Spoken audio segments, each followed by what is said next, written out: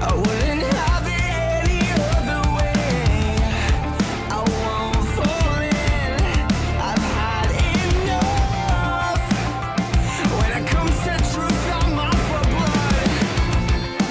I won't bite my tongue or stay in my cage. If screaming to be heard makes me insane, what's sanity? It's shouting me. I'm not a slave to who you serve. I need to breathe and I need to bleed. No more living with this curse. What's sanity? What's sanity? What's sanity? What's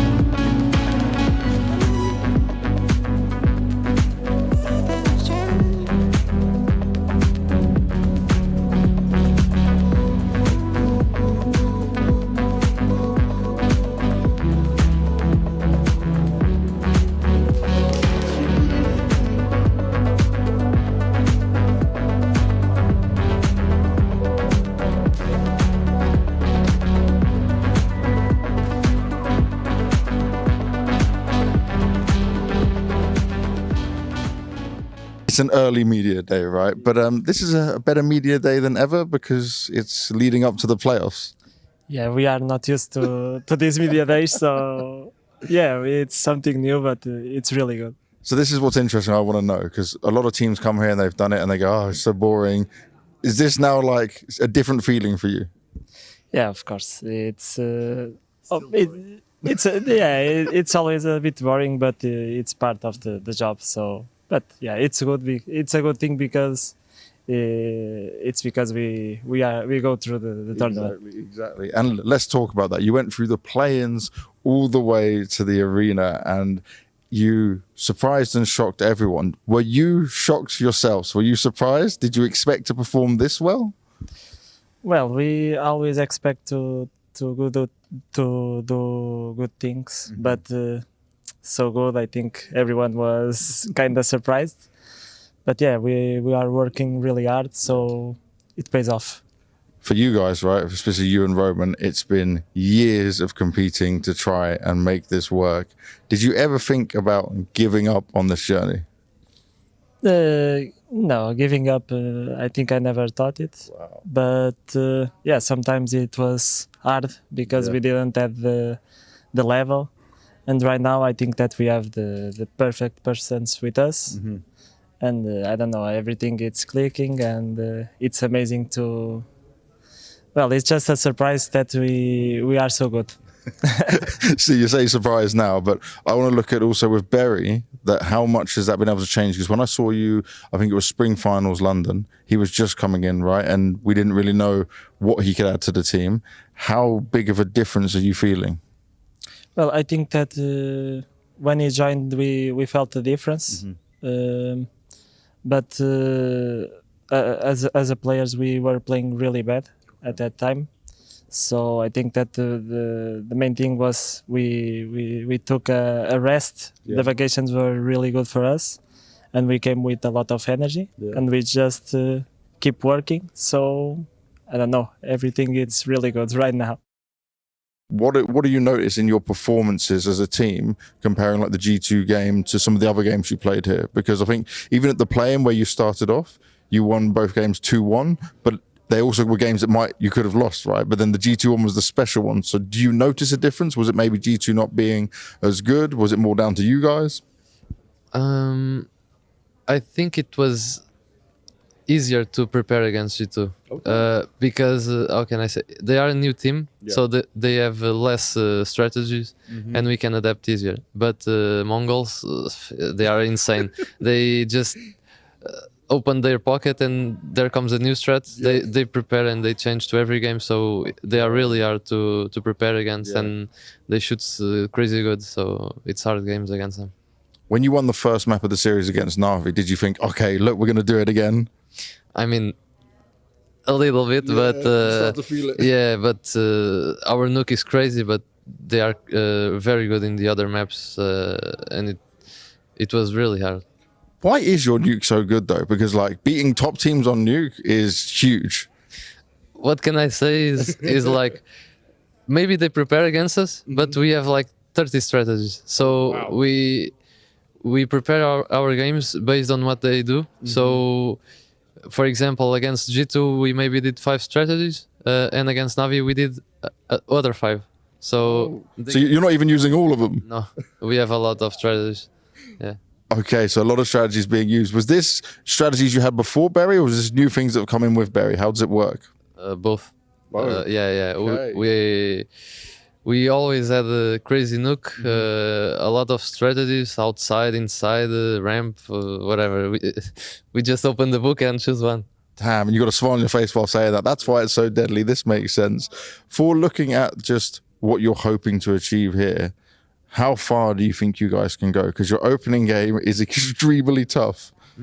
I mean, I think we'll need to see, but I want to reach the final, fight for the trophy. It's gonna be hard, but the team is working a lot, and we just need to fix some mistakes in the other maps, and I think we can make it. Do you think you're the best we've ever seen Saul right now? Oh, yeah, of course. Yeah. We are playing very good. Everyone is focused in the same. Everyone is in the same page, and we are playing very good. I've never seen us playing like this. Even in the RMR where we come back, it wasn't like this. But yeah, and I'm very happy for it. I'm happy to see it as well, man. Thank you very much. When you beat G2, have you realized after you beat G2, you made them so much better? Like, you kind of helped them because they became a monstrous team afterwards. I'm pretty sure we warmed them up. I mean, they were a bit cold when they started playing against us. I felt they were a bit shaky, but we wakened them up. So I'm happy for them. I mean, they're a really great team. They have really great players, and I love to see them playing as best as they can. Now, one thing I still want to understand, I don't know how it works exactly. Berry, he doesn't speak Portuguese. Is he learning? I mean, it's really hard someone to learn Portuguese from that. So we are doing our best to make him comfortable inside the team and try to speak as much English as we can. And he's helping us a lot. And we try to, outside the game, we try to speak English as much as we can. And he's helping us so much. Someone said, I can't remember, maybe it was you, maybe it was one of your teammates, but they said, I don't know why Berry chose us as a team. He could have had many other offers. Do you feel like lucky to have Berry? We're very lucky. What I feel like is, I don't know. It's weird because he is such a high level as a coach, and I don't understand how Danish team doesn't pick him up. I mean, I feel like we are so lucky and privileged to have him as a coach, and I'm pretty sure these kind of achievements that we're making will make some good team call him up. I don't know. Let's see. What is it so special about Berry? Because he's not here. You guys said he's not feeling too well today, right? But obviously it's a crazy change from the outside when we're looking at it because of the language, because of his background as well. So like, just tell me a bit more detail about how this works, how things go with you guys and Berry, how you decide things. Okay, so what I feel like is he's played Counter-Strike at the highest level in 1.6, and he played with the best Danish players in the scene as well. He was the IGL for them for a very long time. So we learned CS from a different background. So we've been playing for so many years, and he has too. But he learned CS from a different background. So he has the way he thinks is way different than ours, and it's helping us so much just to resolve some problems, get new things on, and actually learn Counter-Strike from him. So we feel like it's such an improvement to us, and with time we feel like we can just get a lot better than we are at the moment. good start. How are you? I'm tired. Yeah. So you finished really late and then you're on the early media day. Who planned that? I don't know. Ask me. I don't know who it is, but they should be fined. They should be fine. Yes, exactly. When teams can pass the fines over to ESL for terrible scheduling. Yeah, like 10 hours after our game, we have media. And that game, though, right? Was that an enjoyable game because of the way you guys did it and the way you guys played it? And even if it was win or lose, would you look at it as like a game where you guys gave everything again? Yeah, for sure. On the seat side there, it was enjoyable. T side, not so much. Also, like going into Mirage knowing we should have won Nuke on a 3-on-5. We lost at 12-9. And then getting stomped on the T side was a little bit rough, but I'm happy the spirits were kept high and people were just laughing at us, so it was good. Yeah, we had the brokey middle fingers, you laughing crazily and shouting over at it. Was it at that point where you guys just decided, fuck it, like it doesn't matter? Yeah, I was just trying to have some fun here all we can. We're in Cologne, and if I'm going home, I'm not going to go home sad, so we gave it all. Carrigan said that famous quote, right? That if we get you to playoffs and we get FaZe to playoffs, that's where we get the beast mode. How important do you think this win was in order to give us back the FaZe of what people said is missing, or even what Carrigan says when you guys are not playing like yourselves? Yeah, for sure. Back when we were at our peak, this is the games we won, right? Not 11-1 comebacks, but at the same time, doing the comebacks as FaZe is what we're known for, and I'm so happy we did it with this lineup as well. So how good do you rate your chances now going into the arena? How good does it feel when you look at your side of the bracket? I think it doesn't matter who's on the side of the bracket. We have to beat everybody going into the playoffs. So we got to show respect for Saw. They've done great here. They've played amazing Counter-Strike, and beating G2 in the form they are now, it's an amazing feat. So we just got to play our game and don't worry about our next opponent. I like it, man. Thank you very much. Tell me, we've had these conversations now around where FaZe is at. How good did this one feel? Is there more positives to take away from negatives, or is it negatives that you didn't win it out on Nuke and then it went to this crazy game on Mirage? Yeah, I think the positive is that we were in control until 12-9 on Nuke. I think Inferno and Nuke were controlled game by us. Yeah. Got out of control, and then I got really out of control in T-side Mirage. And I think the team did great by laughing it off, because that moment, the 5-on-3 on Nuke should happen 1 out of 100 times. Yeah. It's Counter-Strike, but I think in the end we just switched mentality and let loose, and everybody chimed in with how they want to play the round, and see the side really good initiative and very calm, and super proud that we can play the bullshit way, but also the control way. Well. Yeah. You literally ended the interview with like maybe some FaZe bullshit. I didn't think we were going to get that level of bullshit. No, I mean, I think Robs did really good on CD side, controlling the team and also coming with ideas, and so many multi-kills left and right, and we didn't overmove. But also think Liquid let us play like that. I don't think like we felt pressure on the CT side of Mirage, as sometimes we have done. So it just felt natural. It just feels so good to play. See, I told Robs he played good, and he said, no, who said that? He said it's disrespectful. You said he plays good. I'm just not going to say anything. That's good. So you're thinking the same as I did. I liked what we saw yesterday. You, though, you told me you're going to take an individual level hit. You had some moments where they were coming for you on B-side Mirage and you were holding it down. Were you just in absolute, I must, fight mode, give it everything? I think it was more opposite. I tried to buy time. I think more than normally I peak a little bit too much. And I think I just, in the heat of the moment, under the pressure, you don't have time to think. What I felt natural in some of the rounds was just buying time for teammates to rotate in. Also, just the way we played, I just always felt like there was someone near. Because sometimes when we play Mirage and the enemies are faking A and then going B, it's like the rotations are far, right? But we played so good, we had so good setups. I knew where my teammates were all the time. So I think buying time was just the right thing to do against Liquid. But I don't think they were that explosive going into sides, and I could feel that in the game that it wasn't fast rounds by them. And I think we just had great game plan. And I think Robs had incredible CD side and just made the game easy.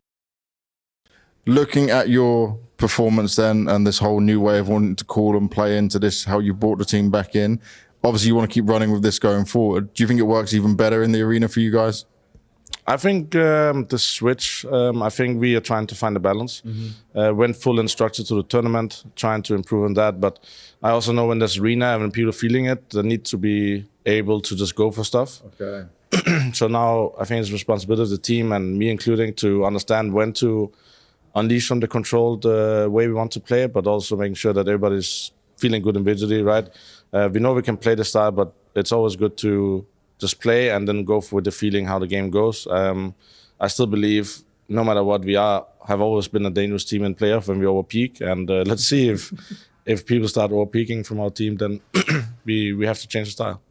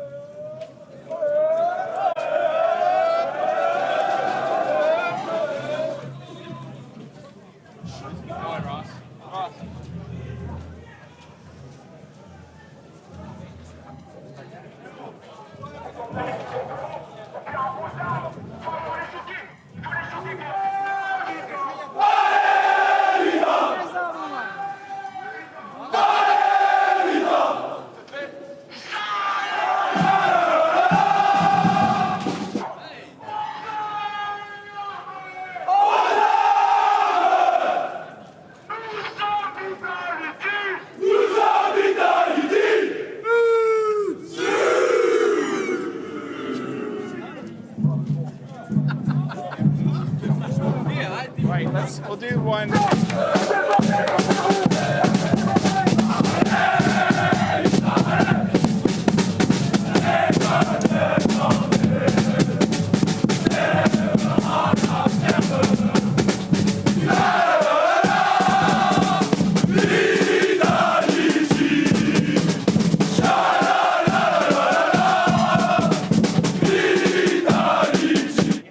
Everyone's getting ready here at Cologne to enter the arena. I'm going to check in with some of the fans and see what people are up to right now.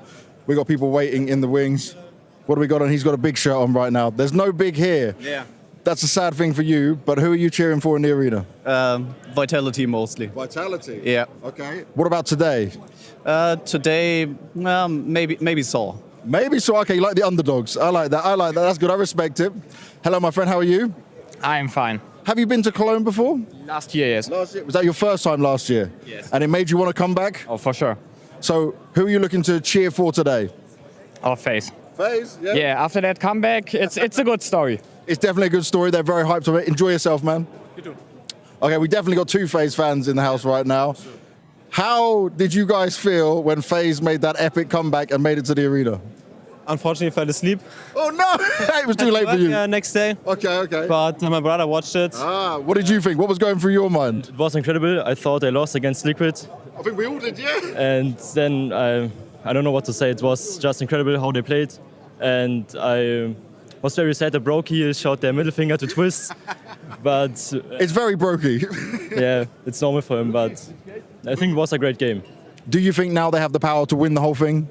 Yes, of course. I face up. Oh, always believing. Enjoy yourselves, guys. Thank you very much. Bum, bum, bum. Oh, I see a very good jersey over here, a Navi jersey. This is the best one so far. How are you doing, my friend? I'm fine, and you? I'm doing very good. Thank you for asking. Have you been to Cologne before? Yes, I've been. It's my third time here. Third time. Okay, you keep coming back, so you obviously enjoy it. Yeah. Navi are not playing today, but I'm guessing you think they're going to win the whole thing. Yeah, I hope so. I mean, they're a very good team. Right now, they won the major, so I am hoping. Who do you think is going to win today between FaZe and Saw? It's a good question. I believe it's Saul. You believe it's Saw? Yeah, I believe it's Saul. You like the underdog story with that one? Yeah. Of course. Okay, I like it. Thank you very much. Enjoy yourself, my man. Hello, how are you? You got an IEM shirt on? Yeah. How have you been? Sorry? How have you been here? What have you been done so far? Very good. I was in the ESL shop and you were shopping, got me okay. some colleagues cards and a Navi jersey. And a Navi jersey? Okay, I like that. That's really positive. Today's matches, who are you cheering for? Today I'm cheering for G2 and for FaZe. Oh. So you've gone for the favourites, basically? Yeah, I'm going for the favorites. And then, when it comes to Navi playing G2? I'm for Navi. Navi is my favorite. We like that. Thank you very much, man. Enjoy yourself. Hello, guys. Oh, we got a G2 shirt in here. How are you? I'm fine. How are you, sir? I'm really good, thank you, because it's Cologne and we're at the playoff side of things. I'm so happy that I'm here. You're so happy. Have you been before? It's my first year here. Wow, okay. I'm with my brother here, and he was last 2017 here. Yep. And now he again here, and I hope G2 win today. Hell yeah. And yes. Do you think with G2, right, they're looking so good this event, they lost to Saw and then they dominated everyone. Do you believe they can do it? I believe they can do it because Snacks is a really good in-game leader. Nice. I think he make really good calls. And MOUZ, a new player, have many potential for the team. And I think they made this, yes, today. This guy could be an analyst as well. We're going to keep things moving. I'll keep checking in with all the fans. Let's see what G2 can do today. Nice one, man. Thank you very much. Picture? Yes, of course. Cologne is one of those events that's like kind of transcends, Counter-Strike in a way. It's one of the titles that everyone wants to win. This is really where your mettle gets tested.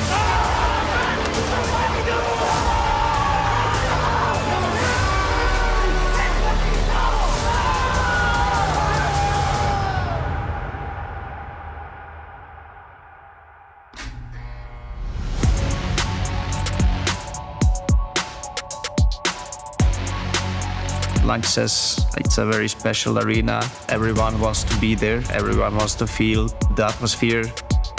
Doesn't matter how much of a new team you are. The goal was clear. Playoffs is a minimum, and can't wait to get on the stage. Just enjoy being there.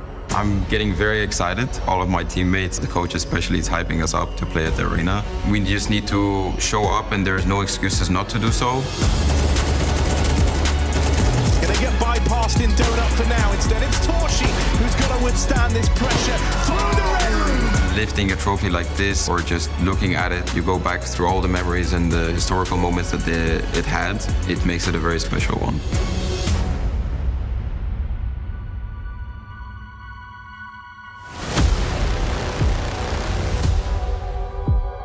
It's my first time playing in a big stage, and this is what I've worked for. FaZe, it's a great team, and we want to face them. The will, we have to play the game and to win. We can be the underdogs and upset everyone. I picture myself lifting the trophy.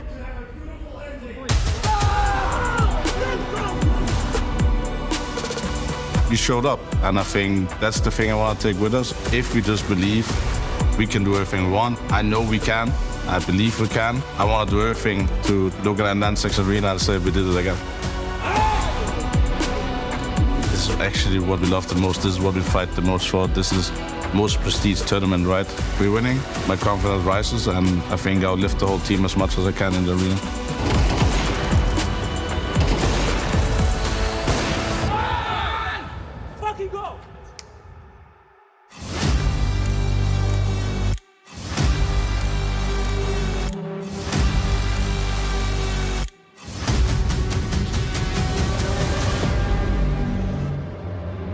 I feel like our side of the bracket is stronger. We have us, G2, MOUZ. I feel like MOUZ has been slacking lately a little bit. Us and G2 are one of the best teams in the world right now. G2 finally has a chance to beat us. We just gave our best in terms of preparation and other things because we know how big this tournament is, and We also want to write our name into the history. Being around the trophy, it's so big, it's so unique. It's just one of those trophies where lifting it would mean so much for a player. It's just a memorable thing that you'll never forget. The main goal of Cologne is to win the tournament and lifting the trophy.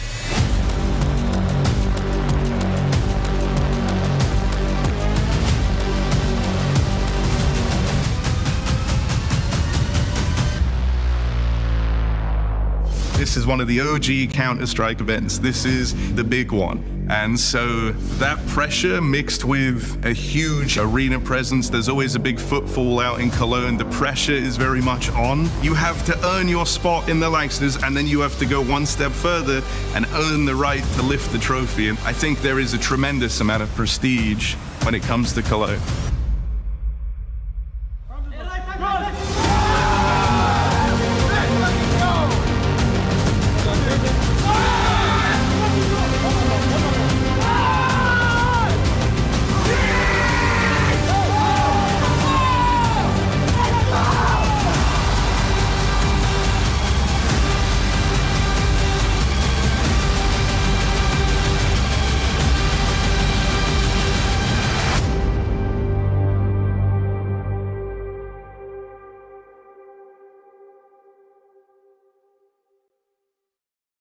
ESL presents Intel Extreme Masters in partnership with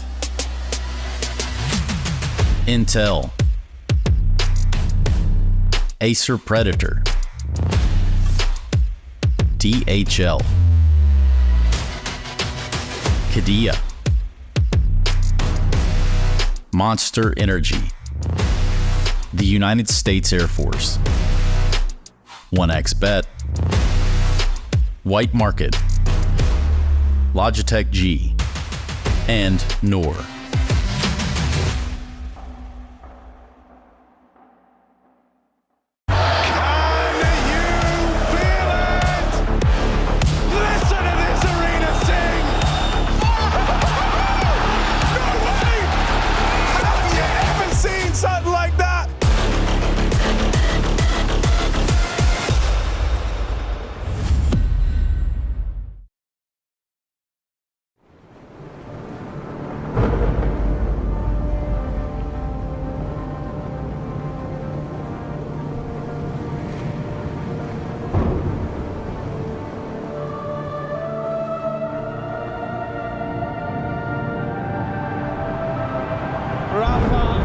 Making history. Absolutely phenomenal. And Ace is the champion of the Intel Extreme Masters World Finals. Storm's still not quite done. MC is going to take this fight though. 3 seconds left. Last 2 rounds of action's got to start it well for ESC. And this is a massive move for Zez, but he's not content with just the Nexus kill. He wants to win. And it's all done. I'm Strollet's winning. Unbelievable Rogue with a 4-0 victory over Classic. And they did it again in the grand finals. It's MOUZ! Give it up for your Intel Extreme Masters World Champion!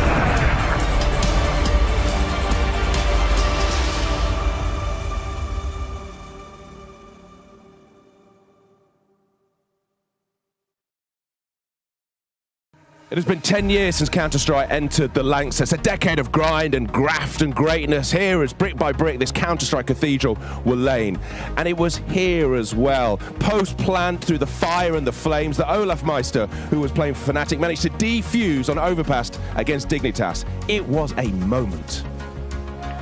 6 teams will start their journey in the Cathedral today. We've got FaZe versus SAW and MOUZ versus G2. And tomorrow, Na'Vi and Vitality waiting in the semi-final. The Bees are already there, Mathieu, as they always are. Do they have something to look forward to? Is their team playing well? I mean, Effie, you know what Cologne represents for Vitality. Yeah. It's the unsurmountable. It's the impossible. It's a grand final in 2019, losing to Liquid, giving them the Grand Slam at the time. It's a trophy that is missing for the cabinet of ZywOo, the cabinets of Apex, something they want to find before the end of their career. Apex talked about it in interviews, so there's a whole lot on the line for Vitality. Yeah, and also the fact that for trophies this year, I mean, it's empty, the cabinet. And if they want to win one, it has to be this one, it feels like. If you're gonna have one trophy besides the major, maybe Cologne is the one you're looking for. Yeah, absolutely. And for Na'Vi then, of course, our major winners, and so much talk about, was it a fluke? I don't believe that personally, but they did say afterwards, we didn't really handle it the right way. We maybe got a little bit too complacent. They seem to have cleaned up everything. They are an absolute title favorite here in Cologne. What is crazy is that Na'Vi is probably stronger now than when they won the major. I think they learned from the mistakes. I think from a psychological standpoint, it was rough to deal with that victory and the expectations that came with it, the pressure that came with it. So they started the work from the ground up, and they've built their game plan. They've assessed their resilience. Their mental strength is insane. You have players like IEM, who was arguably in a hole, now leading the race for MVP. And their playstyle is one of the cleanest that we have in the game. If you love Counter-Strike, you love how they play. Yeah, tactical, structurally, but also, as you say, they can frag hard if they need to. And I feel like no matter who makes it out of the quarterfinals today, we have a wonderful storyline going into the semifinals, and we will have a great final either way. Oh my God, this is such luxury. You know, you can have events where you're trying to make the math. How do we get to this grand final that everybody wants? But here there's like 3 to 4 grand finals that everybody wants. Yeah. So no matter what, edge of my seat. Oh, amazing. Well, we have our 2 quarterfinals today, Na'Vi and Vitality tomorrow, so let's see how they all do. Over a decade of Counter-Strike in Cologne, as once again we return to the legendary LANXESS. By we, I mean of course myself and Janko Upper in the pre-show set. We're getting quite the welcome today. I think we've got the best seats in the house for this pre-show. Oh yeah, most definitely. You know, the hall is filling up already. We have some amazing games coming on later today, but we just have amazing teams in the playoffs where we have 5 out of the 6 best teams in the world. That's going to mean some banger games over the next 3 days. I can see some fan favorites out there as well. I think this is the first time I've seen a MOUZ fan club actually down there. The MOUZ Ultras. How do you think they're going to be faring in our game later on today versus G2? Well, that's going to be challenging, right? The way G2 has been playing so far in this tournament, but we got all the different groups here, right? The G2 Army, we got the Big Bears, we have the Golden Hornets, we have all these different groups. So yeah, I expect it's going to get pretty exciting here in a moment. Let's talk about what happened throughout stage 1 and stage 2, because there were a fair few surprises, I would say, with some teams being absent. Should we start off with Spirit? Have we got to talk about that again? Yeah, I said 5 out of the top 6 teams in the world. The one missing is Spirit, the number 2 in the world coming into this tournament, but nothing to show for it. Freya, they come into IEM Cologne, they go out without winning a single map, dropping to Mongols in their opening game, then having to go up against G2, who started their run in the lower bracket against Spirit, and it just wasn't the team spirit that we're used to seeing this year. I think you're totally right. It was the fashion that we saw them losing out in, right? What was it, 3 maps where they didn't even break double digits? They got singular rounds in some of these maps. Like, that is just a capitulation coming out of Spirit.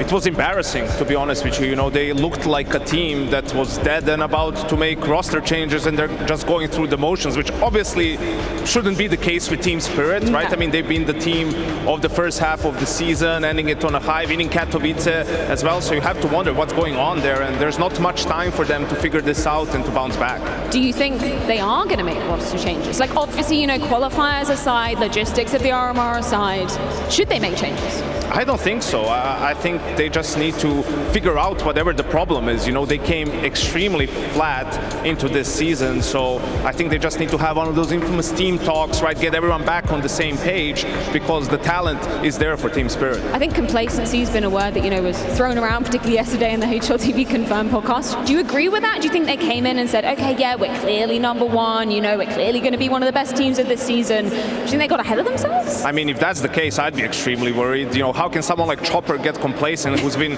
working all his career to get to this point, right? Yeah. And now he finally has it. Shiro leaving the jail of Cloud9, finally enjoying himself again. You have Donkey in there, who in his rookie year is one of the most dominant players, right? Complacency shouldn't be a thing for them. I don't know what it is, but they need to fix it, and fix it fast. Let's talk about a team that almost made it inside the LANXESS. That is, of course, Liquid. We're going to be discussing, of course, that game versus FaZe, where they had such an incredible lead, and you can see just the frustration on Twist's face. Totally appropriate, because that was a disaster to end up. It's actually crazy, Freya. It really did look like a new Team Liquid up until, 12-3 on Mirage, right? It's just another monumental collapse for them.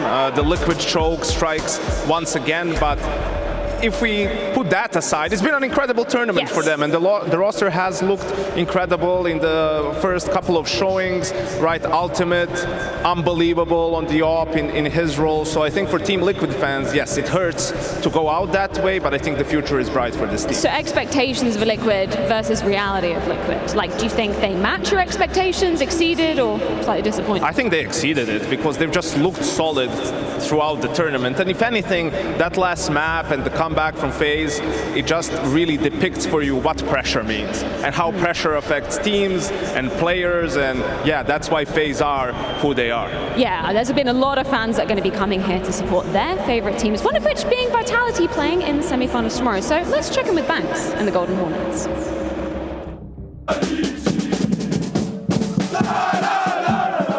My man, who are you cheering for today? Vitality. But what about today? I don't know. Anyone? How are you? How are you, sir? I'm so fine, so exciting. Why? You're here at Cologne, have you been before? Yes, I already do an event, and it was really great. Now, Vitality don't play today, who are you cheering for? Not G2. It's not G2. Not G2. Not G2. Not G2, okay.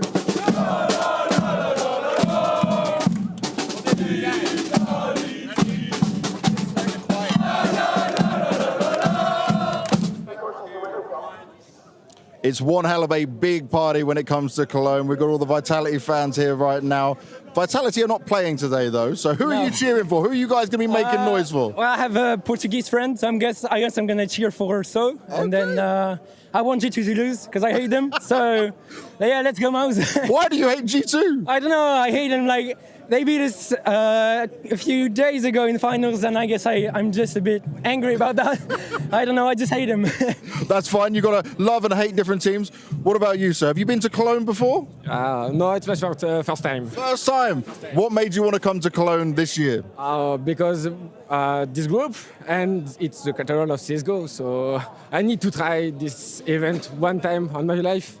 So I'm very excited to be here. I completely agree with you. Everyone should try a Cologne once in their life for sure. Now for you, I know Vitality don't play till tomorrow, but who are you cheering for? I love FaZe. Opposite side? Yeah, FaZe is our friend, so I will sing for them. Nice. And what about you, my friend? Who are you cheering for today? For so the outsider. And since Copenhagen, I hate Carrigan. He beat us. Yeah, and it was like hanging out the crowd against us. So we were 60 against all the crowd. It was hard, but so I like him. But if he's against us, I mean. No. No way. Okay, that's what the Vitality fans doing. If someone beats Vitality, they're going straight against them. I'll keep checking in and seeing what's going on here. But this is just getting started. A lot of Vitality love, which is to be expected. A lot of G2 hate, though. I love it, Freya, because now we get to have these little rivalries, right? They're not even on their side of the bracket. They're just we want them to lose, we hate them, so it's good to have those pop up, right? It's going to make for a spicy final if those two make it there. Should we talk about exactly what is on the line for the teams, the top 6 here coming into the LANXESS? Because it isn't just pride, right? We've got a hell of a lot of prize money on the line for some of these teams to be picking up, alongside a spot to qualify for Katowice next year too, which is super important, right? When you're some of these teams that really want to be making it to the top. Absolutely, and also if you take a look at the rankings and what that's going to mean coming into next season. But yeah, the prize money, 1 million prize pool for the tournament, first place 400,000, and yeah, out of these teams, we'll see who's going to be the one that already secures their spot for Katowice here in Cologne. There's also one more very special thing which is up for grabs. Shocks, what exactly is that? Well, I want to talk about the Intel Grand Slam a little bit as we find ourselves with the people filing into the LANXESS, seeing if some of the teams can put another notch on their belt here in this arena. Mathieu, what is the importance of the Intel Grand Slam, the prestige, and how do you get there? Well, listen, I think it is one of the most exclusive club we have in Counter-Strike. Any team, any name that is on that list is incredibly notorious in Counter-Strike. The Astralis, the Liquid, the FaZe. The Eras. Exactly, the Eras. You're absolutely right. So the rules are pretty simple. You need 4 events to be able to notch that Grand Slam, but one of these events has to be a championship, which is either Katowice or Cologne. Okay. So this is where we are. This is why it's really serious. It's really serious, and also it seems to be hard because some of the teams that have won, like, Spirit back in Katowice, haven't been able to get enough titles yet. They dropped out early here in Cologne. We do have G2 with 2. We have MOUZ with 2. Who am I forgetting? We have FaZe as well with 2. FaZe as well, yeah. So the way I see it currently, you have 3 teams that are leading this conversation. G2, MOUZ, and FaZe. The one difference being G2 still have their Cologne from last year. Yes. You could make the argument this is slightly less important, but we know. Yeah. We know how angry they are. So if you're MOUZ, if you're FaZe, winning Cologne not only puts you at 3, which is 1 win away from the Grand Slam, but you actually tick that box of the championship. You're moving into Pro League potentially with a Grand Slam waiting for you. Yeah, you got a double whammy, and then you can go to Pro League and maybe finish it off all there, as we also saw last year. So the race is on. Back to you.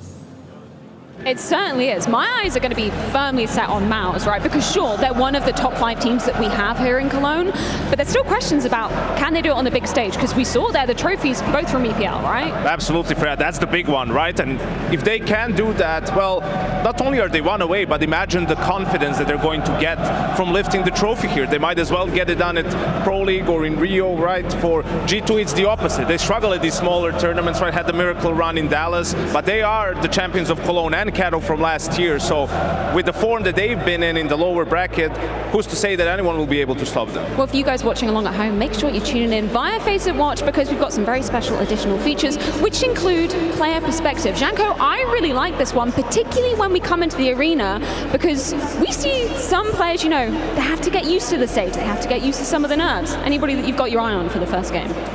I think for the first game, I'd definitely go with Rain. He is the definition of calmness, and his aim is just so crisp, so he's definitely a player that's super satisfying to watch. On the side of Saw, go for U-jerks, just the raw mechanics, the raw skill as well. Like, that's some aim fights that you're going to have fun watching. He has been looking so clean in stage 1 and 2, but before we do jump into our first quarterfinal, it's time to check in with the 1xBet Power Rankings. It's time for some 1xBet Power Rankings, and who better than my favorite analyst? It's Janko Paunovic standing by my side to do so. We've got all the playoff teams on this side, and we have got some biggies. This should be a banger in the Lanxess Arena, and look no further than FaZe Clan. You want exciting playoff games, you want crazy overtimes, you want comebacks. You got FaZe Clan. What do you think, Janko? Maybe 1 is a little bit too high, Alex. Okay. I'm on board. It's the power rankings. They're not looking all too powerful right now. That can change. But I think, unfortunately, we have to put them 5 or 4. I would put 5 or 4? Yeah. Who else? Because you've got okay. I'll put them 5. Wow. Saw had a great tournament, great achievement for them, for the scene, for the region, all of that. But they will be going up against FaZe Clan. But I think at the moment, in this environment, they have to go down to number 6.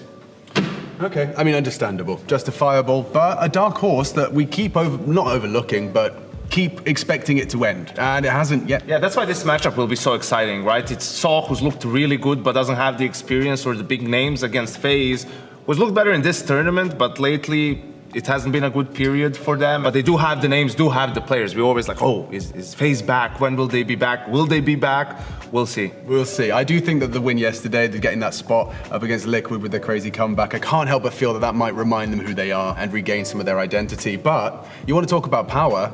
I'm holding raw power in my hand, Janko. What the bloody hell is the form we've seen out of this team? Yeah, I know, it's crazy. I think G2 goes to number 2. It does? Yeah, for me, it's just the sheer dominance that they've displayed. Definitely a team that people would like to meet as late as possible. We've got some big names left. We have the Navi boys, we have Vitality, and we have MOUZ. Is MOUZ coming into a playoff? Does that put their power into question? It was between them and FaZe who's 4, who's 5 for me. Why? Because we're going into the Lanxess, right? And that's arguably where MOUZ has struggled the most. In the winner's game against Vitality, they lose out, they got smashed. So it's not looking too hot. And also on top of that, they're playing G2 in their first game. And this is what you want from MOUZ, right? You want them to beat G2 in the Lanxess in a game like this to give them some more legitimacy, right? So this is another opportunity really for MOUZ to showcase that. And, showcase, why do we talk about someone with nothing in the trophy case? Vitality, the home of Zywoo, and yet not a single trophy to show for it. Yeah, I think that's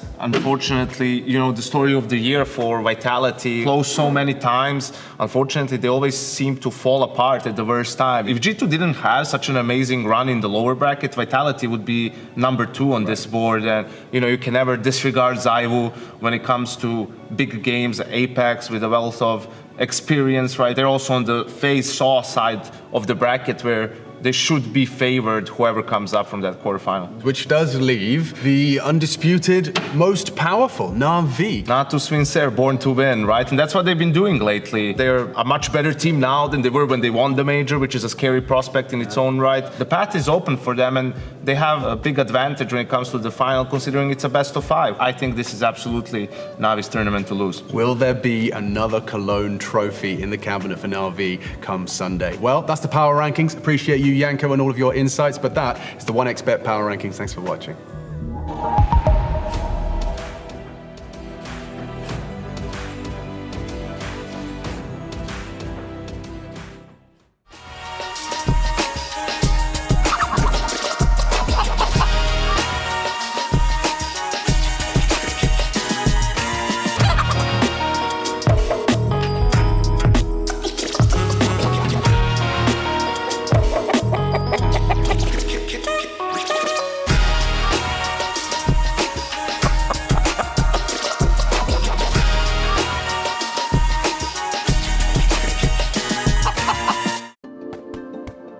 Hi, it's Bob with Faceit. Did you know you can customize your live stream experience on Faceit Watch? Yup, that's right. With the POV selector, you can choose up to 4 different perspectives, from the broadcast feed to your favorite player's view. So if you miss a kill, it's on you, no more T-Tours in chat. But wait, there's more. We've got a You Watch, You Win situation in here. Watch IEM Cologne while having the chance to get skins and Faceit points. Woo, look at this one. Change the channel and control how you watch.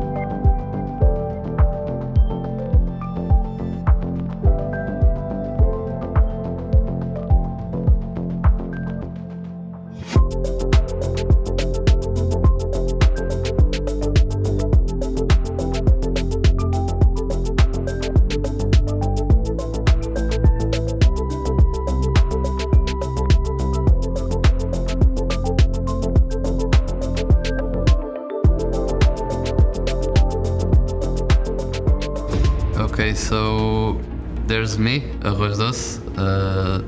I'm an anchor, a lurker. There's MOUZ, that is the IGL, our captain. We have Story, that's our upper. We have Eljurks, that's our entry fragger. And we have Roman as a second anchor, second lurker, more like a supportive player. We have the 2 old guys, they have more experience. It's Roman and MOUZ, they have 31, 32. And there's us 3, more younger. And Story have 22 and Eljurks has 24.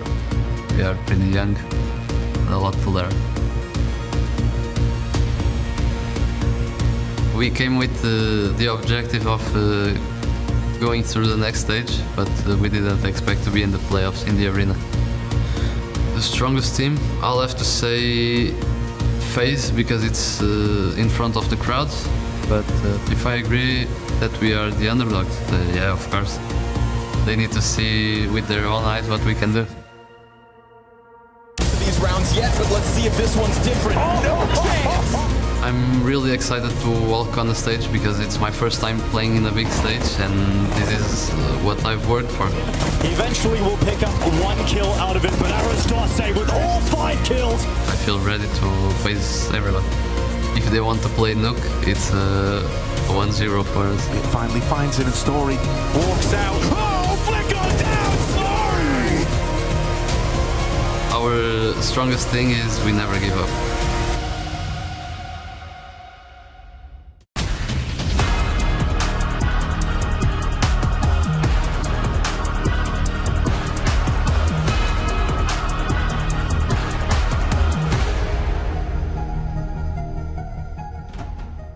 Lifting the trophy right here back in 2022, now FaZe return to try and do the double. It's not exactly been the smoothest road to get here, but we all know what FaZe can deliver on the big stage. So let's get a quick vibe check ahead of the quarterfinals. Everyone's saying your name. Yeah, you can land here, right here. Well, they're hyping you up. Yes, of course. They're not saying rain, they're saying brain. They're saying brain? Yeah. Oh, yeah, because of course you're very smart on the server. I can Of course. see that. Hey, you're back in the Lanxess. I mean, for a competitor like you, I guess this is one of the most important kind of events of the year, and to miss out on it this year, what's the hype like knowing that you get to play here again today? Yeah, it feels really good being back here. We missed that last year, so coming back to the stadium here and playing is going to be real fun. And talk to me about the shift probably in momentum after that Team Liquid game and the way you really showed as a team that you can really do anything, even if you're behind that many rounds. Yeah, it was a great momentum for us to coming into the playoffs, securing the 11-1 comeback, so it feels really good. Okay, what about Kerrigan's system? Because first you talked to me and said we want to be more intuitive, but I heard he was micromanaging a lot when it came to those final parts of that game. So what's the approach now? I think he's still micromanaging, but he's doing it intuitively, like based on what information we're giving him, instead of just following the playbook. So yeah, a mix of both. Yeah. Mix of both. Good luck. Thank you. A man who's had so many memories and so much history here in the Lanxess and Cologne. Speaking of which, we've got to get another big brain up here on the desk as MOUZ joins us. How do you feel to be back here in the Lanxess once again? I mean, listen, it always is a privilege to be here in Lanxess. As simple as that. It is one of the most important moments of our calendar. The Counter-Strike always delivers so many memories we have here, and we know that the legends of the game are written within these walls. So many beautiful stories going down, not least starting here with our first quarterfinal. Because, Janko, did you have Saw making it on your bingo card? No, absolutely not, Freya. I don't think anyone did. But listen, you would be very mistaken to think this is that meme where there's 4 soldiers in there and there's a clown, because they did not clown their way into this quarterfinal, right? They played some really good CS. They take down G2 2-0 in the opening game. They even take a map off of Navi, you know, in the straight to the semi-final game. So Saw is not here by accident. They played some really strong CS. Yeah, we have the result right here on air, and you start by having a double victory versus Mongols. At the start of this event, anybody would have put Mongols ahead. Like, they were sort of the hot topic. They were the teams that were coming up. You have obviously the regionals, the locals of big, but the 2-0 versus G2 is what changes the conversation around Saw. As simple as that. They displayed, of course, their nuke and how efficient they are on it, how intricate their playstyle is, but it's incredible comeback on the T side of Inferno, showing resilience, aptitude to just resolve problems on the fly, and a crazy fragging power. That's why we got excited about them. Do you think the expectations are a little bit different to what we saw back at the Major and obviously Spring Finals as well? Because they qualified for both, and then they kind of stagnated, right? Are your expectations now higher? Do you think they can make more of a dent here? I mean, listen, they have already destroyed any expectations. From a personal standpoint, I thought that after London, the window of opportunity had closed. I thought that was it. They had their moment under the sun. The Major, the 6 map loss streak, which was very hard to see, very distracting for them. London, they exist 1 map, a map and a half before they completely fall apart. So I personally am so impressed with the Counter-Strike they've played. I didn't think it was going to happen. I think the expectations were inflated for them during the Major. I think that was due to that nice run they had to qualify and whatnot. In reality, they haven't played really good teams on LAN. That's the truth of it, right? And so that's why I think people gave up on them a little bit. Also, it was right before London that they got Barry in, which I think is, again, one of the reasons why we're seeing their T sides being so crisp and so good. And I think that's definitely helped them raise their level for Cologne. Players have been giving so much credit to Barry, but let's talk about some of the impact actually inside the server. UJerks has to be a name we talk about, Matthew. Oh, 100%. In terms of opening and entering, he's an extremely aggressive player. He is one that dares as well. You see a couple of these moments. And what is very interesting is on the CT side, you see him being in some of these anchoring positions, but they utilize his skill. And I love his proclivity to fight. I think he is a playmaker. I think he is an X factor. If there is any part of you, any part of your soul or your mind that believes Saw can pull the upset here, it is going to be through UJerks. All of his teammates went towards him. We talked to Roman during the media day. He said he's got no feelings. The man is a robot. Like, he's going to do what he's going to do. He's going to play his Counter-Strike. That's the quote that we have here. So hopefully Roman is on the money. Hopefully Udrix shows up.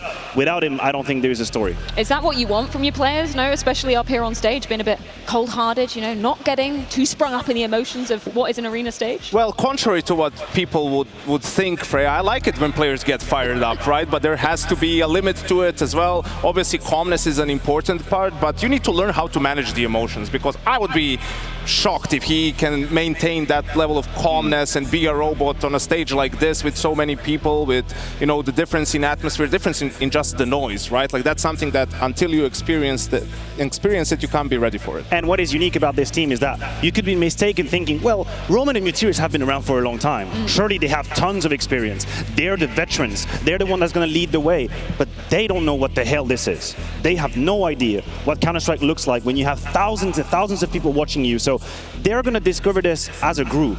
And I'm sure the veterans will maybe lead the way, emotionally speaking, but they themselves will have to figure out what is going on in Lanxess. Imagine having to walk out to that. I love that shot because it just shows the gravity of this arena. So tell me a bit about what you think Story is going to be putting forward today for the Soul roster.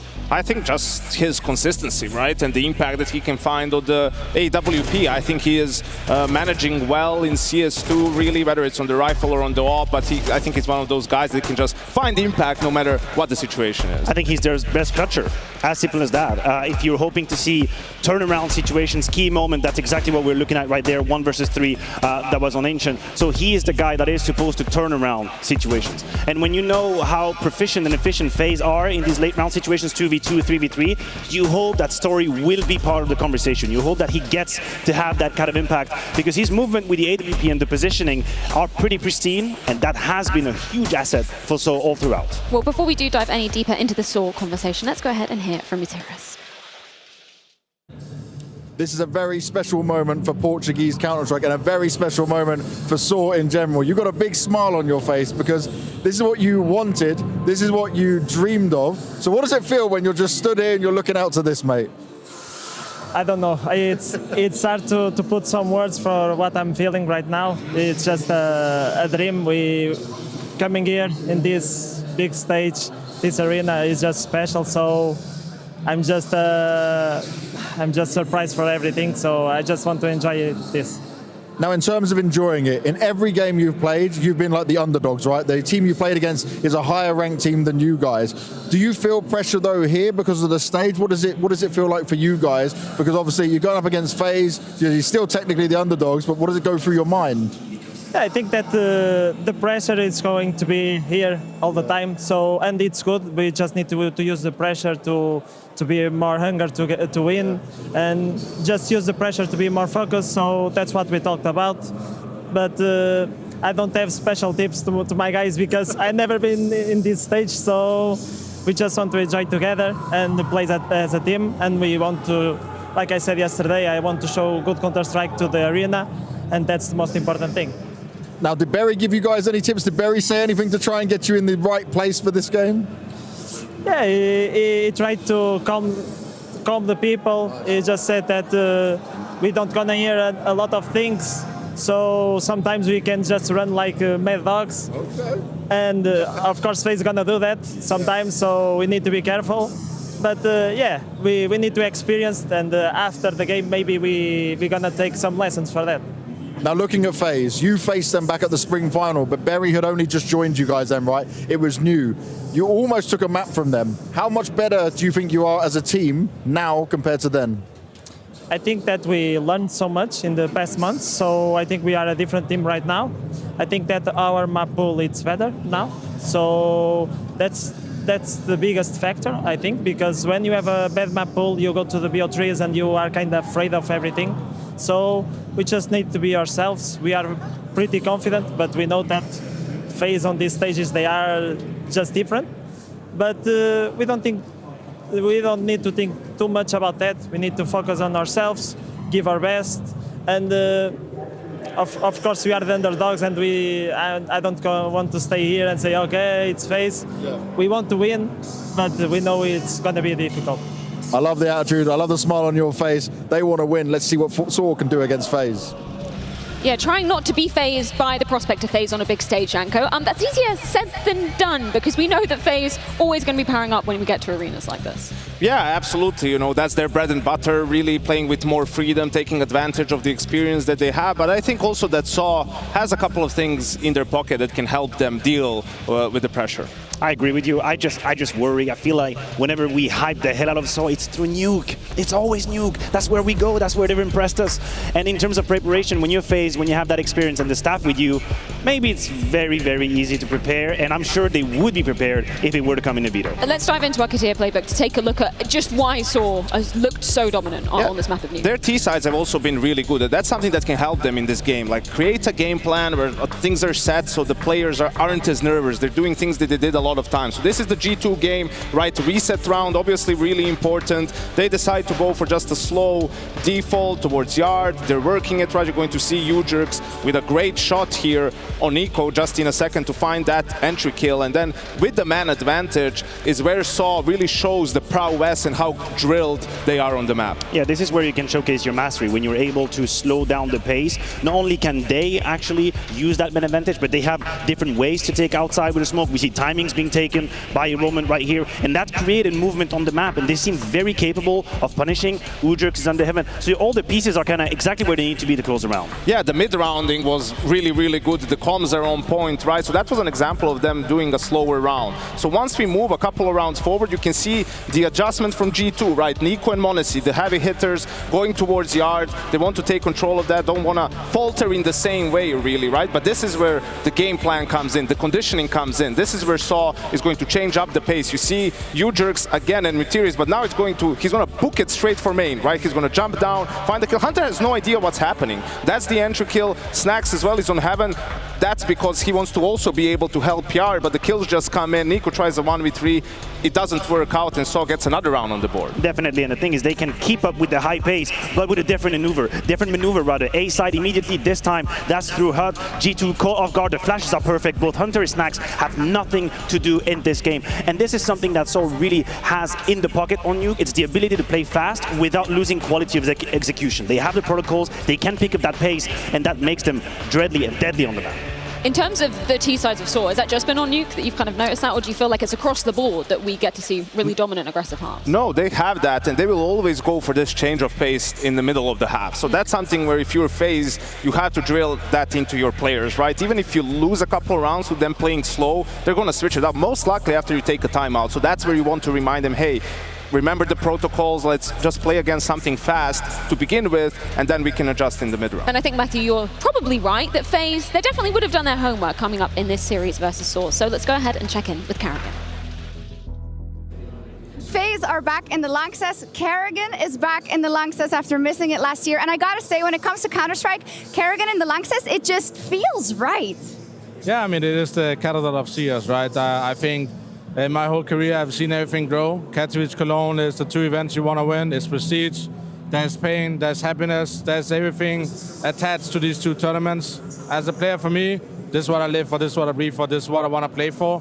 And yeah, some other tournaments not as important as this one, but being here, and yeah, Cologne is always cheering for good CS. There's no really a home crowd. It is so, so special. You talk about pain and happiness. I feel like that was that match versus Liquid. It took blood, sweat, tears, a couple of fuck yous from Brokey. But how, as a captain, do you relay that momentum into the Cathedral? I think most important thing, I wanted the voice comms to come out, and I wanted the team to enjoy it. I think rewatching it, it kind of sets everything in perspective. When we were in the flow state, we didn't talk much. We just focused on next round, next round, next round. And that's where we're dangerous. That's where we thrive the most, under the pressure, under the circumstances. And there's no other circumstance than this that can make everybody perform. So it is up to us, right? We have to hit a level if we want to win this trophy. But I've said it now, 3 games, there's nothing. There's 2 times 12 rounds or 13 rounds. And you're on to the next game, right? But first of all, we have an exciting matchup, in my opinion. Yeah, you absolutely do versus Saw. And I want to know what your approach is, because those voice comms were amazing. If you guys haven't seen it yet, up on Kerrigan's YouTube channel, and it gave a lot of insight. I asked Rain, because in the beginning of the tournament, Rain said that you were looking to play more intuitively, but you were micromanaging a lot as well. But then he said, no, it's actually a combination between intuitively micromanaging from Kerrigan's side. Could you explain that? I think most of all, as a captain, you kind of follow a journey, right? Things change on the way, mates change, the team change, personality change, confidence changes. Sometimes when you're in it, you can't really see it, but looking back at some of the games, how we played at the major, and how we played the last 3 runs, we kind of lost ourselves in how we want to play in the philosophy. So taking a step back, going back to the basics, me in more control. But if I see the confidence is right, so if I see people going for duels, I can switch the philosophy mid-game. I'm used to playing under different circumstances, so if the circumstance is the team is confident, I play with that. If they're more chill and relaxed and maybe a little nervous and the pressure mounts, I'll take over and take the game on my shoulder, calling around. But to be honest, the mixture is the best. When I see everything happening, I can control and I can let loose. That's why we play the best years. Absolutely. Love to see it play out on the stage. Thank you very much. Good luck. Matthew, you had some really interesting thoughts based off of the first interview we heard from FaZe back in stage 2. You said that it sounds like Karrigan, he's trying to orchestrate a kind of new honeymoon period, right? Do you feel like we've seen that throughout stage 2? Yeah, I think it has worked. I think the fire and the passion that we have seen from FaZe has been significant compared to the last few events. I also love what he's saying about knowing how to position himself regarding the level of his players. Right? He needs to be capable of a little bit more micromanagement when that's needed. He needs to rely more on his intuition because that has worked in the past. But when the players catch on fire, he knows how to just let a little bit more off the leash, let them do what they do. He knows the communication is going to slow down the way it happened in the comeback, and then they can just utilize that flow state. I wanted to show you guys a couple of these moments because you might think that Liquid just threw away this game and that would be reductionist. It was also about FaZe having the ability to find the second kill. There was always, just like Novak Djokovic, just throwing the ball over the net. No matter what you're trying to do, that's what FaZe did. And no matter the situation these players were put in, they were finding just a little bit more than what they should have. Another example here, Robs, edge of the smoke, finds 3 kills with the AK, gives time to Rain to strike from the bomb site. So if you're Liquid, you feel like you're being surrounded at all time. And then finally, of course, you can imagine mentally where you're at in your mind when the score is 12-10. Even with an entry kill, that's a 5v4. You will see how FaZe just handle it. Janko, Robs, absolute mastermind. Absolutely, they've stepped up tremendously in this game, and you can see a little bit of the disjointment from Liquid on that split, but Rain and Robs take full advantage of it. And what Karrigan is talking about, you know, in their system, in their style, the players have a lot of responsibility. They need to take initiative, right, go for these fights, take space, but that becomes really difficult when you're losing and you're not playing well individually and your confidence goes down. So then he steps up with doing it for them a little bit. Then you have Rain, Rob suddenly playing a little bit better. They're winning some games. Now that confidence is back. Now they can mix between the two styles in a sense, right, and get the best out of both worlds. And that individual uptick from Robs like couldn't have come at a more important time, right? We wanted to see more of him. We wanted to see more from Robs, more from Rain, and I think both these players have delivered. And whether it is a consequence of the shift of philosophy of Counter-Strike or just the passion that we were talking about, I'm not exactly sure, but we can see the impact in that package we've just shown. And what Janko is talking about, you know, these trades and taking responsibilities, it's a tug of war. It's a tug of war to your opponent. It's how quickly are you going to trade me? Are you afraid of me? There was a time where people didn't want to play FaZe. They thought the comeback was going to happen whatsoever. That fear factor just dropped a little bit. They had these quarterfinal finishes.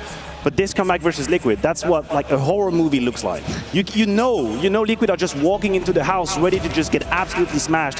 They were afraid, and FaZe put them in that position, and I hope for Saw that's not going to be the case. Should we jump into the veto to see if we do actually get to see Nuke? Because Saw, they've been obviously so confident on it for reasons that you've illustrated. Any expectations from either of you? I don't believe Nuke is going to be in there, and that worries me a little bit, but that is a result of Saw being a little bit too one-dimensional in the strength that they bring to the table. There are other ways they can go, but do they support the threat of the preparation from FaZe? I want them to pick it. You know, I want Saw to pick it. I want them to say, listen, this is our best map. This is where we've had the most. This is where we beat G2 and Navi on. We know that FaZe likes it, that they like to pick it, but screw it. You know, like that's just what we want to go for. And they decide to go against it, right? Like they decide to go for the Anubis pick to sort of punish FaZe. This is what FaZe bans if their opponents ban Vertigo in the first phase. So not really loving it. FaZe goes to Inferno, which has been one of their staples, especially when it comes to big games. At least we know that Saw is capable on Inferno. At least we know this isn't an extreme punish situation. The comeback versus G2 was very compelling at that. And then we have our Nuke being a third. Let's just put it this way. I don't think we get into a third. I wish we would see Nuke. I think this would be the apotheosis of this matchup, culminating onto Nuke map number 3. That worries me. I don't think we get there. To be honest, I don't think the maps really matter that much, right? What it comes down to, will Saw be able to play on the level that they played in the groups? Like that is the minimum. That is the floor that that they need to display to have a chance against FaZe, right? And if they don't do that, Nuke is not going to help them, no map is going to help them. If they can play on that level, then they have a fighting chance on every map. Well, we've got our crowd, we've got our maps, but one thing remaining is, of course, the teams, which we're going to be welcoming out into the Lanxess Arena after this break.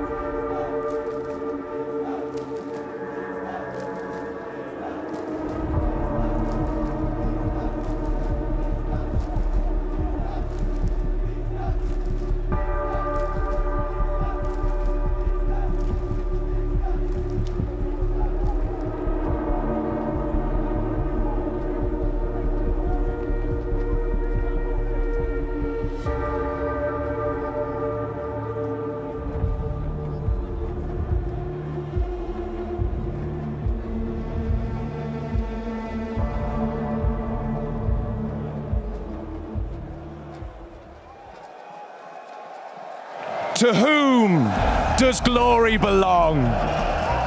Is it owed solely to the victors, or is it shared with those who remain standing all along?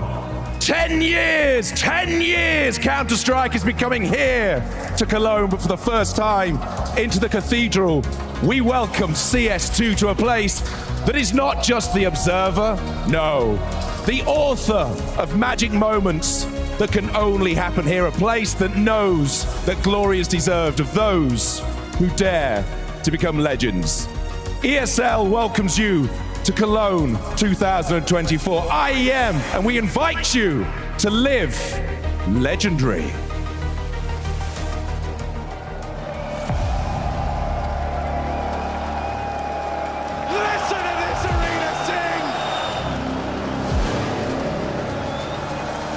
Have you ever seen something like that? Look at it! Breaks Navi's backs!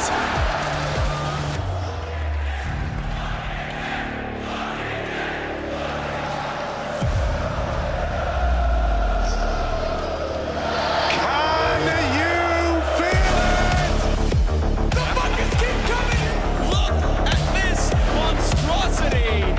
Champion! Rehab G Naked! Resulting from Tokyo, winner of Balloon Artists. This is it. Oh, come on! Oh, no way! Magic! Thank you guys. Without you, I wouldn't get that emotion.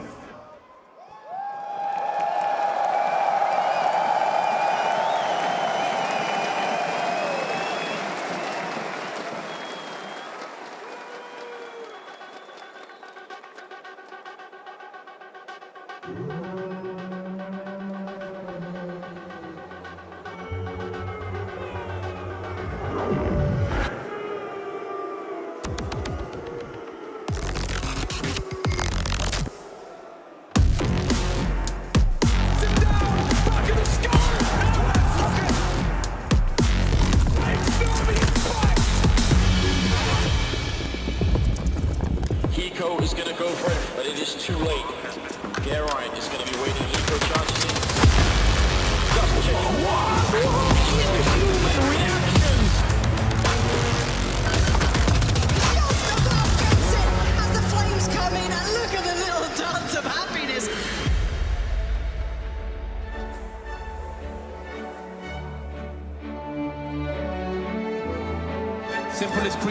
we've seen with York now. And the desperate play into B comes in. Double smokes in the same place there. Simple is jumping casually into the side. He's going to fall down again. No! What is this shot from Simple? Are you serious? What is that? You can't do that, Simple. That's not allowed. This is not FPL. This is a major.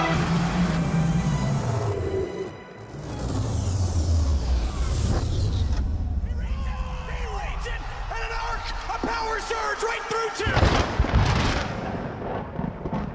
And look at the guns for AWPs.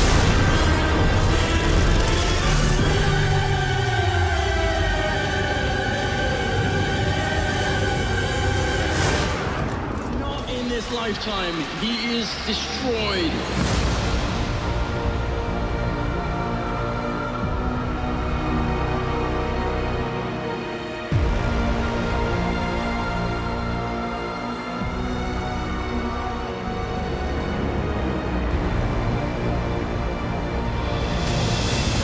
Many have sought it, fewer have claimed it. This is the chalice, the heart of the cathedral. And who else to present it than a man who lifted it 10 years ago? He is Get Right.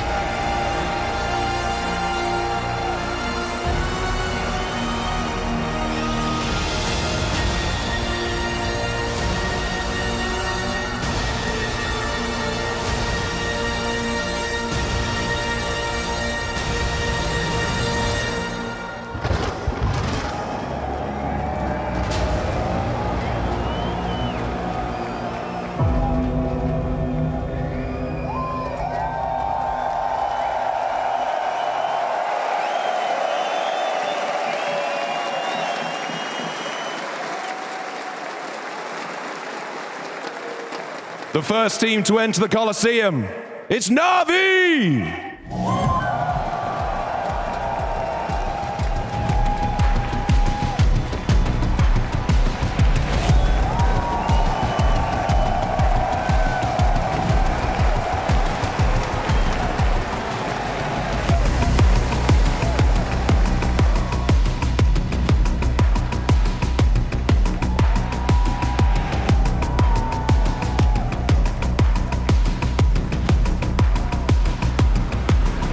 Vitality!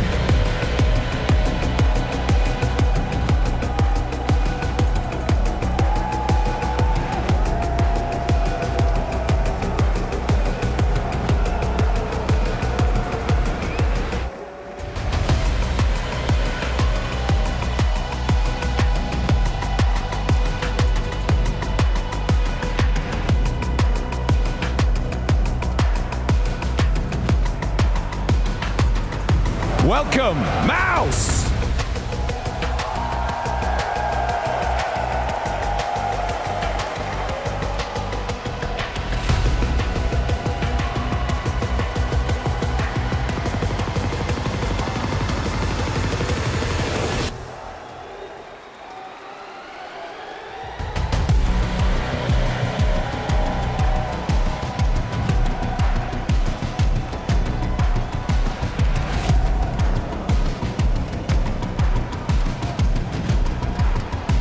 And finally, G2!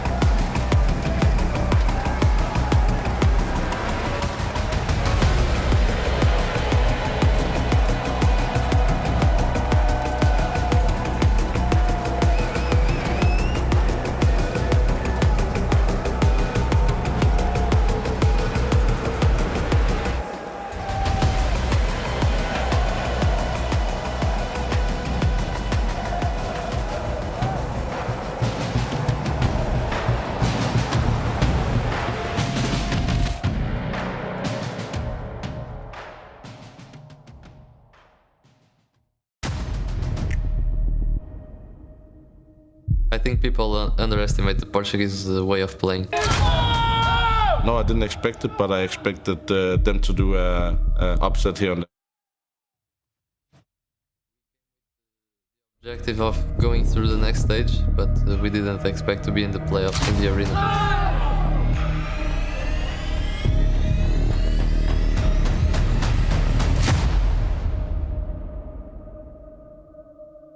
I would say I'm not at 100% confidence.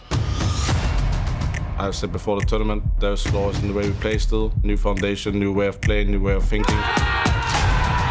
When they are on stage, they are a different team, so we need to prepare for that as well.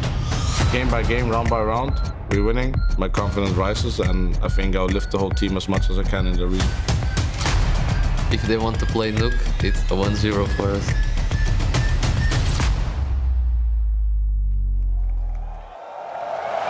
What are we here for? We're here for Counter-Strike. We're here to watch matches. So let's get it on. Your first team to enter the Lanxess. It's the Portugueses. It's Saw! Making history for Portugal, and now for the first time ever, MOUZ, they get to experience the energy here in the Lanxess. It's an opportunity of a lifetime. Some of these players, Mutiers, Roman, have been at it for more than a decade. More than 10 years they have given their life to Counter-Strike.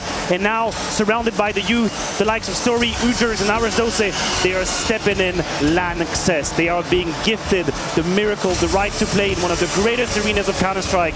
And I am so ready for it.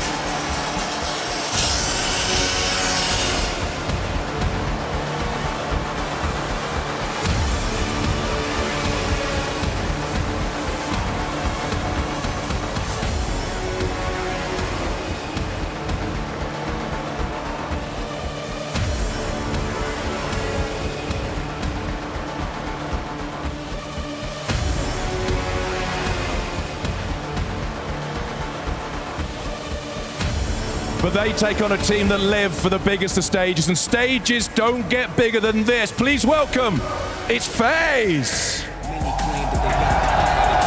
FaZe also familiar with that very trophy. They might have taken the scenic route to get here, Janko, but FaZe plus a big stage, anything can happen.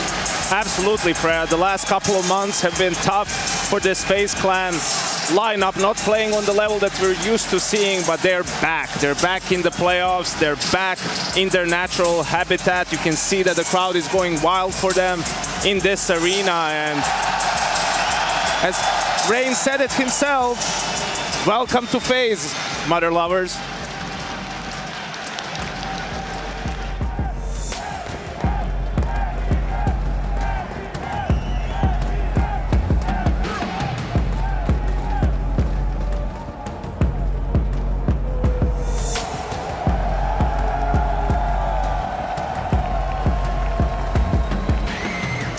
We got ourselves a match, and this is why they do it. This is why they put the hours in, so they can come here to a place like the Lanxess that is stacked with fans from the earth to the heavens. The first today of 2 quarterfinals, playing for a chance to win that trophy, to inscribe their names into legend. Now, how do we start a match? Of course, Counter-Strike's captains, come in please. Captains, come in, come in. Of course, Counter-Strike is about winning. It's about being brutal, but it starts with respect, and we can't start without a handshake, guys. There we go! We got a match. But who is gonna win? Let me hear you. Is it Saw? Or is it FaZe? I'm sorry, I can't hear you. Is this Cologne? Is it Saw? Or is it FaZe? Let's get it on. The game's afoot. Saw ready to make their debut here in the Cathedral. MOUZ, this is going to be their toughest test yet. We're talking about a FaZe powering up through stage 2 and now back in home territory, right? The stage, that's where they thrive. Oh, 100%. And listen, this is not going to be easy for Saw by any stretch of the imagination. But I like to look at it a different way. I think if you play Counter-Strike, if you know and if you love the game, you have the opportunity to play FaZe in Lanxess. FaZe with thousands of people behind them. We have heard the roar of the crowd when Kerrigan plays with them. This is a unique feature in Counter-Strike, and you owe it to yourself to give it your best. You owe it to yourself to leave that stage, win or loss, feeling like you've given everything, you have no regret, and then you can reassess the situation. That's what I want So to do. Absolutely, 100%, right?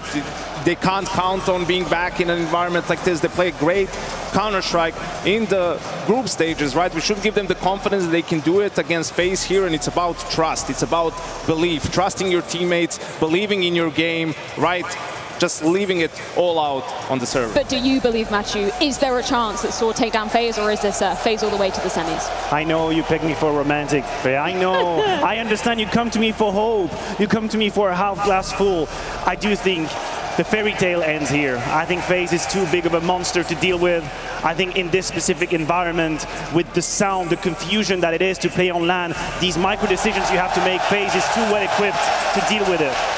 I think SoaR puts up a really good fight. I think they will come out swinging. I think they'll play their own game. But I think FaZe, especially with that miraculous comeback against Team Liquid, right, are feeling like we're back. We found our groove, and that's going to make for some interesting rounds that I think are going to go their way and decide the game. Well, it's time to get into the first quarterfinal of the Intel Extreme Masters Cologne 2024. Thank you, Freya. Incredible energy in this arena this afternoon. With a quarterfinal ahead of us, we look towards one of the biggest surprise entrances to the Lanxess of the Portuguese squad, SoaR. However, they're tasked with taking down the titans of FaZe Clan, who were almost written off in the group stages and pulled back an incredible 11-1/2 to grace this stage today. SoaR better watch out. This is where FaZe do their best work. Yeah, tonight, SoaR, they take that voyage into the surreal. It started over a decade ago with a dream, and they worked hard to make that dream a goal, and now that goal is their reality. You might not know them, Cologne, but boy, do they know you. So let's give them a warm welcome to the biggest and best stage in Counter-Strike!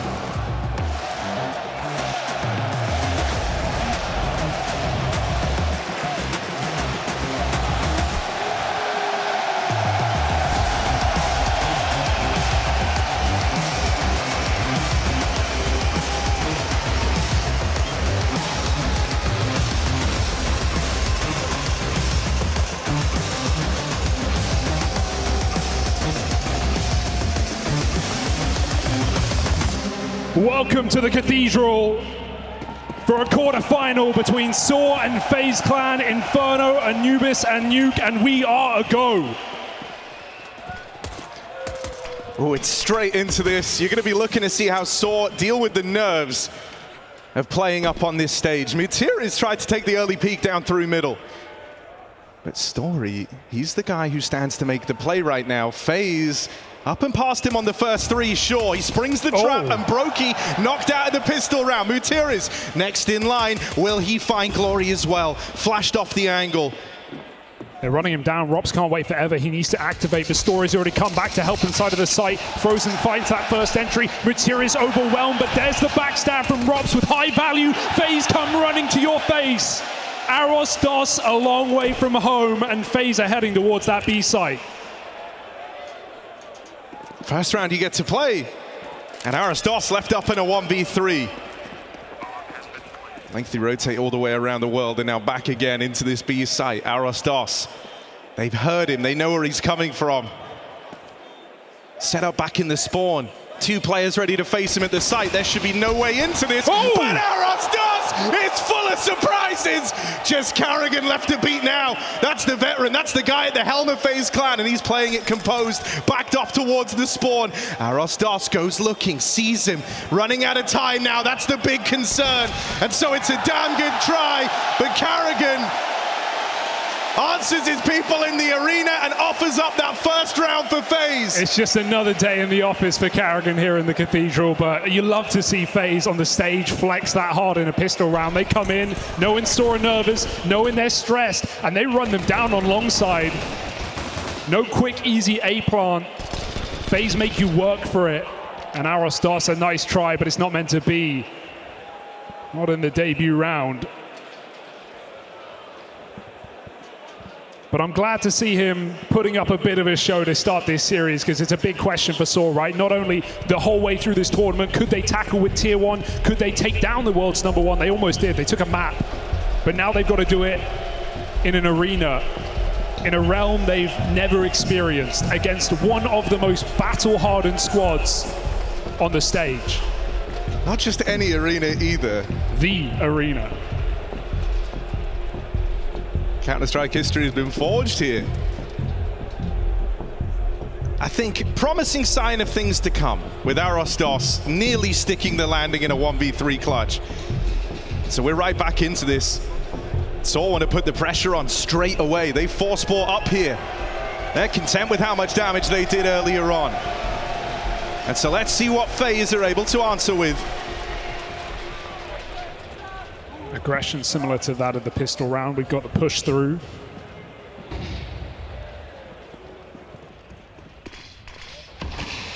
UJerks has a rifle to work with, dropped over after the near clutch of Arostos. Respect for the top performer of this Saw squad. He's had an incredible tournament so far, but he may be avoided entirely in the second round if FaZe commit with their setup. Long smoke down and mid taken. UJerks calls that rotate off. Oh, takes the early fight. Frozen receiving end of that M4, but now they've spotted it. They know there can't be many of those in play. So they're going to try and dodge UJerks, but in doing so, they play right into this Saw stack. Carrigan, guy showing up with a point to prove. Wins that first clutch in the pistol, and now has opened up this A play. The captain leads the charge. The rest of FaZe move in behind him. They've got to get past Mutiris. They've dealt with the rest of his team, and Mutiris on borrowed time is run down. Seeing some very aggressive rounds for Robs already, just a 2 in, right? He enters with the pack, trades out that kill. FaZe play that to perfection. They never jump the gun. A reassuring look from FaZe, despite walking into a 4-man hold. And Carrigan, he's even been saying in interviews, right, my form's going to drop. I've been micromanaging. I've been calling the shots on this T side. I will do anything to win.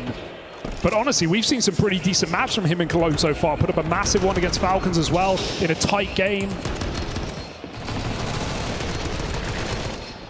And so Carrigan getting those clean entries alongside Rops to close out this round. Saw will have to go back to the drawing board.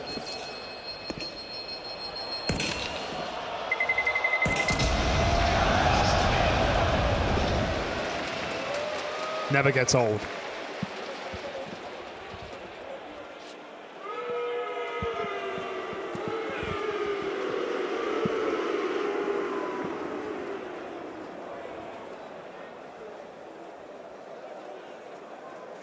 I mean, this is where FaZe do their best work, right? Or at least that's always been the case. We've kind of seen them end that insane streak they began the year on heading out of the last season.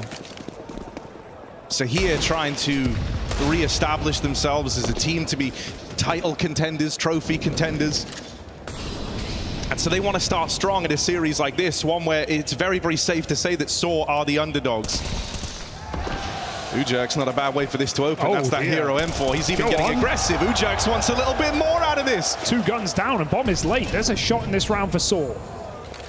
Suddenly it gets interesting here. Weapons retrieved from the top of Banana, but FaZe have called their bluff. Wow. That's such a risky move for FaZe, but years of experience paying dividends against the pistols and an armorless Galil. FaZe give it a shot, but this slow behind the smoke has caused for concern for Saw. They're going to rotate round. Are they here in time as FaZe lay up the util to pop this site? Backstab in from Arostos, and Roman tucked in. They were going to try and bait for him. Instead, it's all UJerks on for the ace in this round. Rain's going to be the guy to stop it, and he can't. They pincer him. An early surprise victory for Saw. You were ready to write FaZe off, right? As soon as you see that 4-man rotation. But they make it interesting, and still the block of the smoke for Roman, perfectly timed. You never know how certain individuals are going to take to playing on a stage like this for the first time. Sometimes, sure, it causes you to crumble. It's very, very foreign. But sometimes you get those gems that thrive on this stage. And with a huge 4K in a hero gun round from MOUZ, the guy who finished those groups is the top performer for Saw. Yeah, pushing through smokes as well, not looking fearful. And that's how Saw got here in the first place, right? They've had an incredible year of highs and lows. But here in Cologne, when expectations were rock bottom, they stood up tall. They've upset their way every single day. So let's see if they can do it against FaZe. Util in, Arostos doesn't want to give up this ground. Hollowed ground for FaZe Clan as everyone is churned up, trying their hand at the fast A play. Trying to do a bit of a pace switch there. Hit Saw straight back, but it doesn't pan out. And all throughout those groups, it was kind of the three younger players for Saw, Arostos, Story, and MOUZ, who were really leaving a lasting impact, and they've at least started strong here to open up this quarterfinal. Yeah, big 3K from Arostos after the attempt on the pistol round as well. MOUZ with a 4K on an eco win. Right now, Saw are looking anything but nervous. One of the things that we've really been talking about with Saw is how this has been the dream, right? This is what everything's been building towards, and they might not get many opportunities like this again. I mean, you could make parallels with FaZe as well, right? Because the dream comes from these, 30-plus-year-old players of Gutierrez and Roman who've been doing this together for over a decade. But it took young blood to take this team to the top. You can make equivalencies with FaZe as well.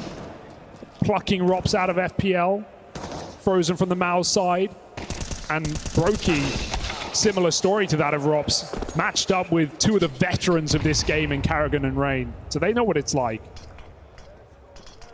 Does old beat new?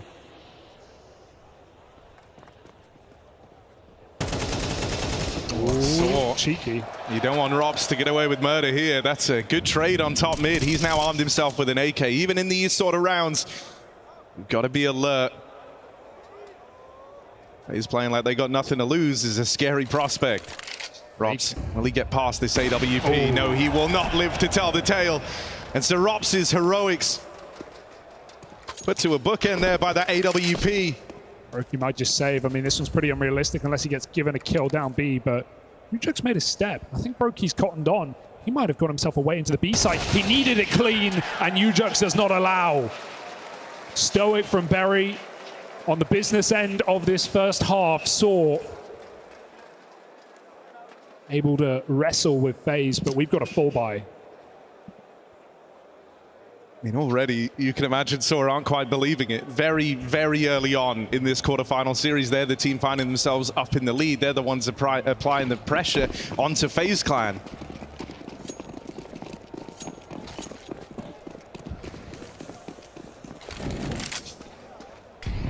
Triple B as well, but they don't dump nades down. They don't make it look obvious. They don't want FaZe to call the bluff and go for a fast A hit. And that deep mid smoke denies space as well. FaZe flash their way into this setup. Unbeknownst to them, the majority of Saw side by side, and a boost up spotted by Frozen, not denied. Saw getting a second chance at this round. Story AWP, it's looked good to open up this game. Ooh, flash him in for a peek at Banana, but he's not given a fight yet. Frozen's right there. FaZe are just setting up the round, seeing what space they can get, while maintaining a lot of utility. Plenty of smokes to go for an execute. They can double pump this in middle, so first one out on the long side, forced a reaction in the apartments. Slow and steady for FaZe. Then everything everywhere all at once.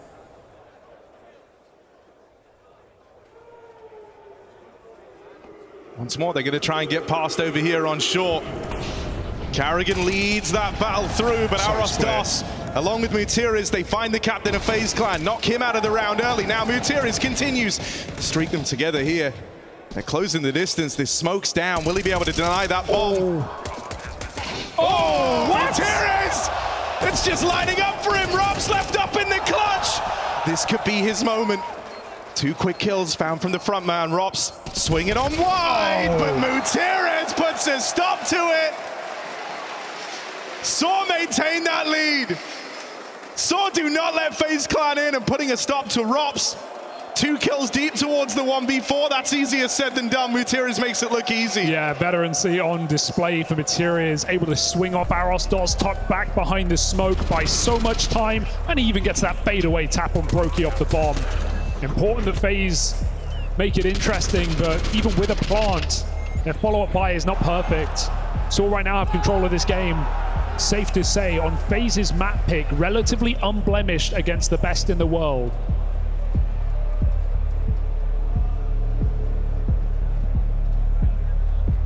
But every step of the way, it's a new story for Saw.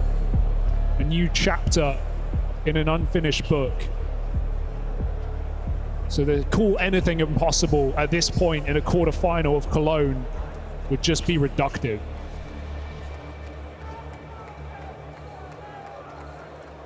Yeah, I mean, Saw have been defying the expectations, the odds from day one of their playing through Cologne. Team that towards the tail end of the last season were looking down and out for the count, like the heartbreak at the major left a real scar on this team. But if one thing's clear, it's that they went away over the break and they've done the work, they've put in the hours to rebuild some of that confidence that took them to being so close to achieving major dreams where they might get to realize them in Cologne. FaZe have tried to block Saw out of Banana with their own smoke, but Saw say, hey, you want to rot the clock? We'll poison it as well. Replenishing that and going back to the safety of the site, forcing an execute from FaZe, but they are well equipped to do so in this round. Carrigan at the back, laying the util for his troops with Tech 9s. And even Mutiris hedging his bets, making a guess, and it looks like it's on the money.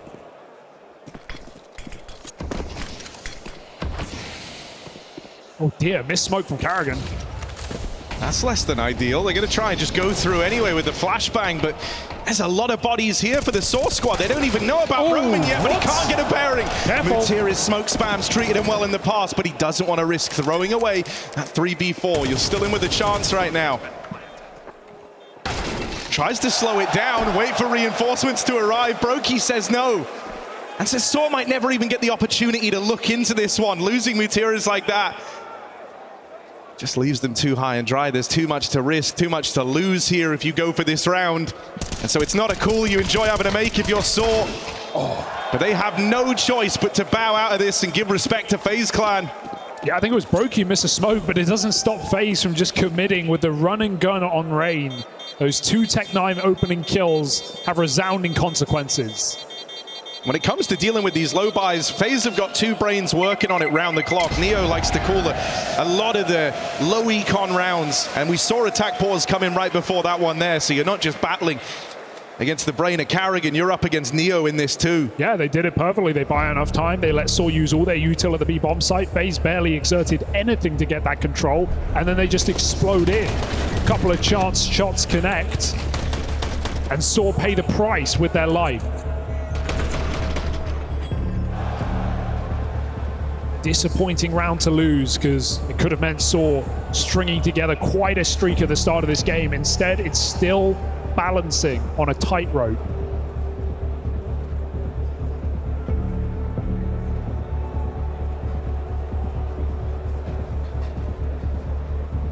Stories Orb making a frequent appearance in this map so far. FaZe haven't even considered it.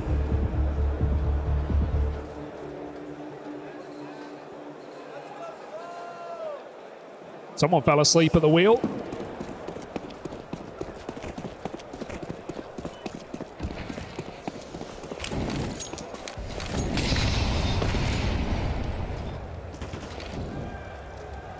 Story's getting active on this AWP right off the top of the round.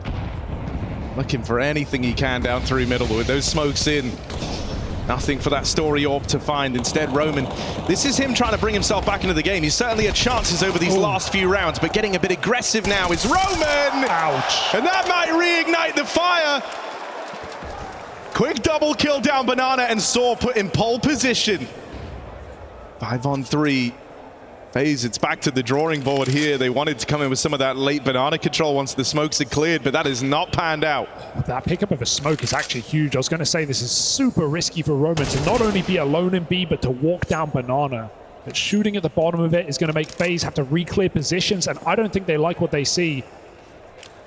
So will this quad stack be the solution for Saw, or will it just let FaZe into a relatively unguarded bomb site? Roman playing his role well. Going to get a chance to re-smoke that B bomb site, and he's holding it for a few more seconds, just trying to squeeze every bit of value out of the one piece of util. U-Jerks rotating through, and Saw call the bluff. They see a mid-smoke, they walk right through.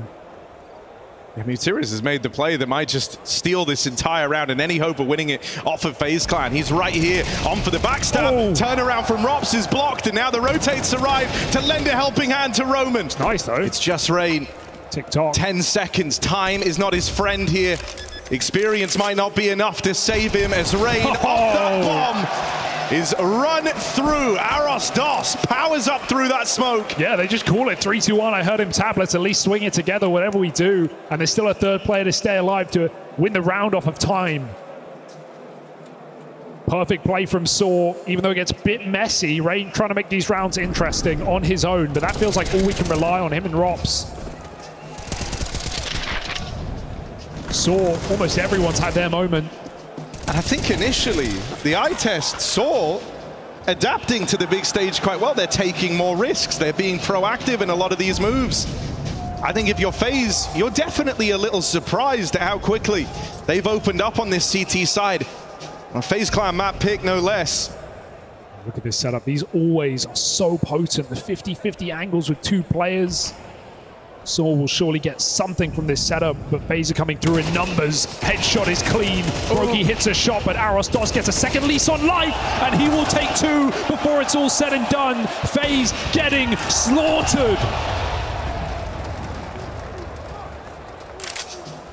So once more, it's another one of these impossible 1vx's. Frozen. They've got him trapped in a box here, but you don't want to give this guy too many chances. 2 quick kills out of the way from Frozen. He's going to go back and hunt for this banana flank. Right now, Saw have been super aggressive. That's how they've looked to win most of these rounds. And so he's accounting for that. He's hoping that Roman gives him the kill to break him back into this one. Roman doesn't jump the gun again, though, even though he hears that step. Oh, he's seen Mutiris. Yeah, that info is only one way, though. So Mutiris is right now being hunted. Something could be building here. Someone needs to put a stop to Frozen. He knows Mutiris made it into the T apartments, trying to sneak by, and that'll be Frozen's demise. With every round that fall, FaZe get a little bit more stressed. We've seen our fair share of upsets from Saw, and FaZe, as a result, must be giving them some respect in this competition, especially a FaZe with waning form, right? A FaZe under the microscope. 3 quarterfinals in a row at best since Chengdu. It's not been a fantastic few months for FaZe. Not when the expectation is as high as it is. Yeah, I mean, coming into CS2, it looked like FaZe were going to be the championship team, the team that were always vying for the trophy, would always reach the grand finals. But we've seen a bit of a change where you look at them now and you wonder, well, sure, they could win any event, but they could lose any event as well. Do they want to be a dark horse, or do they want to be champions? That's the question that'll get answered over the course of this series. In this round, with just the pistols, they've tried to pull a fast one over Saw, wrapping into this A site, but Mutiris is not skipping a beat right now, down in pit. Rain's knocked out of the round. And so very quickly, these pistols not going to find anything for FaZe. Saw just looking so confident right now. Again, the big flank for Roman. He's already behind them, but you're never clearing that angle in your life. And a 1v5 that again goes nowhere as Saw continue to piece together round after round. What a perfect setup as well. Reading the economy of FaZe, knowing they're on Tech 9s and playing a very passive double side pit setup. They've done it again. Clean round for Saw. Money is no object. Something that we've really tried to put across here for this Saw squad is how this has been the dream of Mutiris and Roman, the 2 old boys within Saw, the 2 guys who have been around for over a decade. And a lot of that time spent together, think back to the early Kick days. And so this has always been the kind of the dream, the final dream for for these folks. And to see now Mutiris topping the charts alongside Aros Dos, the young gun that was brought in from that FTW roster, meant to uplift the level of Saw. To see Mutiris up there alongside them, this must be one hell of a feeling that he's getting to experience right now. Yeah, there's just so much faith and trust in these players, having played together for so many years, right? There, those two old heads that you talk about, but then this FTW core that played 3 years ago. Couple of long-standing cores, and going a long way today. Oh my goodness! Yo, it's good as well! Blessed by the cathedral. That's divine intervention. All right, let's see if FaZe can bring that gold luck with them into this round. Fast out towards the long side. They're already past Aros Dos. They are going quickly into the CT spawn, trying to cut the head off the beast before it even arrives. Mutir is dead in rotation, and Story's Orb knocked down as well. FaZe have bought the heat. And just like that, they're right back in this thing. Yeah, just a flex round off the back of the pause, taking some time, and a complete pace change for FaZe will catch Saw by surprise. Roman's even first death, going down Banana. I admire the confidence. But finally, FaZe put a finger to the pulse. Their heart is still beating after all. And this is where FaZe, in any environment, you can never count them out, but especially on the big stages. And so if they can find 5 down the tail end of their T side, that gives them a real fighting chance here in the second. If you're Saw, you want to do everything in your power to not give them this final round, to feel like you go into that second half sporting a convincing lead and one that you didn't let FaZe back into. Fast takedown through middle. Aros Dos playing real ballsy, and they were not ready for it. Rops expects a little more respect. So Rain's at least there to level the playing field. Not the start they wanted. You lose a serious piece of the puzzle here, having Robs knocked out of the round.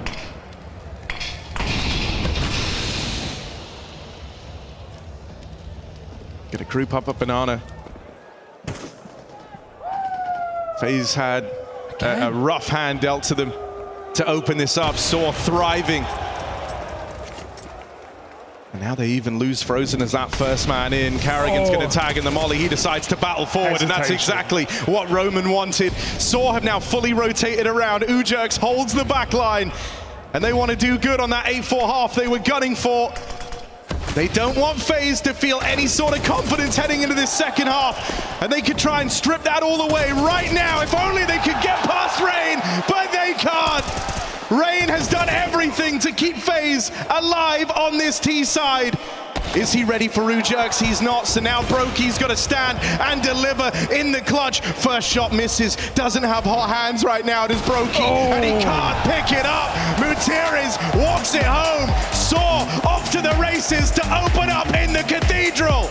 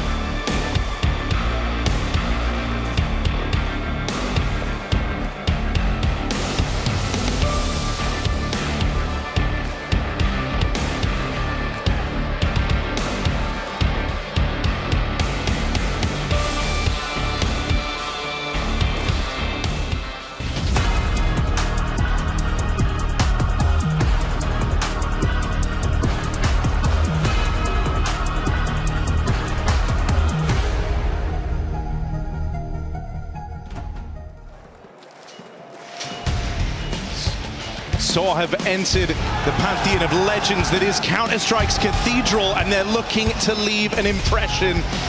First time on a stage this big for the Saw squad. They've never felt that adrenaline that pumps as you move closer and closer to match point.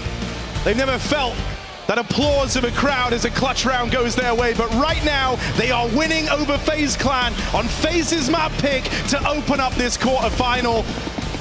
FaZe have got to play catch up here. They've got to put their best foot forward to open up this second half. And I would say they've got to do it quick, but FaZe can win from any score, and they have to show that today as the favorites. Rop's aggressive look in this series starts off with a lot of information, and that's going to change the round entirely. Still call it off. The bomb was going into apartments. Now stoic and still Saw await a reaction. The FaZe want to bring any more heat to this pistol round. It looks just reactive. Smoke ready to go. Brokey spotting mid. Bit of a mind game there. Carrigan calling the bluff of Story. He knows he's here trying to draw that util out. When they see him walking in, you have no choice but to drop it. Miss smoke though, it hits the glass. Story can actually creep through. Wait, he's going to go for it.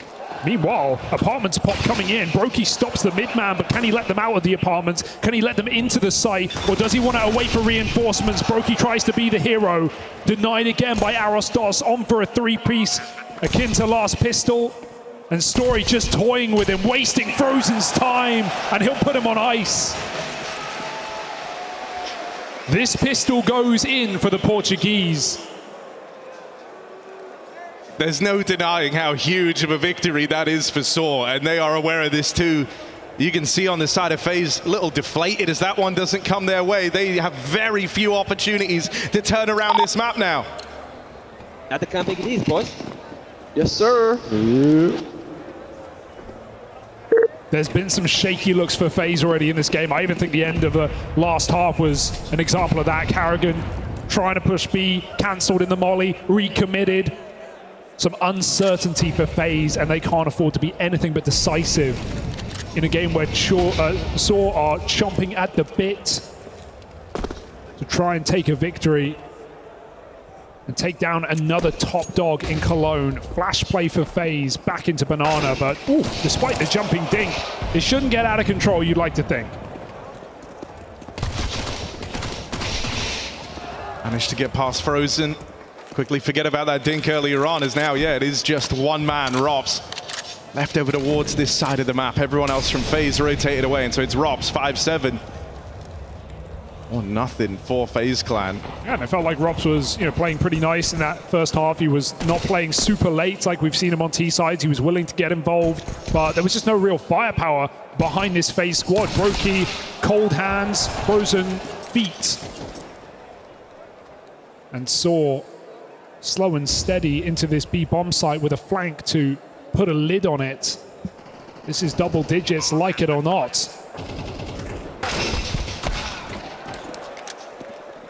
Stage blindness there for Roman.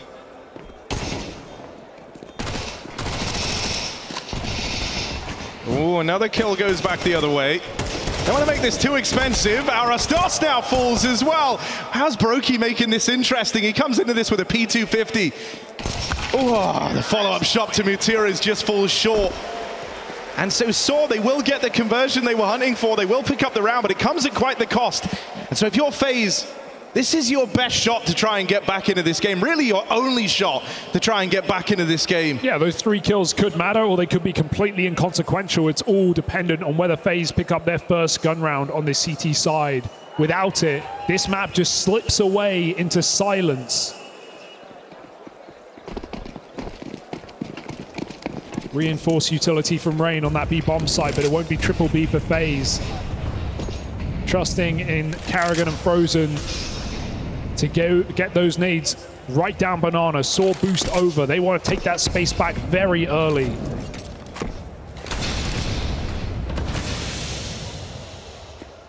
Smoking the Molotov as well. Saw are in that flow state. You can feel it. And they're still playing a kind of typical look at the Saw T side, right? They're not getting caught up in the momentum of this occasion. They're not trying to end the game too quickly. Something that teams that face FaZe when they have them in this position know all too well. You have to look no further than back at the Liquid matchup to decide who made it into these playoffs. Oh, that's going to stop everything, though. 4v5 down as they try and enter. That was a commitment with Arastos lurking, and now he needs to come up with results. Yeah, he's the guy who's meant to kind of open up that second chance for Saw in the round. Arastos has had a fantastic debut on the Cologne stage, but he gets mollied out. He gets shunned away, so now they're set up nicely for this top mid take. 3 players ready to stop the top mid push. Arastos just did a lot of damage to Rops. Spammed him through the apartments, and that has dismantled the boost right now. Only 1 man out in top middle, but that bomb is heading away. It looks like Saw already write this round off. Arastos has now provided the opener, but with 25 seconds, they'd already made up their mind that this one was over. They weren't accounting on Arastos getting away with this. Oh, this is they're teetering back and forth. They're indecisive in this round. There's even knives out. There's knives out, and they fall. 2 down to the B site. UJUX has opened the carpet, the red carpet. So, they can't win. They can't. They'd already decided to save. They weren't expecting this. Suffering from success. And FaZe get given a freebie. That was so strange. They called it way ahead of time. Arastos got them a 4v4 in middle.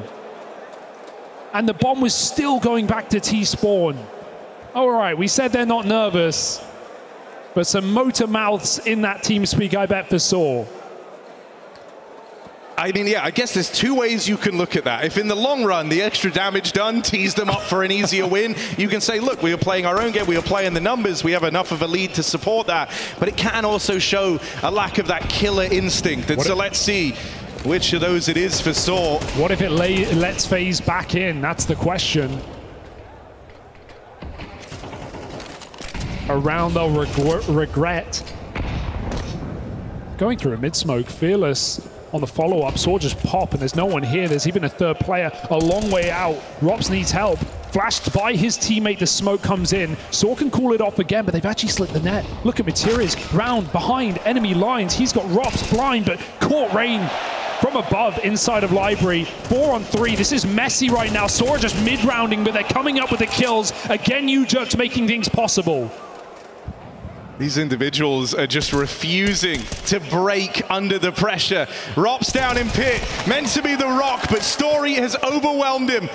2v2 now. UJUX opened this up with a double kill over at long, but it's all teed up for Story.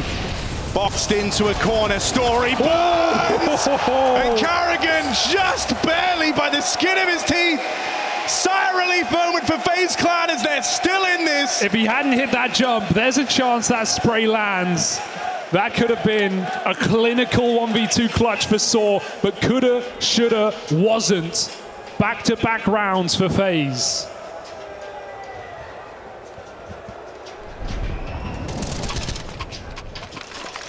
Saw can't consider the what-ifs, not yet. They are still in the thick of it.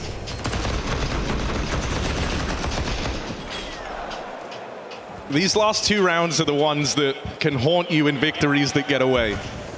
And Saw came here looking to achieve a dream. They don't want to be left with the harrowing nightmares of the game that could have been. 10-4 as this streak for FaZe Clan began. As the Saw come through with a bit more investment, they're still trying to keep that pressure on. Rops over on short, gets run up by the MAC-10, and Rain cannot contain the top mid take. Saw are always in a position to battle into these rounds. But can they finally get this one past FaZe Clan? This is the round that puts Saw back to their winning ways. Just grouped mid-hits, back-to-back rounds. Last time they walked through a smoke, this time they just go. And FaZe with some shaky aim. Brokey absolutely disappearing on this map right now. Irrelevant.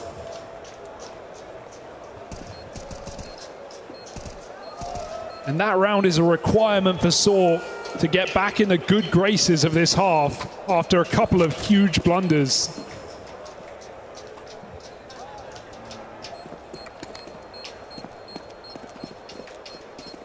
And how could you not be impressed with what we're getting from UJUX and Arastos on the side of Saw? Touched upon Mutiris down the stretch of that first half, right? But now those youngsters really finding their footing up here. UJUX always willing to break Saw into a round. I mean, Arastos will take the risks. They're not crumbling under the majesty of the occasion. They're rising to it.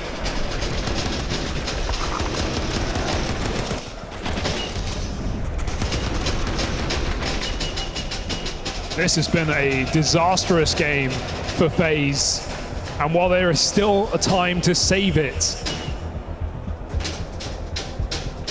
their money is anything but good right now.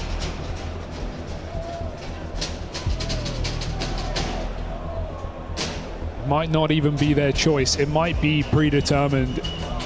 I mean, we talk about how Neo likes to be involved in these tag timeouts, how he likes to have his say in these moments in the low buy rounds. He has to have just imparted the ultimate knowledge onto Karrigan. He has to have given him the solution that suddenly makes everything click into place, because if they don't win this force buy, if they don't pick it up with 1 AK, 1 M4 and a collection of SMGs, Saw are looking, they are gunning for that victory, and there would be nothing to stand in their way on the side of FaZe. Yeah, and frankly, FaZe have to go for this buy, right? They could play for OT, but FaZe have to keep playing like they're the favorites. They have to play like the better team, and while we've not seen that today, they got to believe it, because Saw are right there around the corner.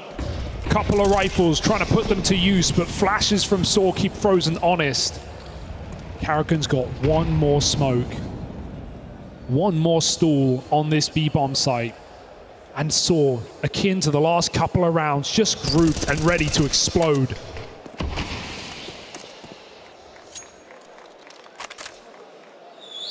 I don't think they even need to sweat. The entire round hinges on these B players being able to withstand the Saw hit, at least go 1 for 1. Oh, and Karrigan's done more than that. Quick double kill. Frozen can't make his play, however. Both captains, multi-kills apiece, leave this in a 3-on-3. And as FaZe move in, everything is riding on this retake, on this force buy round. They lose Rain at the first hurdle. Brokey and Rops try to take up position, try to move in. First kill goes Brokey's way, but he won't get past Mutierrez, who goes on a tear. Trying to be that man, that hero figure. Wasn't just always there for the Portuguese team, but helped get them onto match point in this opener. Rops, there's no time. And Saw are the ones on map point. FaZe Clan's map pick, and 6 chances, 6 opportunities to be 1 map away from a semi-final in Cologne. Unbelievable. And as we said coming into Inferno, it's relatively unblemished. It's a pocket pick for FaZe. It should have been safe. It looks anything but. Saw walk the warpath, leaving Mongols, G2, and maybe FaZe in their wake. Upsets every step of the way, and no signs of stopping here. This is a horrible buy to be playing against map point.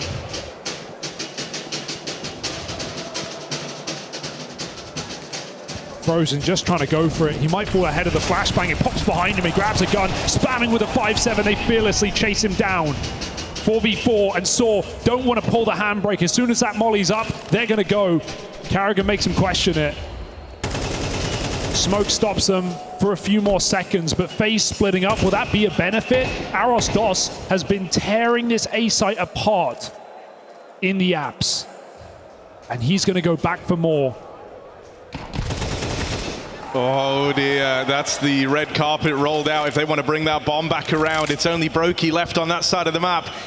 6-14, a very quiet start to the playoffs for Brokey, and he's about to have the entirety of Saw coming his way. The site's even been taken by a solo man. There's just no fear for Saw right now, and Brokey simply does not have the weaponry for this fight. Spamming the smoke is all he can hope for, but they will chase him down and try and close this map clean. Saw are 2 kills away from stealing this map out from under FaZe. Karrigan is doing what he can to bring them back in. Karrigan and Rops, quite the duo to deal with. Karrigan fast up through the short side, goes looking, goes hunting for the route back in, trying to deny Saw match point. Oh, and they can't manage it. Ujax, a rock all game long. Not crumbling under the lights. An ethereal start to the saw. Will this be their cathedral of dreams as they are now one map away from a semi-final appearance?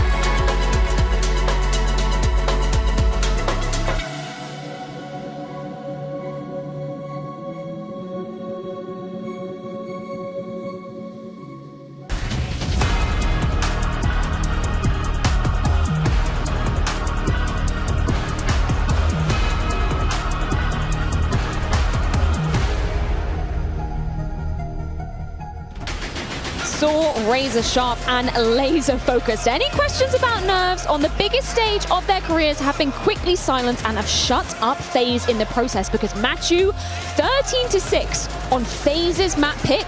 That is a statement way to start off this series. Thankfully, we are in a cathedral, because I need to repent. I need to repent for not believing in Soul's potential. I need to repent for not believing in Ujerks.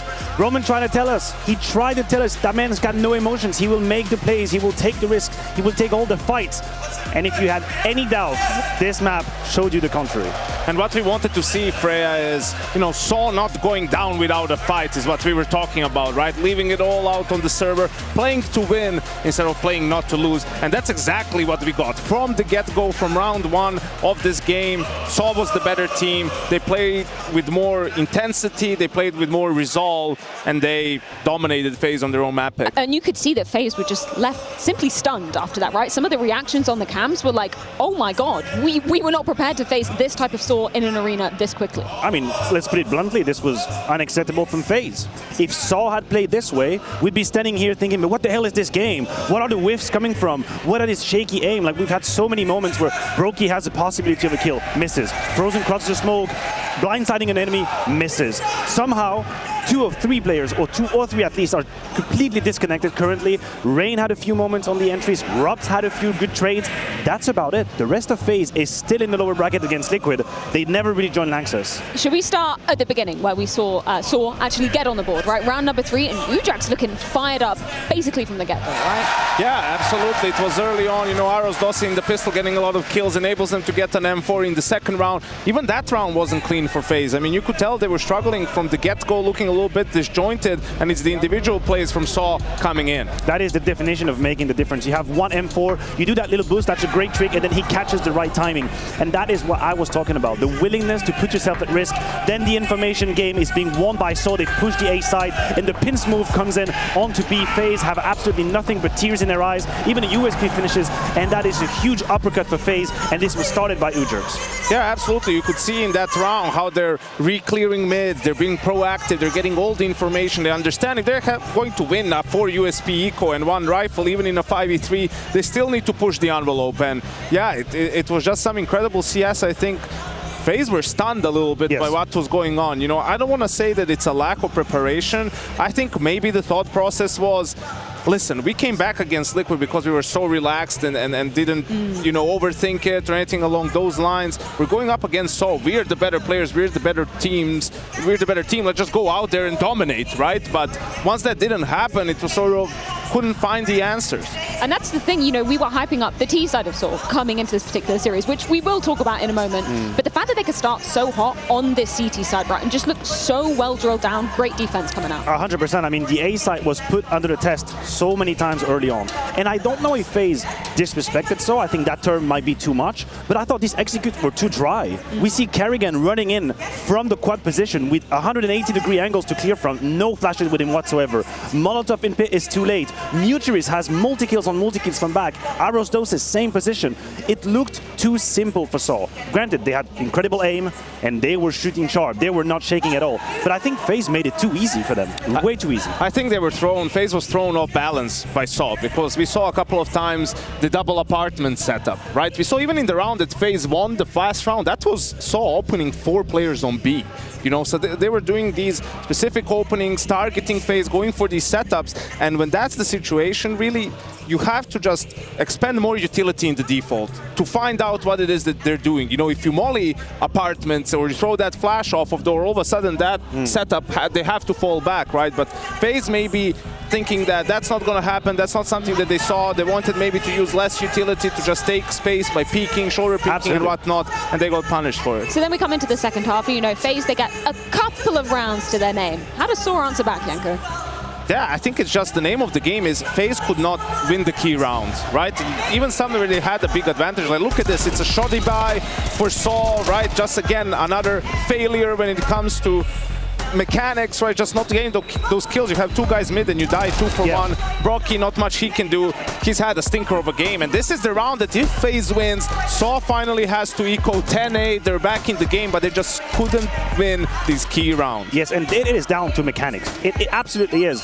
If this clip had been teams reversed, I would have told you FaZe is not using flash. That's way too simplistic. They're getting punished. The problem is the defenders didn't punish. Robs has an absolute failure of a spray. He's got a white swing on a Mac 10. Same with Broken from side. Rain has nothing. He's trying his very best, but the trade game is good. It's too easy for FaZe to be able to break through and down. Compare that to what you saw from Saw on the CT side. Yes. Always together somewhere, always a setup. Okay, we're strong here, we're weak somewhere else, but let's see what happens. You know, if they get a good read, they get it, or we can always fight for, you know, if they're playing a middle setup and they do an apps pop, well, they're still the middle guys. Just clean middle and they will get pit and maybe plant the bomb and you still have to play out the round. This way, sure, it's more default. You're getting information from everywhere, but if you don't get the kills that you need to get, the round completely falls apart. Or if worst case happens, you know, just throw Ujurgs at the problem. I feel like there was nothing this man couldn't do on this map. No, he was absolutely fantastic, and I think just mentally, emotionally speaking, the way he kickstarted this round 3, I think he himself felt in the zone. He felt it like he was the reason why they could start the game well. He had a couple of very key impactful moments before that round as well, but I really do think this is what started it all. And listen, he's been thrown into the fight, he's been thrust into it because he knows that he loves it, but that's not only about him. I think Aros Dose was great as well. He was his sort of counterpart onto the A side. The pushers were great as well. I love it. I love all I'm seeing from him. I'm just basking in what I'm seeing. Yeah, beautiful. Just always on the aggressive side, right? Like finding all these kills, just peeking, finding the duels, right? That's arena Counter-Strike. That's what you have to do. That's what how you have to play, and you have to find those kills. That's what you expect from FaZe, but it's been Saw doing it. Both Ujurgs and Aros Dose, this map one dominating force. And I'm sure for FaZe, they're, you know, left scratching their heads after crumbling on their own map pick. So let's get a few thoughts, courtesy of Neo and Shox. got to chatting to Neo for just a second right as FaZe came off the stage there, and he just said, well, it wasn't good enough. They were shooting better. They had more momentum. They were more focused coming into this first map. And of course, when you think about how these maps are playing out with Anubis next and maybe Nuke as a decider, that may be something to worry about. But you know FaZe, they have overcome much bigger hurdles than this. So we'll see what happens on the next map.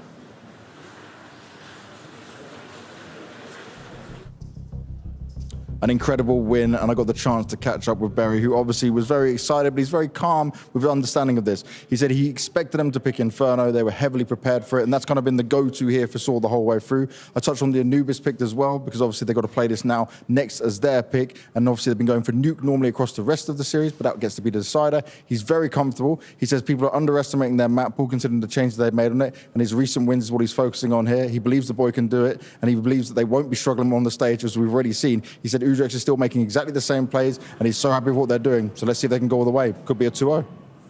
If you believe you can indeed do anything, are you believing in Saw taking this 2-0? Because we are coming into their map pick, as James aptly said.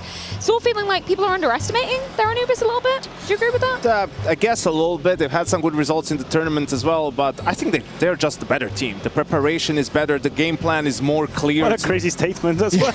I know, I mean, but that's how it is. That's what we got to see on map number 1. And then on top of that, their players are playing better. Like, that's something that always had to go FaZe's way. That's something that we expected coming into this matchup. Is Saw going to be able, with their team play, with their setups, to diminish some of the effect of the individuals from FaZe? Well, they got that, and they got their guys playing better.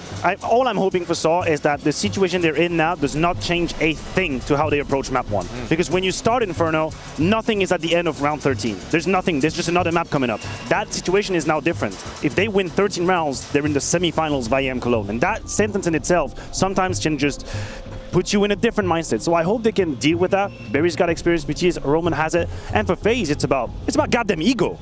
Where's your ego? Your name is Frozen, your name is Brokey, and you get white string by a Mac 10? What the hell are you talking about? Like, show a little bit of gusto in that game. Show them who you are. If they don't, I don't believe Kerrigan has the words for them. So where do you think they're going to be showing that classic kind of FaZe flair? Because they're going to be starting on the T side of Anubis. What should we be looking out for? Yeah, that's a little bit of a problem, because Anubis doesn't really allow for... There's not a lot of space for individuals to make moves. It's more about doing it as a team, putting pressure, you know, on B with the lurk smokes, or just playing it a little bit more slow, because the map naturally doesn't allow a lot of room for the CTs. So yeah, I think maybe it just has to be Kerrigan with a couple of good calls and some momentum, right? Or doing some of his signature plays, catching timings through the smoke to sort of kill the momentum of Saw, and yeah, just have the guys follow through. I like the mention of his MOUZ, because that's one of the most underrated sort of narratives around FaZe. Like, if you really follow up their greatest victories, Kerrigan wasn't always having 0.7 rating just throwing flashes. Like, there were moments where he was the one making the play, he was daring, he had a couple of maps with 15 to 20 kills. This is a moment to do that. You saw it even on that Inferno round. Like, he gets 2 kills on B players coming through the smoke, and then Frozen has at least one is there, and to fall back behind the smoke, and he just swings too wide, misses the spray, right, and the round falls apart. FaZe is not going to win if that keeps happening. Like, they need to get their shiz together. And Saw just one map away from going where no Portuguese team has ever gone before. Already making history here in the Lanxess, and now just one map away from the semi-finals. It's their choice of Anubis going down after this.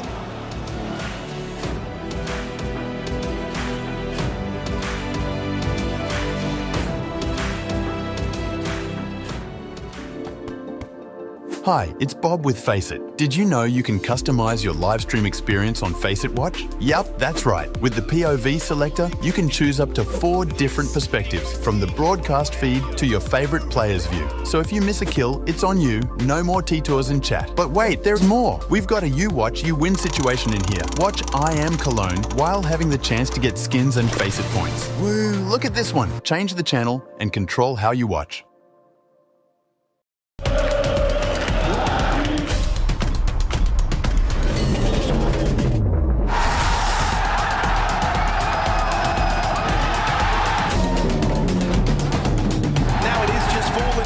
Lame duck in this man. 5 seconds, shot connects. Oh, he doesn't go for the one, and he wins it! Lovely falling.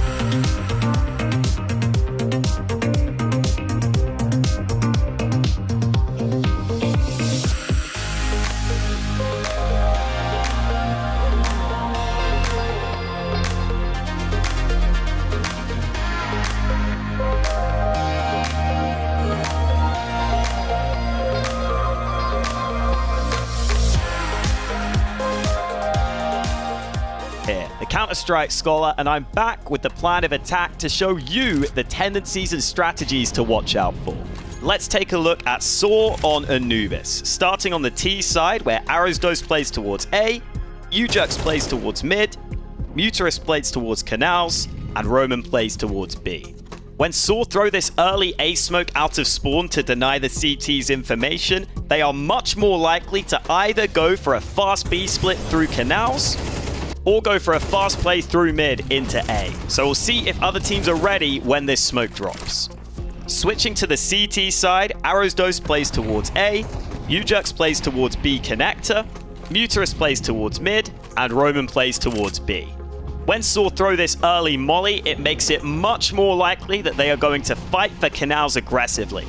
And they often time this molly so that it lands as they're swinging into Canal and taking this fight to make it hard for that player to get away. Or sometimes if they don't see anyone, they'll even push all the way down Canals and look in towards Rugs to really try and get that opening pick. So watch out to see whether you can spot any of these tendencies in-game and whether it looks like Saw's opponents are ready for these plays.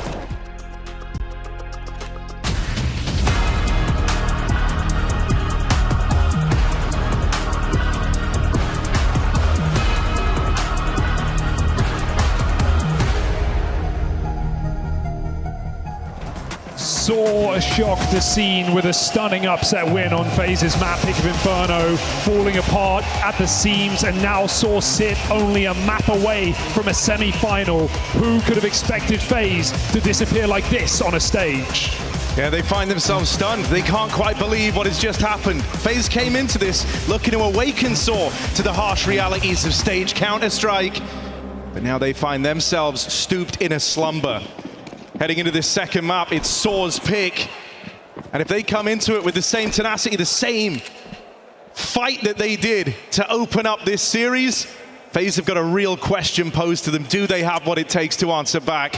Out towards main they go. Roman and Arrowsdose make quick work of the first men in. But there's Rops and Carrigan cooking up something here for FaZe Clan. They've got to get past this final player. And Frozen brings it back. 1v1. The young veteran versus the captain. Mutiriz looks to make a move now. Frozen's called his bluff, commits to that bomb plant. Mutiriz, the one left on the clock. And so finally, to open up this second map, something goes FaZe's way. It's Frozen in the 1v2 to get them that round on the board early and open up Anubis with a little bit of fight for FaZe Clan. Yeah, I like how Yanko characterized on the desk with Maniac as well, talking about where are FaZe? Like where's the ego? Where's the belief? Maniac wanted gusto from this squad. They didn't show their individual prowess, and we need it now more than ever, or this will just be a game to forget about for FaZe. Add it to the tally.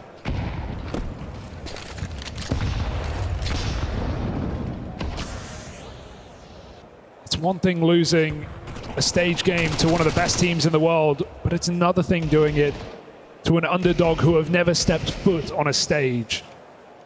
I'm glad to see FaZe on a T-side start at least. They're going to be able to dictate their own game now.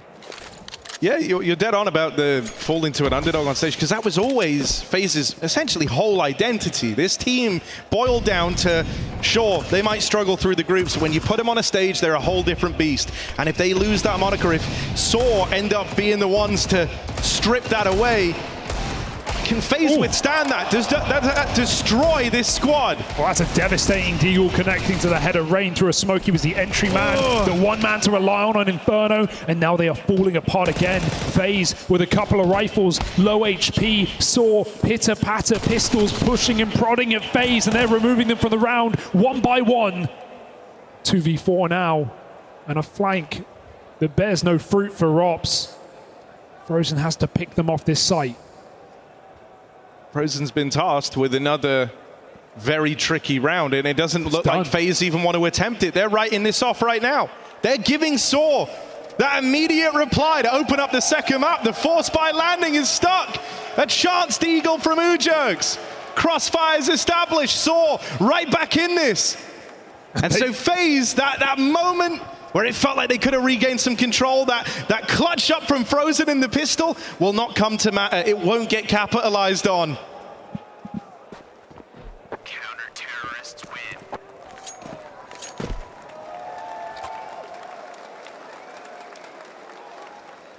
A day that they'll never forget if they can do right by this map advantage. Safe to say, we can never count out FaZe. We can never write off this team. But just as safe to say that they were absent from the first map. No individuals. And Carrigan's got to call something incredible. But even then, if we still have these slow starts from players, if we still have a missing Brokey, a melted Frozen, I don't know if Carrigan can save this team. Not right now. It might be out of his hands.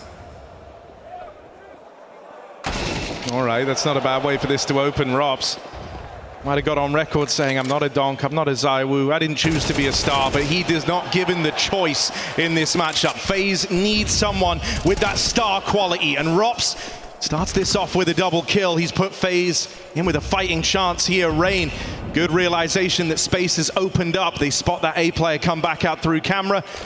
And so Rain takes it in his stride. Molly going to force him off the angle, force him to concede that space that they worked for early. They're so slow, they don't even have to commit, but Saw don't seem convinced by this one player in main, and FaZe are still walking the rest of the way until the util makes it clear. Utira's waited here for a long while, but he's been spotted over in the heavens now. A site taken by FaZe Clan. They make good on that room that Rops opens up and that Rain is so quick to take, and Saw might be left out of this one with no chance to launch the retake. If FaZe don't give them a reason to go for it, then it looks like they never will. This is a very respectful start from both these teams to the second map. Yeah, I was going to say, we saw some similar rounds from Saw, even that 2v4/4v4 that they threw away with the advantage on Inferno, where they want to be respectful. They do respect FaZe, but really in that last map, there wasn't much reason to. Well, FaZe pose a question and Saw answer with a save. Saw playing the long game.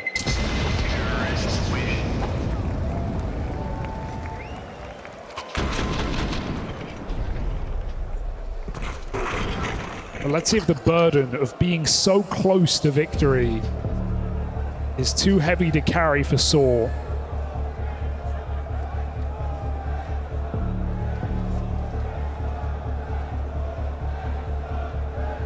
Timeout called in early from the Saw side. Berry has noticed something here that he wants to try and put right, wants to try and offer something up. I mean, what a glow up. Berry has not been on this team long, right? We saw him debut in London at the end of last season with his Saw squad. It was a pretty appalling tournament. There weren't many things to take away for Saw. We thought they were back on their post-major blues. He was listed as a stand-in for that event as well. So, and then very, very quickly they were singing his praises. They seemed like they had a real affinity for the guy and they liked his view of the game. They felt like he brought a lot to the table.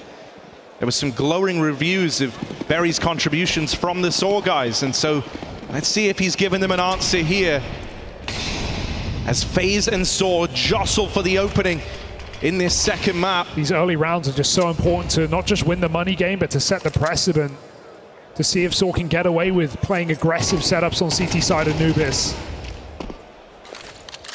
Or FaZe's slow defaulting will squeeze Saw dry. That's a great flash, but Arostos does a lot of damage with a MAC-10, and the mid-split goes nowhere. It's up to the second lurk as FaZe throwing that util on the A site. Frozen activates.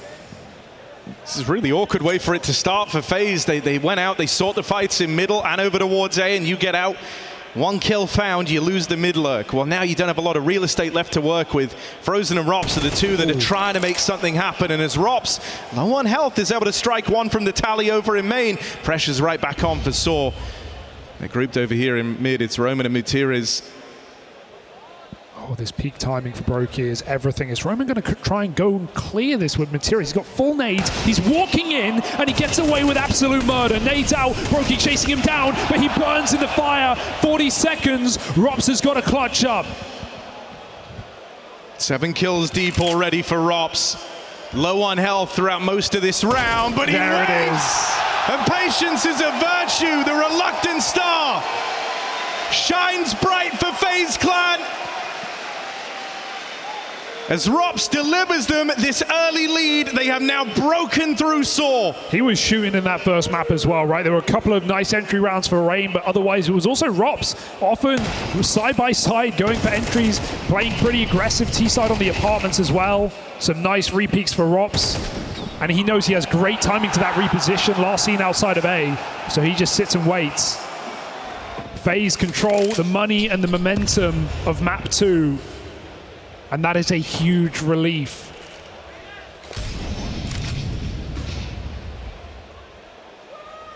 This should be no Saw steamroll.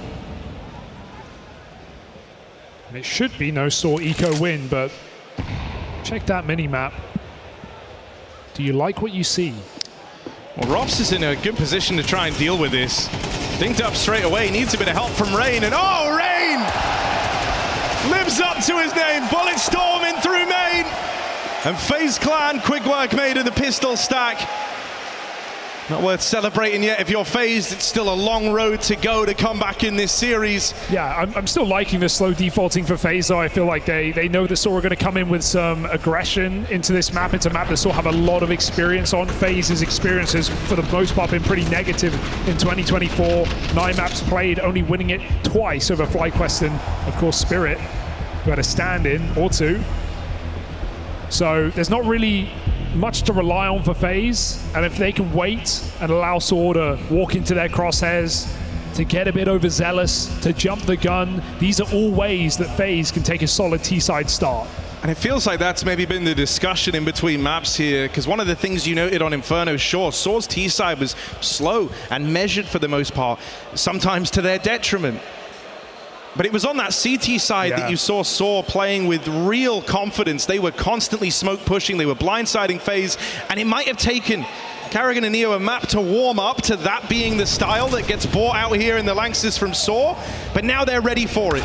And we're getting a bit of a slower pace. Now they're trying to upset that in this round. They're trying to change the nature of this T-side by coming through with aggression, but it's not panned out. Karrigan can't bail them out of this over in middle.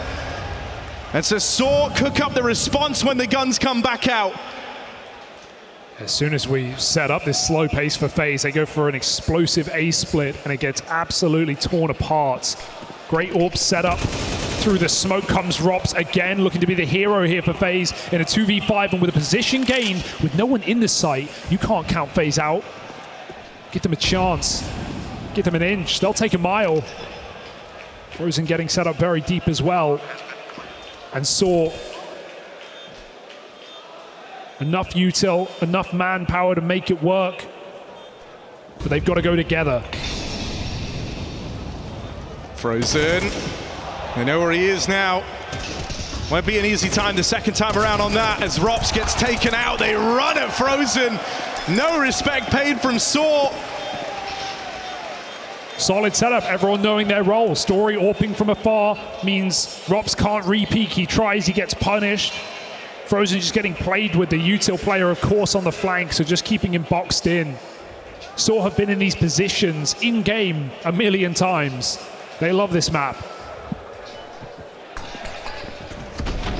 So FaZe aren't able to pick them apart.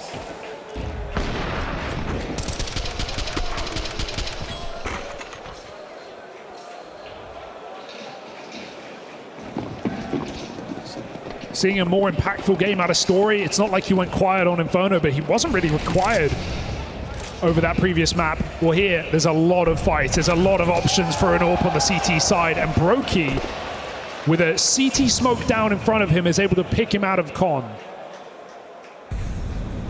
This is some very active lurk work as well from Rops on the other side of the map. So often you'll see this guy sitting up over towards the rugs, waiting for aggression out of the CTs, but he's really tried to keep his finger to the pulse here. Team Flash as Brokey looks to move in, wants to capitalize. It feels like that flashbang might have been the thing that hurt Rops the most, delays him to the fight. And another missed shot from Brokey as FaZe trying to join their offer. They'll get jammed up. Saw shut down the A play, and it's only Frozen left standing. Moments of brilliance from him to open up in the pistol. Have had clutches delivered from Rops. Big moments starting to come through for FaZe Clan with 50 seconds. Frozen He's not given up hope on this round yet. It's just a very hard clear, and actually Ujux goes back to play with his team, so he's just wasting more and more time here. Frozen would love that early 1v1, and meanwhile Saw clear out more positions. This only boxes Frozen further in, and they'll come for the throat together. A 3-2-1 and a third round taken for Saw on this CT side. I mean, Frozen was attempting that. We all saw it. We all know what we were looking at. He was trying to build into that 1v3. That's a real confidence-boosting moment for Saw, where you don't only stop the all-in A take, but then you knock Frozen out before the clutch even gets interesting. It's the grouped play for Saw that's so exciting. They were doing it Inferno T side right, 5 up and on, a 5 up or 4 up through middle, and now they're doing it on CT as well, re-clearing the map, re-swinging together. Where there's one, there's often two. Saw have the setups. And so FaZe can't catch a player sleeping on a default. They can't take a 5v4 for free. Saw are playing an impressive brand of Counter-Strike, and they have the players to make it work.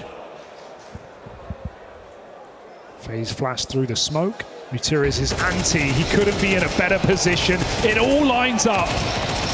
Oh! Even lucky number 3 for Mutiriz. This is one sharp Saw right now, chopping its way through FaZe. And it's another one of these impressive CT side starts from the 31-year-old captain of the Saw squad, 9-3.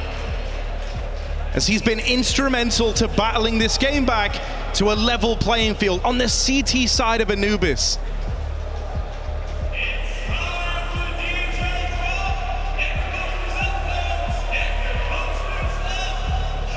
Timeout for FaZe Clan.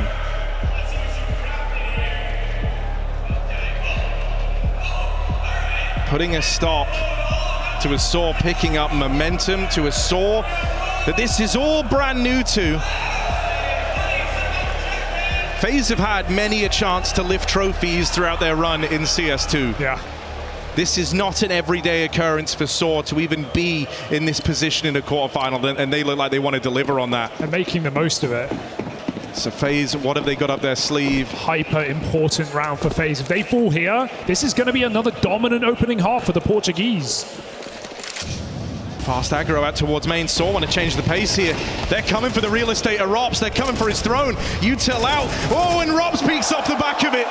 Not an easy man to punish. Are they ready for Ujux? Rain slacks on the peak, but there's the kill. Swinging it wide. These flashes are almost disastrous for FaZe, and they already have been. But just in time to make Saw blind. FaZe find a 5v3. All in all, should be as close as it gets to unlosable. FaZe are still on their default. They've got so many nades. And Saw are yet to group, which honestly is their best bet. Ahead of the smoke, trying to pick a player out. Story gives it a go, but that all sings. And so FaZe go elsewhere. And this is a reasonable gamble for Saw to make, but it's one that might just force a save if FaZe continue on their warpath.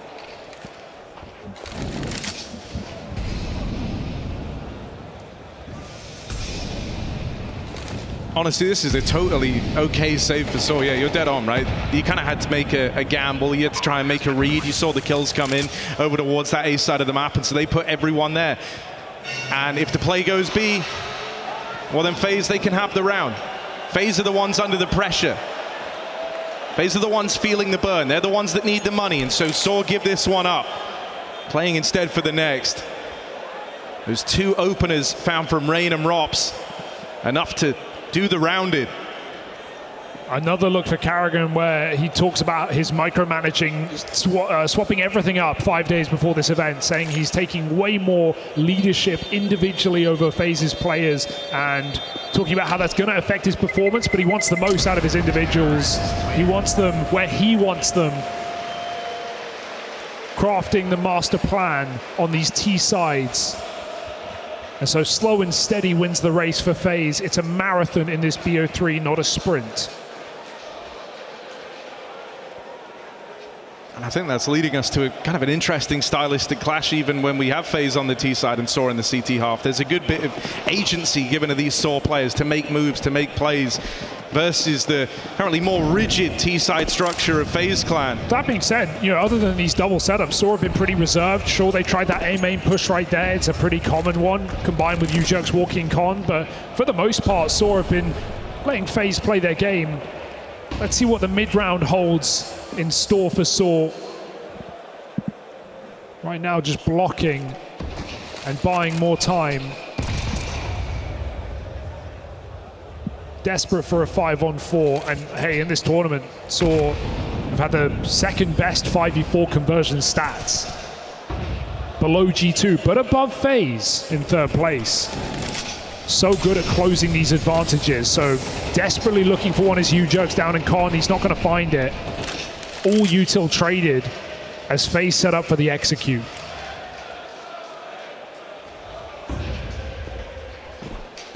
They've burnt out everything they need to.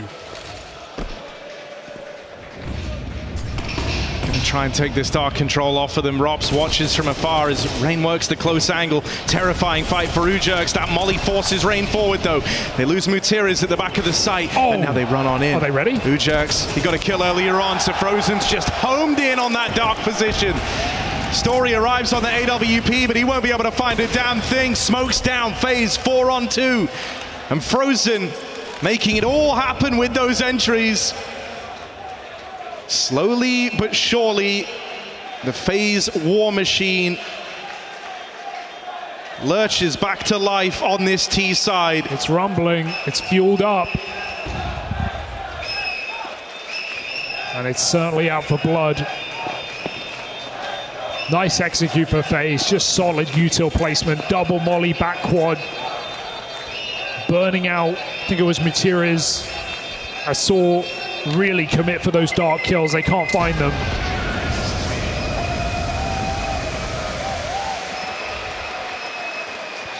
So FaZe, all in all, winning that one crucial round at 4-4 to keep their money afloat, and now they're on for a winning T side. It may be Saw's pick, but this is the one map you'll probably see teams picking that T half. And FaZe, for good reason, take matters into their own hands.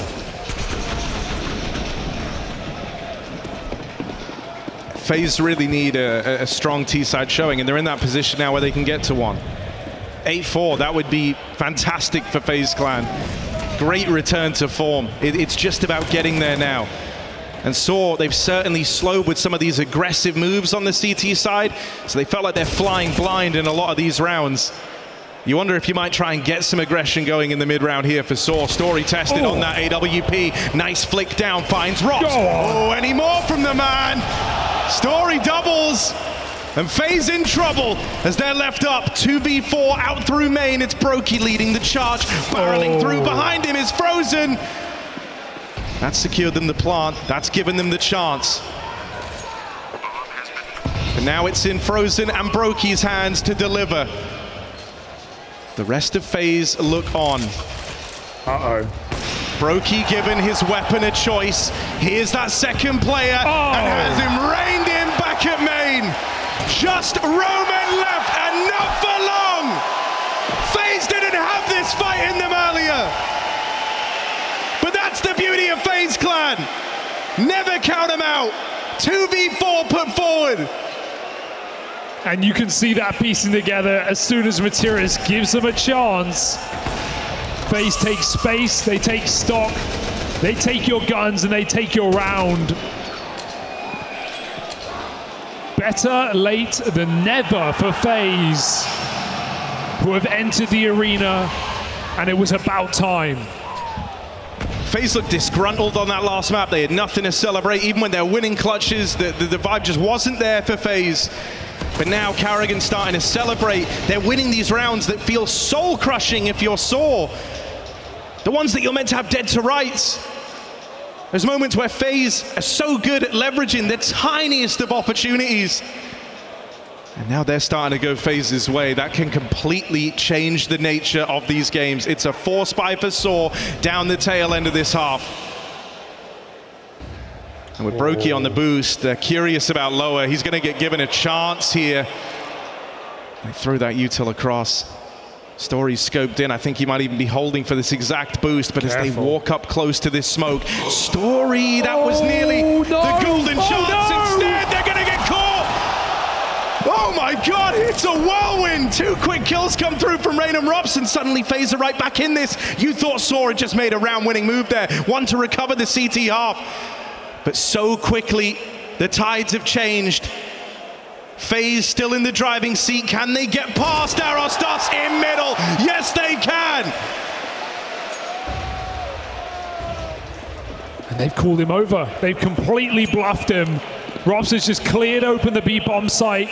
Hearing that rotation, and Rain's quick stick should solidify 8 at the half unless Materius has a gap. Robson's playing very aggressive. This is given a 1v1, but Rain closes and FaZe wake up in this series. It took them a whole map and then some, but they're here to play in the Cathedral.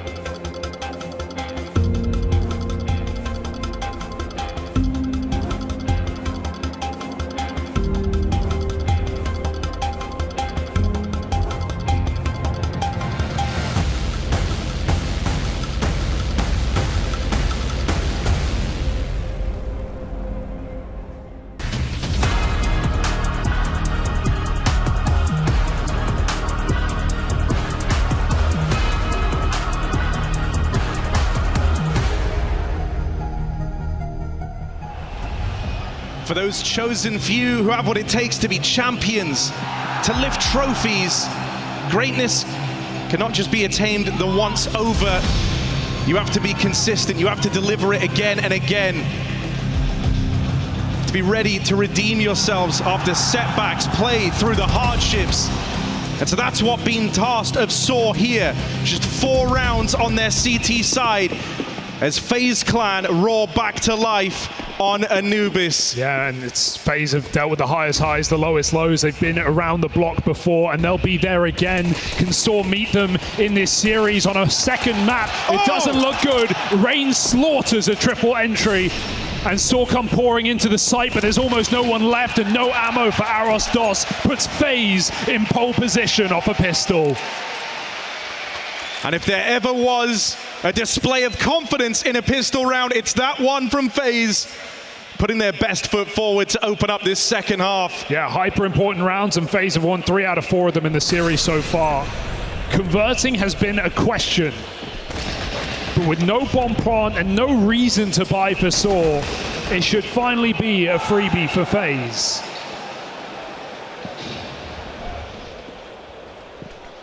They've earned this round with a great game on a map that has shown FaZe no mercy in 2024.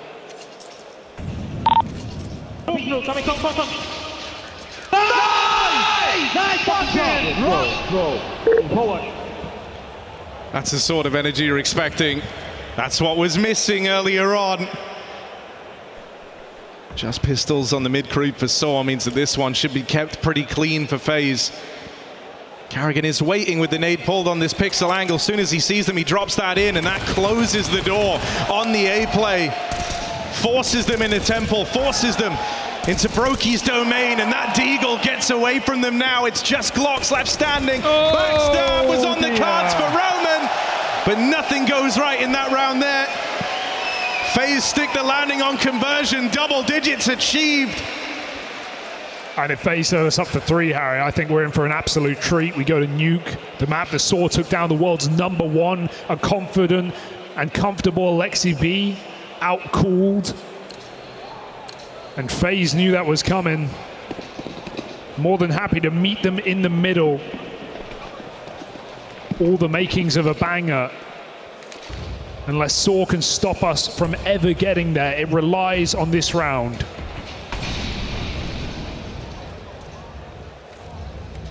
You have to acknowledge that they're playing versus a FaZe that are more switched on now. A FaZe that are calming, that are flowing with each other. Doesn't get better than that. And there's a surprise opener from Brokey found over at main. Oh no, Carrigan had them right where he wanted them. Info on 2 players out through middle. And even a kill from the captain of FaZe Clan. There's Mutiris with the reply. That's opened up the route to the A play. Ujerx locks down mid. That bomb makes its way over. FaZe left a man down. They've got to weigh up the options here. Do they want to go for this retake? It's weighted on this kill in middle, and with Rain picking it up, they throw themselves into the waiting guns of Saw. And now he has to concede. He's got to give this one up. Saw stick the landing in their first rifle round, and that's in spite of going a man down early on. Yeah, they've, talking about the 5v4s being fantastic for Saw. The 4v5s have been anything but. So converting on that round, despite the info that FaZe had, the position from Carrigan, the damage, that's a very impressive round for Saw. They're going to need 8 more.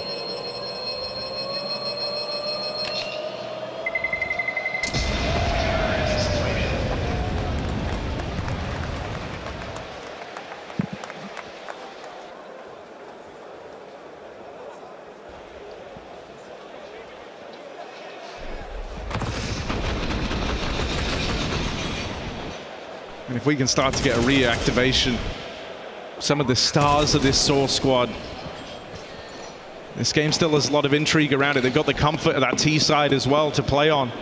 They get to dictate the pace. They get to decide when and where these fights go down. And FaZe, sure, they have options. They have some opening moves they can try here to take away map control. But for the most part, they're going to find themselves at the mercy of Saw and their pacing. Composure is the aim of the game right now for Saw. They know their brand, they know how they like to play, and it's about sticking to that under the pressure. The biggest stage in Counter-Strike. Out towards middle they go.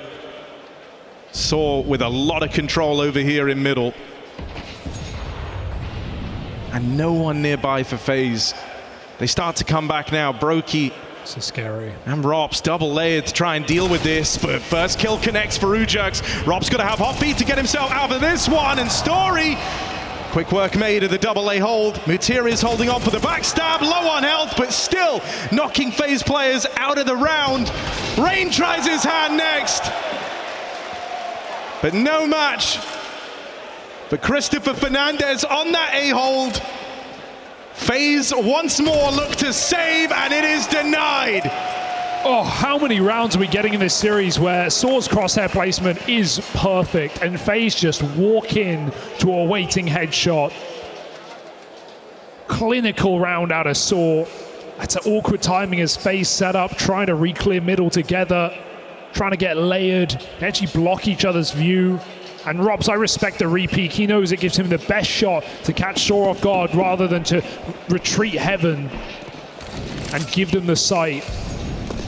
But Soar have now broken FaZe's money, and bit by bit they clamber onto this game. They squeeze everything they can out of FaZe.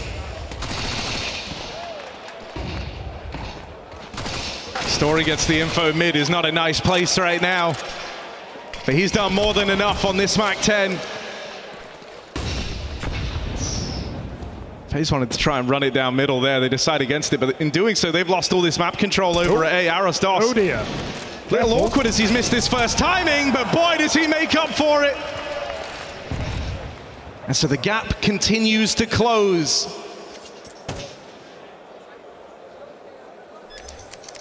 Hope dies last in this matchup, as Soar still find themselves believing in the 2-0. A second wind in this map would be incredible when you consider how dominantly FaZe were showing that T side.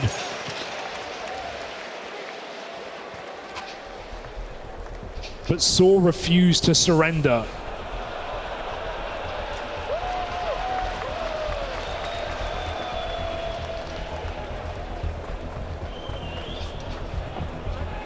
I mean, we talk about this as well being a dream run for Soar. It doesn't get more fairy tale than Mutir is still topping the charts out here in this second map of play.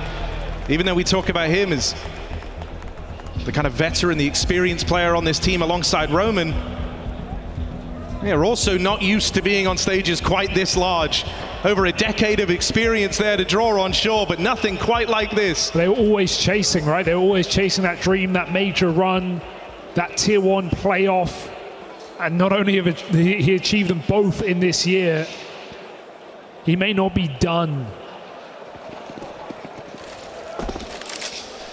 How deep does this rabbit hole go for Materis and Roman,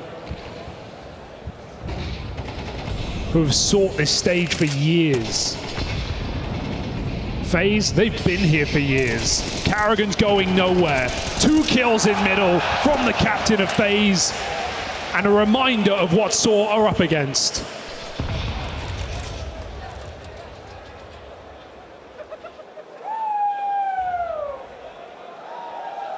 They traded 2 for the space taken in middle. That's really the only window they've been given here by FaZe Clan, and even then, more concessions have got to be made, and FaZe know that. They start to try and take some liberties. Double aggress down towards Dark. It's just these A players. Brutal. Story opens on that AWP. Rops lies in wait as the second man, the second punch of FaZe Clan. Can he stop this? Spots Arostos. They've got a beat on him now. They've got their bearings, but Rops might be able to slip out. Decides to hang around, and with good reason. Double up from Rops, leaves it just on Story. Rops stands the test of time.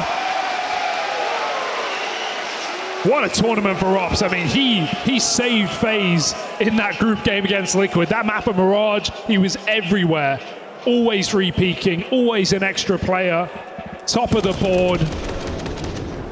Of course, you can't win a game like that without everyone having their moments, but Rops has brought that into the playoffs after waning performances this year. What a huge time for that to come in, starting with the lovely double from Carrigan over in middle. Right as Soar picking up steam. Ended with Robs retaking his spot as the top dog of this game.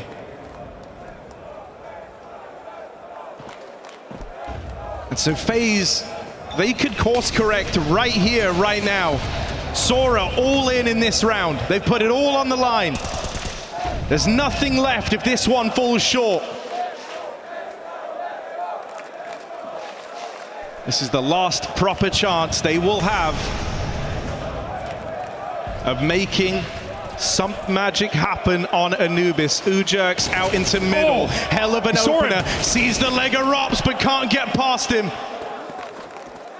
Rest of SOAR remain grouped. They play it together. They give Ujerks the room in mid to try and shuffle this defense around. And he's succeeded in that goal. Roman walking out. The rest of the gang try to move through Dark. Rain goes toe-to-toe with Roman. And Frozen looks to give this up, but he can't escape in time. They've got the sight, they've got everything they want. They just need to get that bomb down quick because flanks are materializing on two sides. FaZe close that net. Trap SOAR in a box, but Arostos has got the spot. Does he want to commit to this? They can fight on another side. He's going to give it a second try. Rob spotted again, just getting stalled out. The AWP, he peeks from the site, and SOAR kill everyone on rotation. All the info in the world. Rops can't even attempt this round. He's got to give it up. He's got to run away. Rops is out of there, and SOAR. An immediate reply. There's that head-to-head early on in middle. No clear favorite on the 4v4, and FaZe even had the read and the rotation back over towards B. But SOAR, some fantastic decision made there in that 3v3 moment. They swing, they fight into CT, they knock out the FaZe double. I love what Story's bringing to this series. He's not here to be, a game changer, taking over the game, but he is reliable, he is consistent, he takes peaks with his team, and he always hits that first shot. And that was the quality that after the major run, that was the biggest question around Story. He was anything but consistent in this SOAR squad. And since we see them come back from the break, he's looked much more like the stories of old that tell of a heroic AWP figure. Wouldn't have to hit all the shots, but my God, would he hit the ones he had to. FaZe can win this round. Don't count them out from close pistols as SOAR play on the edge of smokes. They're really risking it against Eco, but help support comes in the form of Arostos, and Brokey from afar needs to tackle with this AWP. Is it just going to re-peek? Brokey dodges it. Those wallbangs will not connect. Bomb planted. SOAR re-enthused with a round.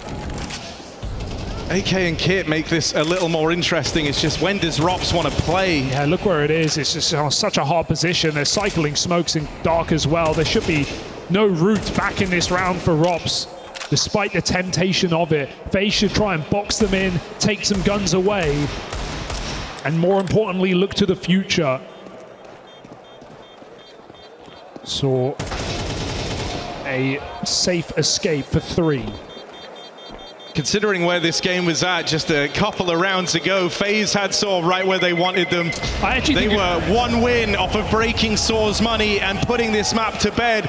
They were one win away from almost guaranteeing that third map of Nuke, but now it's all getting called into question. FaZe Clan need answers. This would be a more impressive win for SOAR if FaZe showed up in the second map, had some solid rounds, looked like they had their mojo back, and SOAR still shut them out on the T side after a second half comeback. It's one thing for FaZe to just be written off at the start of the day, but it's another to fight back to back from 8-4 down, a pistol for FaZe, and still close it 2-0.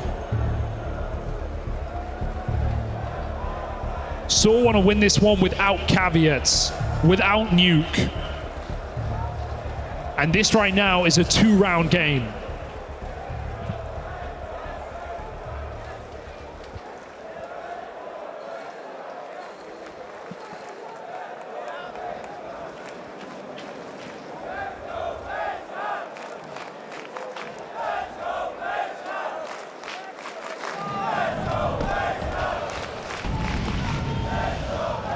FaZe wanting to open up with a bit of aggression. They want to try and take the fights in B main. Roman awaits them, but the flash is good. What? Still, Ujerks!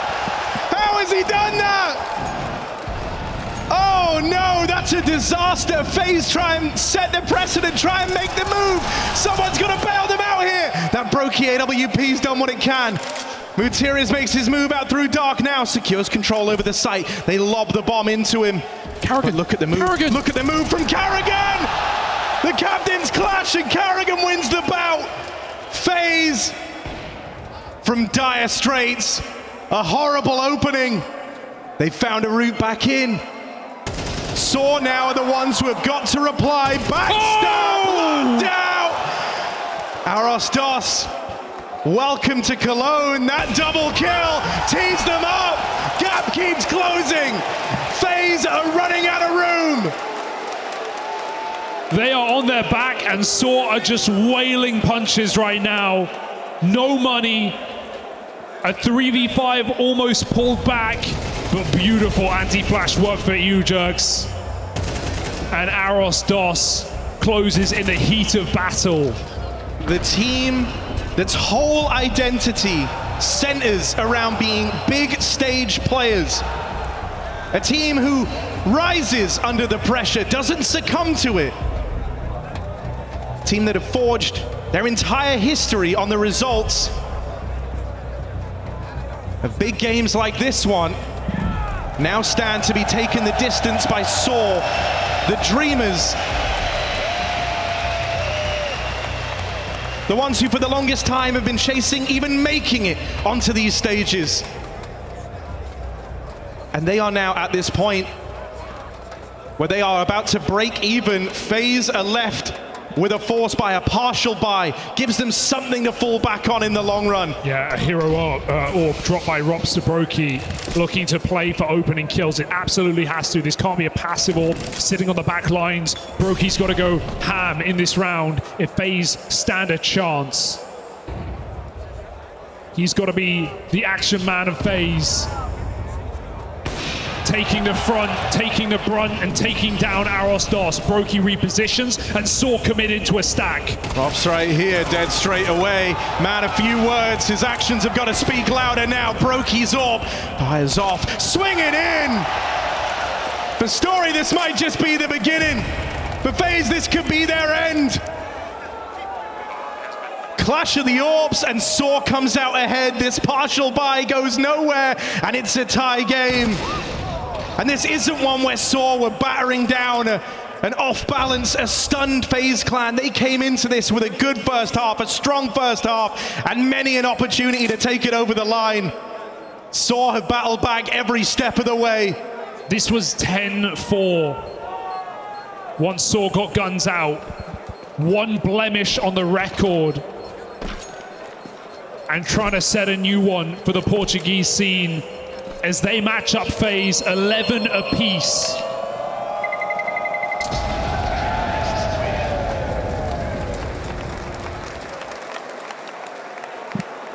Saw believe every step of the way.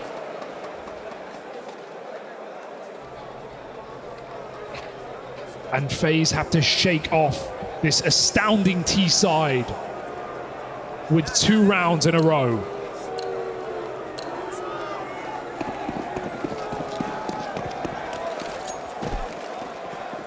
FaZe might be used to being favorites on stages, but they don't frequently play the underdogs as steep as this one. So catching FaZe off balance. This series continues on.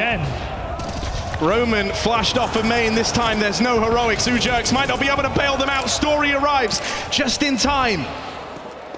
They concede that long control. They're stacked up heavy over towards B right now. If Saw wanted to change the nature of this round, suddenly try and divert, they've pulled so many FaZe players to the other side of the map. This is a stressful round. Saw don't know where FaZe are going. They might be aggressing on the back line. They have to reset, go back and check. FaZe will re-aggress, but it's elsewhere. UJerks undisturbed in this round, awaiting in middle. The AWP joins him. But FaZe are right behind those double doors. On double digits, on the edge of a third map, but it might be stripped away at the final hour. There's been trades for every single one of these. No one taken that advantage yet, but Mutiris could be the one, could be the guy. Calls that across. Story's ready for the peek out in middle. FaZe are not in the right place. Carrigan is going to try and save this. He's got Rain in with him. Duo as old as time itself, some say, as Rain and Carrigan swing out mid. They've got Ujerks down in a box, but they're not able to find him. They instead battle forward. They look ahead, they look to the side take. That missed smoke, will it cost Saw dearly? Will that be FaZe's route right back in as the doors were destined to close? Mutiris can't hold on. Rain and Carrigan battle back for FaZe. Just Story, one man left to beat. And Story wasting the time, wasting the clock down, can't lock it in. FaZe, they rely on the old gods of Carrigan and Rain. Wait! Just about a close defuse, a clutch up for Carrigan, and a missed smoke that does cost them everything. Story had one shot, he had to hit it.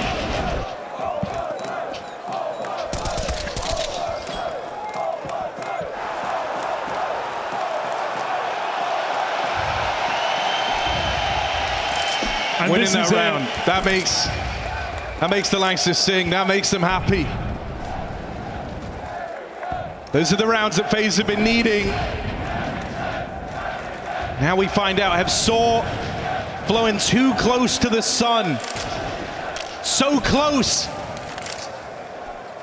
to locking in their chance to 2-0, while now they're hoping for overtime here. And the big question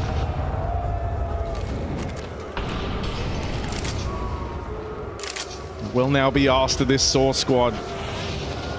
They've demonstrated tremendous gumption. They've come in with tenacity. They've not looked scared. But now you get asked, do they have the resilience of a championship team? Do they have the ability to roll with the punches? 4-on-4. As Saw look to set their sights on the A play, they encounter something new. That Ropsort bears down upon them. Oh, careful. And Brokey, sure, misses the shot, but goes unpunished. Mutir is going to catch him. Carrigan's on with the backstab, trying once more to be that hero for FaZe Clan. The bomb stuck out. He's got to go back. Waits for Roman. Waits for Roman. Mutiris now strikes. 10 years playing together, this is what it does. They trust each other, but it's not enough. FaZe disturb Saw's slumber. This has gone from a dream to a nightmare. We need a third.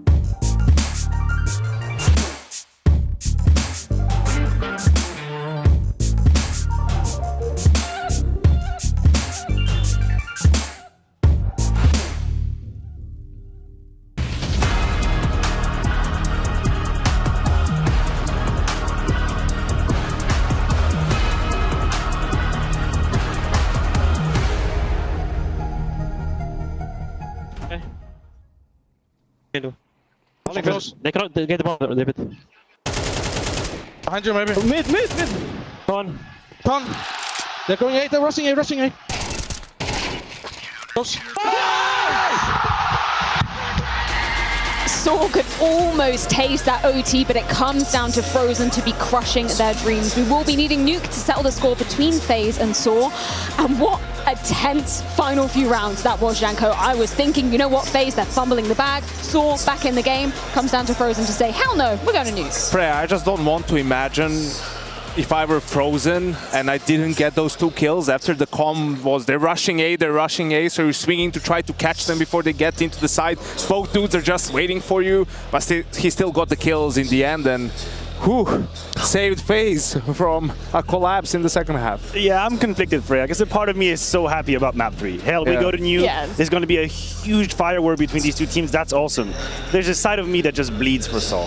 I literally bleed for them. Looking at how they took time to warm up into this map. They misplayed a few situations early on. They allowed FaZe to roll the rhythm, but then they come back into it. Yes. They had some crazy clutches. They had some incredible moments just to see it ripped away on a smoke, a detail, a swing.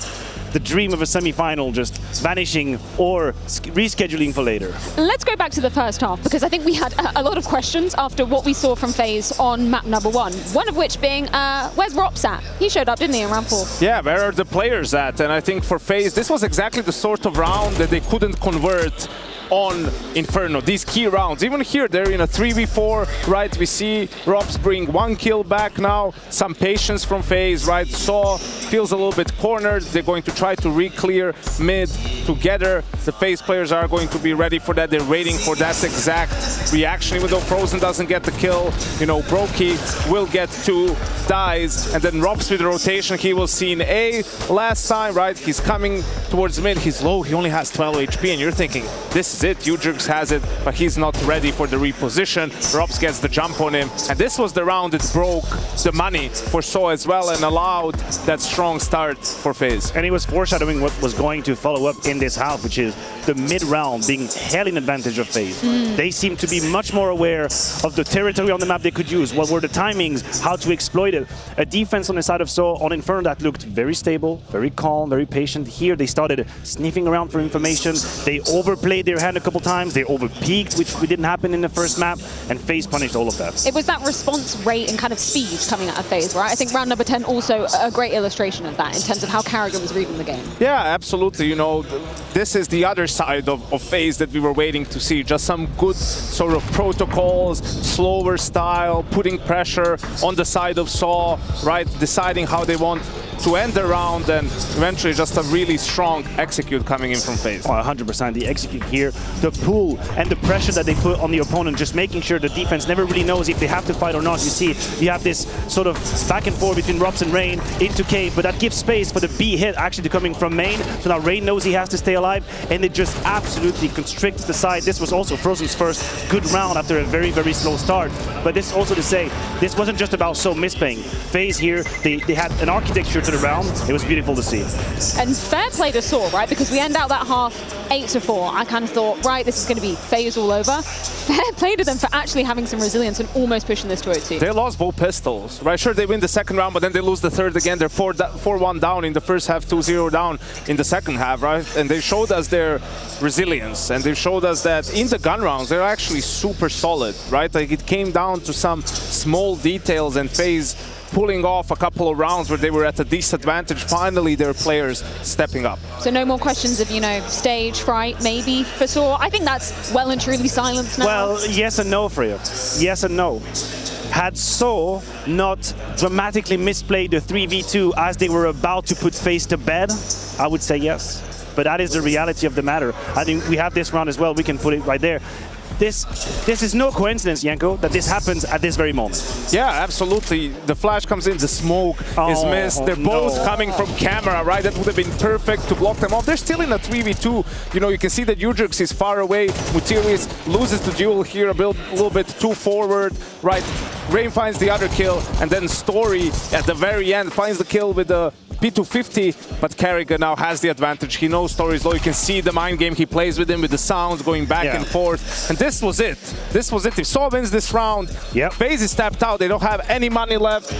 Last round is probably a formality at that point in time, but no, somehow Carrigan and Rain, the two veterans of FaZe Clan, bring it back when their team needed it the most. And that is the experience here. That unfortunately is lacking. So you're in that 3 versus 2, you missed the smoke. Of course this creates anxiety. You realize something went wrong in the clutch. But experience is supposed to help you deal with that. Everybody calm down, take all your positions, minimum communication, focus on your crosshair. I can imagine the chaos when they realize the smoke is missed. They're starting to push through that alley you've created for them, and then the 3v2 is just completely discombobulated. Mutiris is committed to a 1v1 alone. Story has no synergy whatsoever with his side player, and Carrigan is just laughing all the way to the bank. That's his element. That's the chaos he likes to play in. Well, after bouncing back in this series, we are left on the precipice of that third and final decider. That will be Nuke, and I'm curious to see what Shox has caught up with the coaches.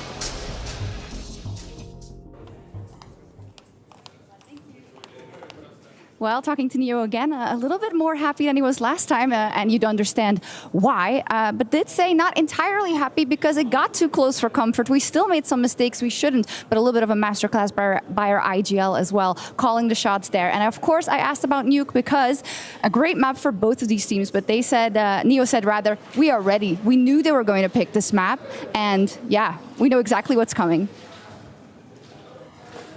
I mean, I'm not surprised, right? We were speculating, you know, just all have the balls to actually pick Nuke as their pick. We do get it as a decider. I was speaking to them on Media Day. I've never heard a team so damn confident on this map. Like, basically every player I spoke to during the lobby was saying, Nuke, that's their playground. Do you think they can take it versus FaZe, though? It is their playground, but now it's a question of mental fortitude as well, right? The game was right there for the taking. As Matthew pointed out, you make the mistakes in the 3v2, right, to close out the game, to beat FaZe 2-0, and now you have to get into a whole new map, right? And there was no surprises there for FaZe Clan, so it's going to be for Saw to not fall apart mentally on the decider. That is going to be the purest test of what they're made of.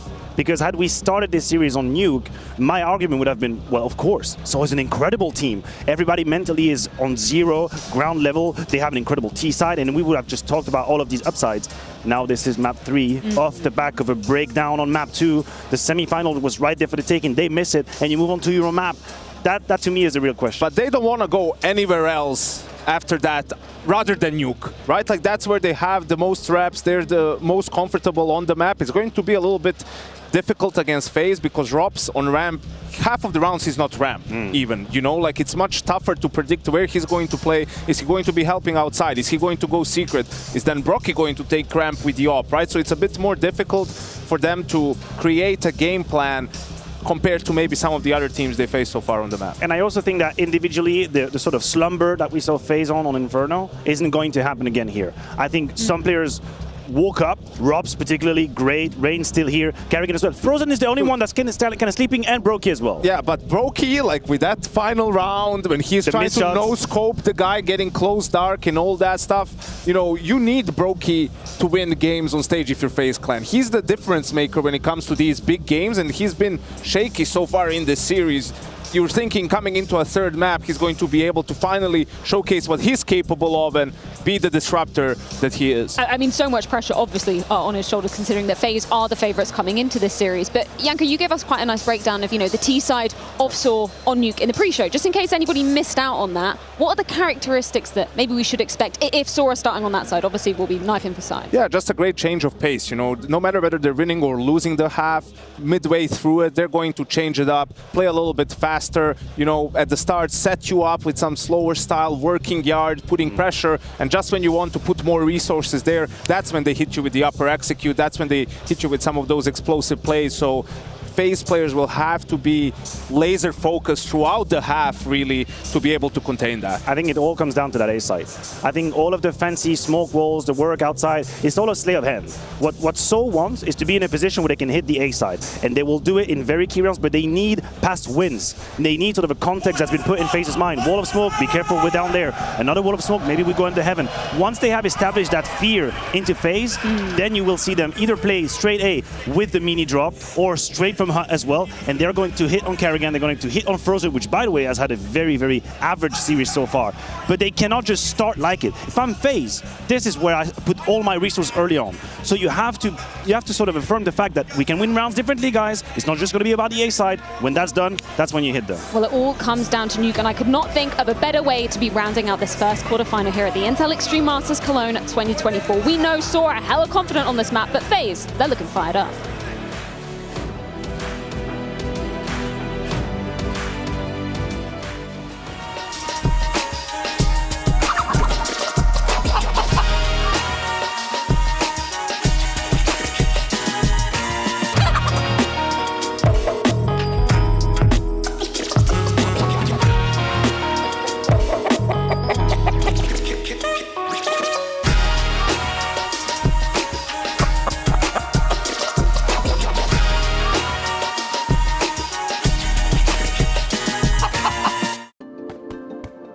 Hi, it's Bob with FaceIt. Did you know you can customize your live stream experience on FaceIt Watch? Yup, that's right. With the POV selector, you can choose up to 4 different perspectives, from the broadcast feed to your favorite player's view. So if you miss a kill, it's on you. No more T-tours in chat. But wait, there's more. We've got a you watch, you win situation in here. Watch IEM Cologne while having the chance to get skins and FaceIt points. Woo, look at this one. Change the channel and control how you watch.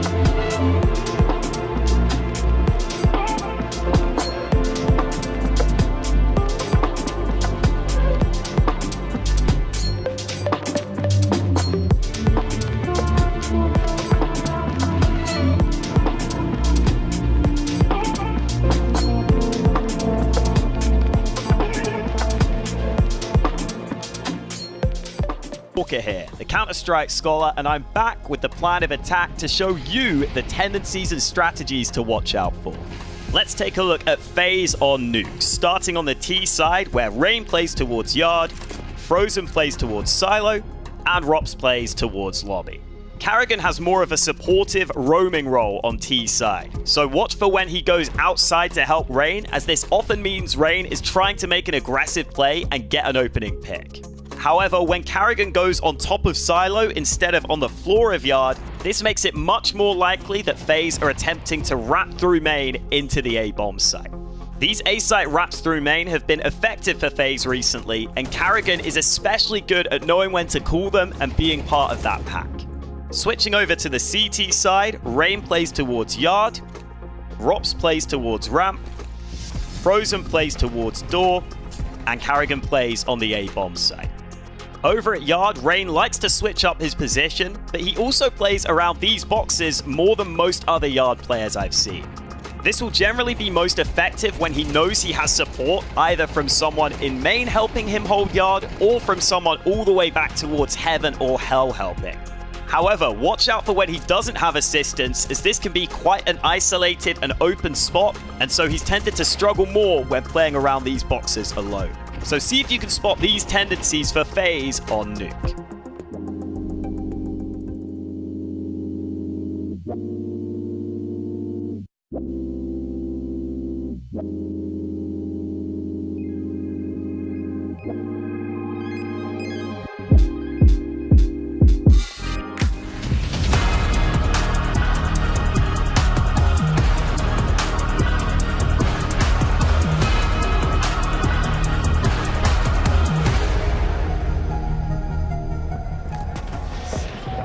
FaZe, they take their time, but they're slowly warming up to the divine calling of the Cathedral. The Source success story to find this quarterfinal spot has hinged on one map more than any other. Their Nuke has been the backbone of this team. And for now, they're still living that dream. But for how much longer?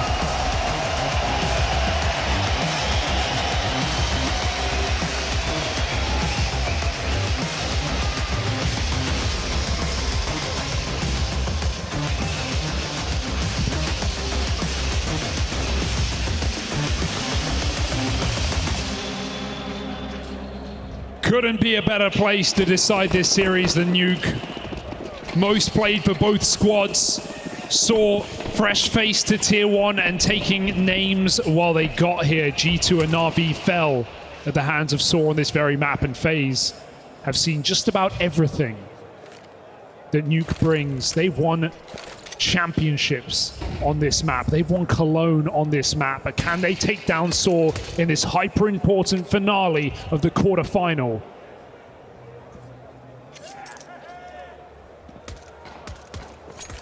Oh, they're going to try come in with a bit of misdirection in this pistol. Roman, that looks awkward. Pressure gets to him.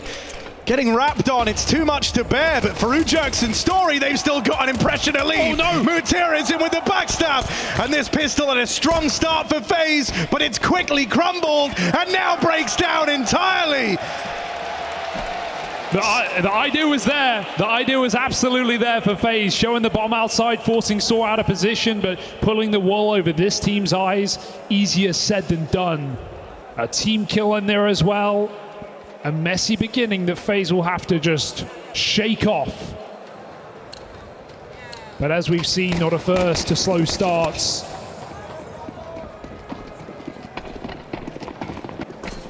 We're still expecting that strong finish. Double flash topside pop on the Glocks. This should just be a shooting gallery for Saw. You don't want this to be too expensive. And so as Roman drops on in, he will save the day, stop that from getting out of hand. And so now I think this gets very exciting. The ball feels like it still might be in Saw's court here. They are unquestionably a strong Nuke team. And I think that's what's so exciting about us having this as the third. Yeah, especially considering they didn't get blown out in the previous map. They pulled it back. They made it interesting, short, falling right at the final hurdle. But they were there. Eyes on the finish line. I think the thing that's so... The big sort of question now is, can they play their usual style? This is the real test of it. This is the one that you've seen Saw play the most. They have a very exact way about going about these CT sides. And so can they deliver that under the most pressure they've played under? Yeah, and funnily enough, both these teams, especially Saw, who we've seen at this tournament, have had far better T sides on this map than actually CT sides, right? So they have to be okay with waiting for that second half to really get started. But a pistol in the pocket, a clean conversion, sort of floating right now. Can FaZe catch up?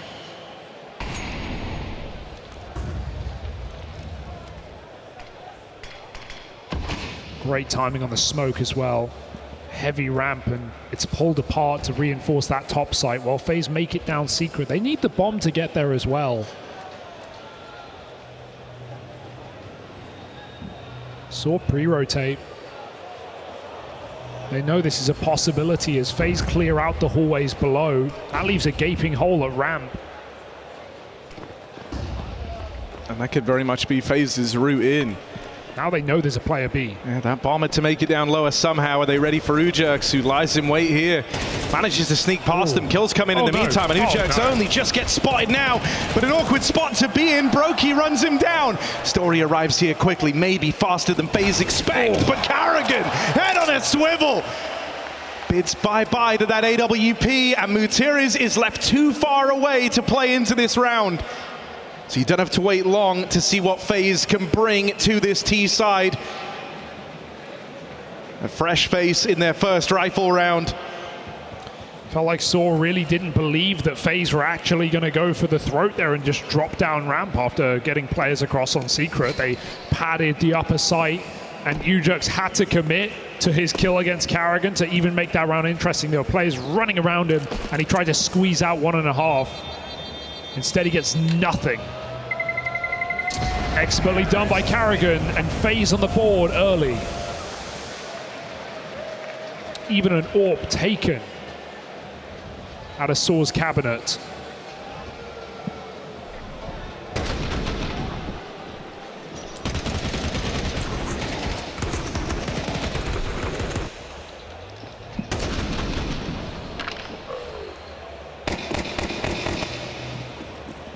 I like the eco. A lot of the teams would have bought here, and sure, it won't be amazing next round, but it just means the return to rifles is quicker than the alternative. And Saw trust in their full buys. Gonna put Materia's top side. And this is a nice off angle. It might catch FaZe by surprise, but no one's giving him the time of day. Frozen actually goes for the check. Brutal peek. The man who closed out last map with a speedy 1v2 opens and removes that rifle well and truly in no man's land. Yeah, there's no getting that back. Sora just down at the pistols here, and they see FaZe crossing, but there's nothing they can really look to do about that. They can't stop them. Frozen's even hanging around to try and fight players out in the yard. And even if you look to rotate, well, that's what you've got to worry about. Rops on this late lurk with Loa already taken. Your options are very limited here. It might just be a mission to go and recover that gun for Saw. They really should. Roman's got 1,500, so every penny counts moving forward after taking a full eco near about here. And there's no one lower to stop this or grab a gun or even make it interesting. So FaZe landing on their feet for now. One little kill in at the end from Story's nice. Every gun is worth grabbing here for Saw. But FaZe know that just as well. And want to remove any chance. Rain's not falling for it. And well handled for FaZe on the anti-eco. From that hard clear top garage to 4 staying alive. I'm assuming we share the sentiment that Saw have been surprisingly, they've taken to the stage surprisingly well here, but there's no pressure quite like that third map. Yeah. Right? At the start of the series, everything's open, everything's intangible, anything could happen at that moment in time. But as you get to the third, you approach just the realm of absolutes. What happens, happens. And what is done can't get turned around anymore. So for Saw, you're hoping that that doesn't get in the heads of your Ujux, your Arostos, your Stories AWP. Yeah. It's not even just down to either, because you don't have FaZe feeling vulnerable, feeling like no one's warm, like they weren't on Inferno. FaZe have the tape. They know they're a 1-1. They know they're on this revenge arc, which they've done so many times. So it's a different game for both teams. Saw feeling the pressure, and FaZe feeling focused back in the game.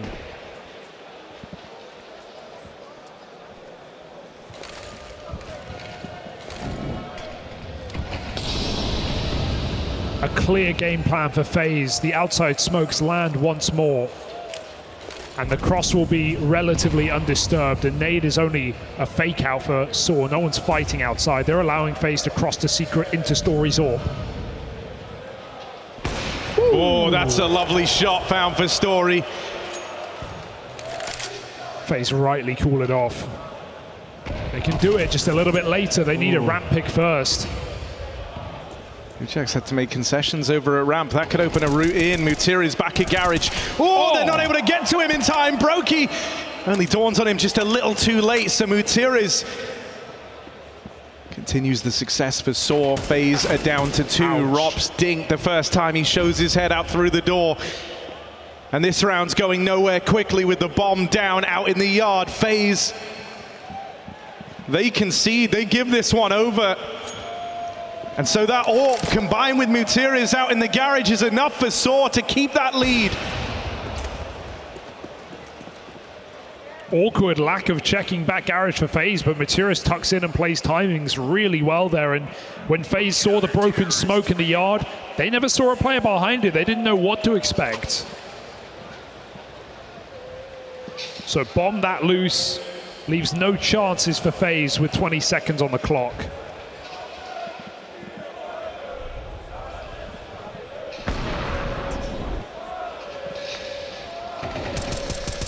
And Saw are not a team that often even start with a player in secret, drop players lower. They love these upper stacks, they love these ramp stacks. So Story in a great position early in a gun round to remind FaZe to be careful on these outside crosses.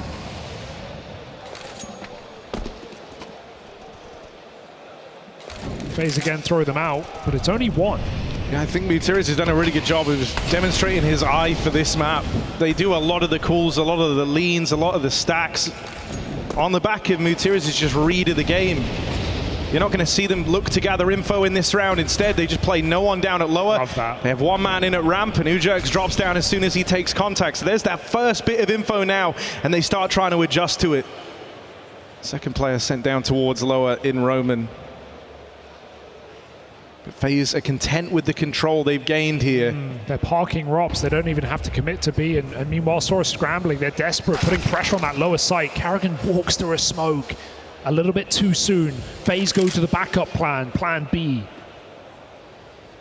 Yeah, he was talking a lot as he died. It looked like Carrigan there kind of caught up in microing the round and directing the rest of the team. Ends up walking blindly to his death.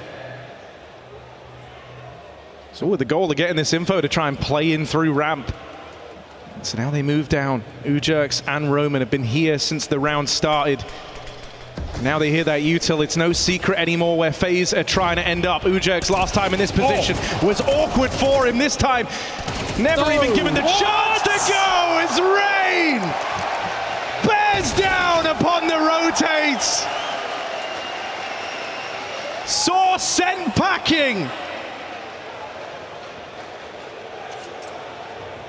And that's that FaZe BS welcoming into map 3. What a sequence from Rain. Wayne. Yeah. He's going hunting as well, knowing this AWP has to save.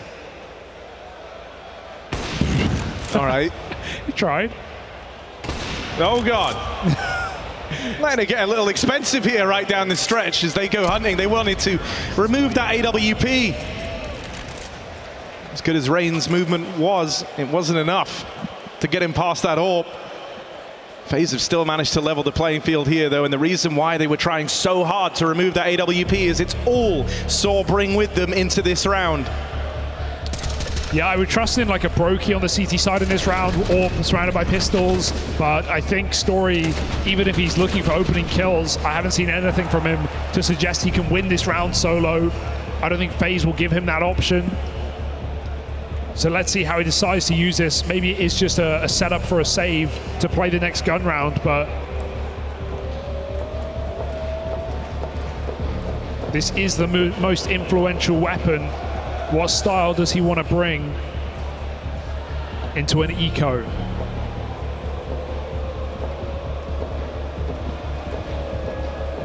FaZe have absolutely woken up though. That much is clear. Some pinpoint accuracy across the last two maps from ROPS, from Rain. Brokey had a couple of rounds on Anubis as well, but he's holding off on the AWP. Story trying to get involved, but avoided entirely.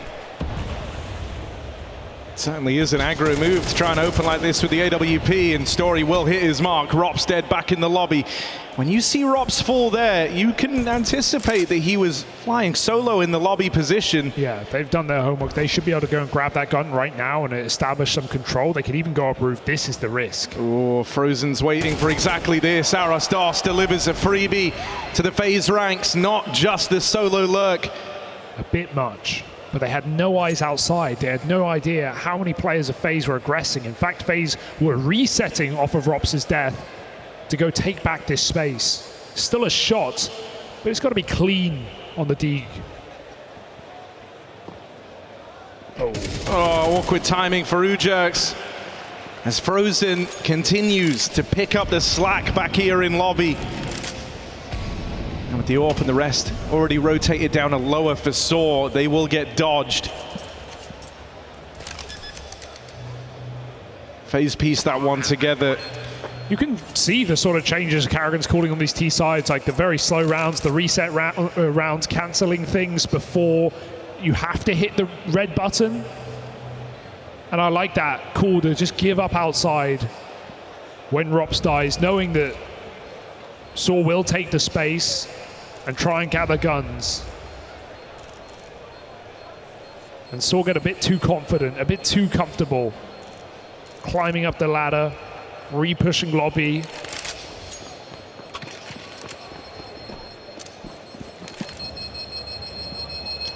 Yeah, you know, I think the slower T sides end up being a direct result of that change, right? The fact that Karrigan has assumed a far more direct control over this team. You have to slow it down because you have to go through Karrigan to move ahead with the play. But thus far, it's serving them well, and it's put them off to a good start here on Nuke as they've battled back and forth for the last few rounds. They now chain two together. They've got Saw in a very vulnerable spot where every round they're losing is hitting like a 2-for-1. And so Saw, they need to break the mold on this. They've got to break through sooner rather than later, or else this first half can fly by. It looked like Robs wanted to go for a play there, swing the door, but the molly hits it and opens inwards. That cancels everything for FaZe. He's still in front of the door. But that smoke not blooming to his advantage. Naded off instead. So the lobby default is loud for FaZe. And they can commit to late smokes if they want. In that time, Materials has taken space.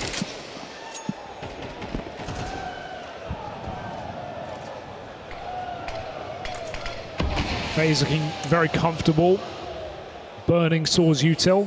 This is a deep hell smoke, if I'm right, for lockers. So trying to remove outside info.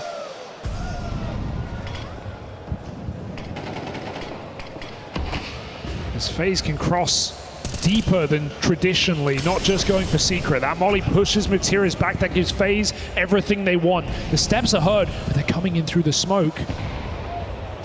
Oh, Roman. Oh my, they've walked right by him. Roman's got to activate now, and he will! Quick double, withstands it, but not enough. Maybe not enough to win this round for Saw. He gets that multi-kill, you think you're onto a winner, but there's some punishing util up into the heavens. Bomb plant coming in, Frozen and Rops. Do they have what it takes? Rops thinks so. Quick flick back down, but so many more to deal with, and he gets overwhelmed. That's lovely to see for Saw. They actually don't let FaZe establish post plants. They don't let FaZe get comfortable. As soon as that player crawls up the vent, everyone pushes heaven together. Saw keep it scary for FaZe, uncomfortable in the post plant.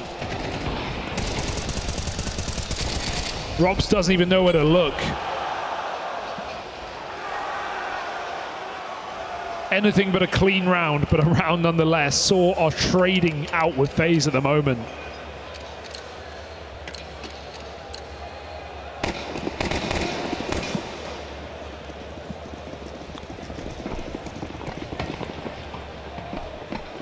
Broky's not bought any util, expect to play. This is what Robs was doing the other round. He'll just go storming out the door to no avail. Considering that play's been 2 rounds in the making now, that is really not the result that FaZe Clan wanted. But the troops trust in Karrigan, believing in the call. It's what he wanted to make, and I think off the back of it, FaZe were ready to hit ramp. But really it required an entry, and now everything again is mid-rounding for Karrigan.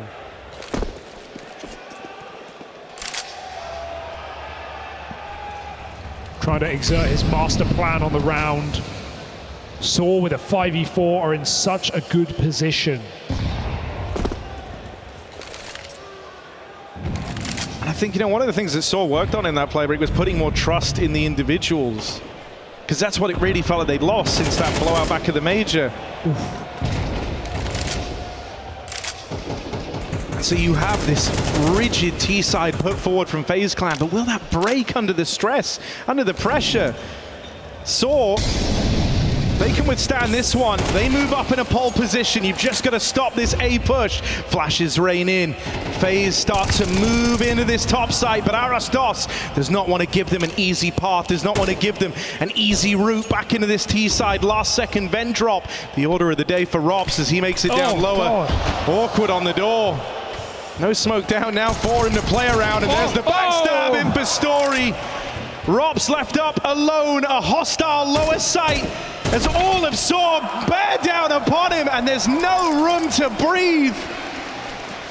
Lead taken for Saw on their CT side of Nuke. Yeah, and even that's just desperate again for FaZe. They're losing out on every setup of the round. Brokey can't get outdoor. Rain has to cancel outside as Saw continually break the smokes. And Story comes back down Secret and hunts both players of FaZe before his team are even ready. Sora looking very comfortable, and they have still got their better half yet to play.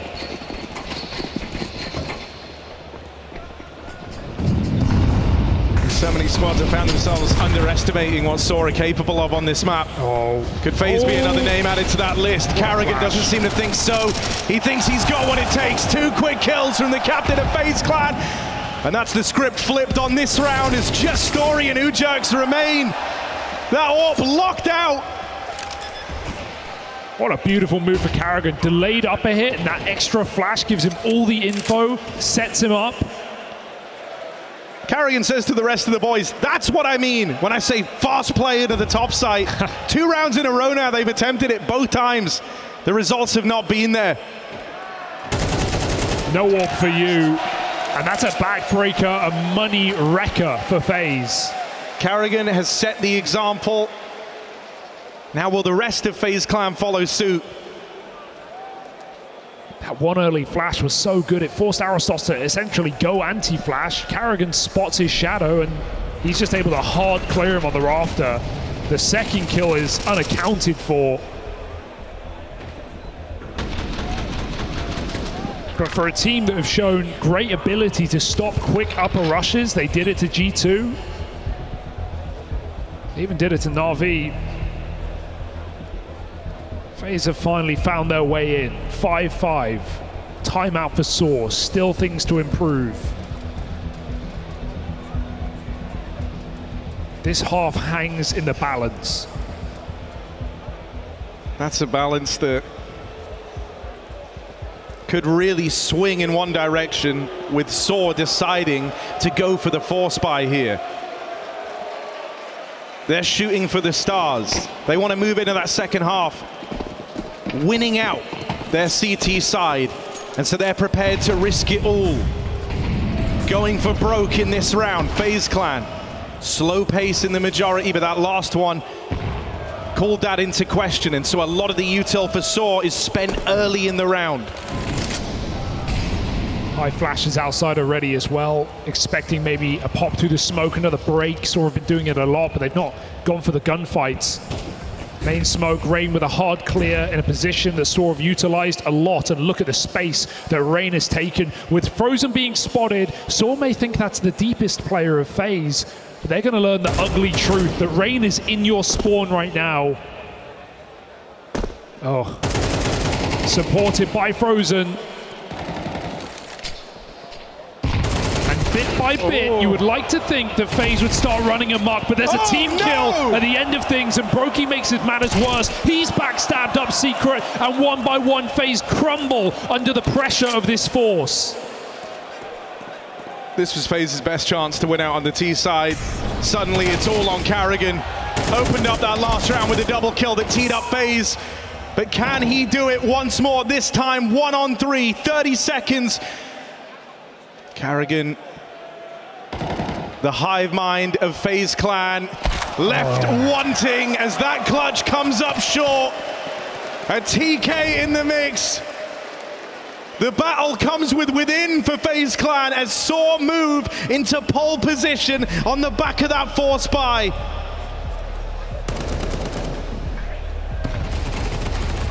I can't believe you jerks essentially gets away with a double kill here.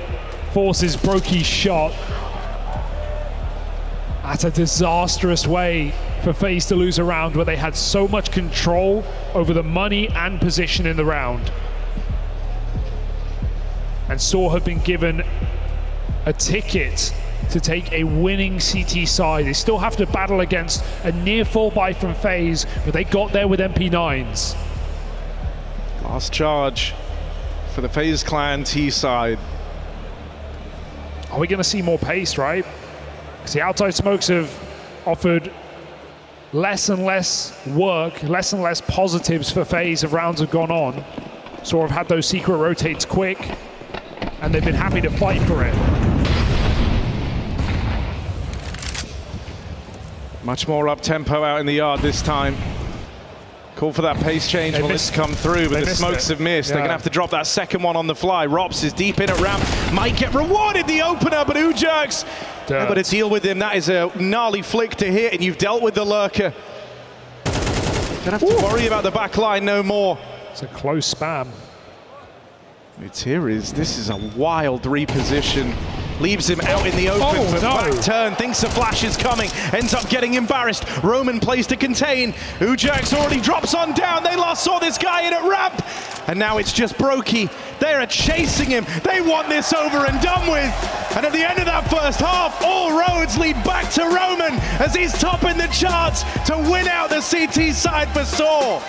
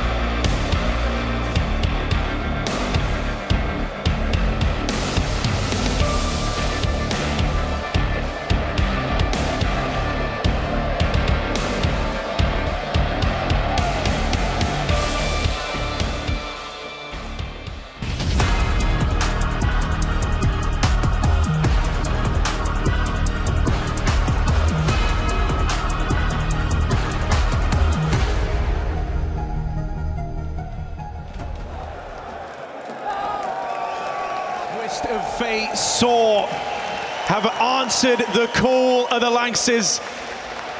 They win out their CT half as FaZe stare down a terrifying scoreline, having to embark on a comeback here to open up their second half. And what will be the final half for one of these teams. The final half of this quarterfinal, and this game has delivered in spades. So let's start off this pistol. Cologne, let me hear you!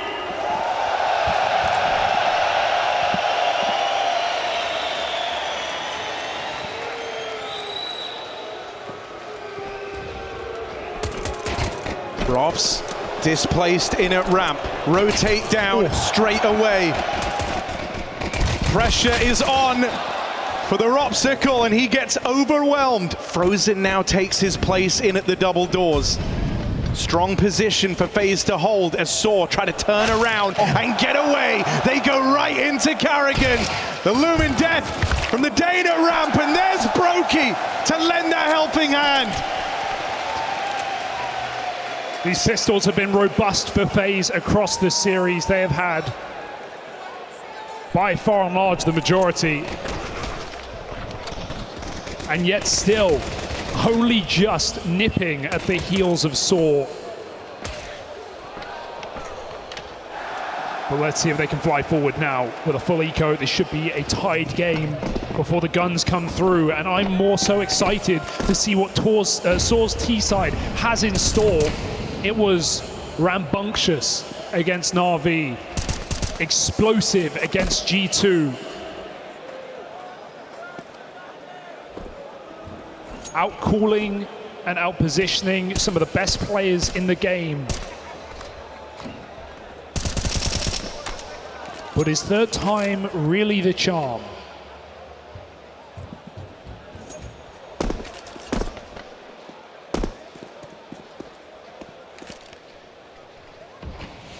And this is one of those rounds where anything feels like a victory.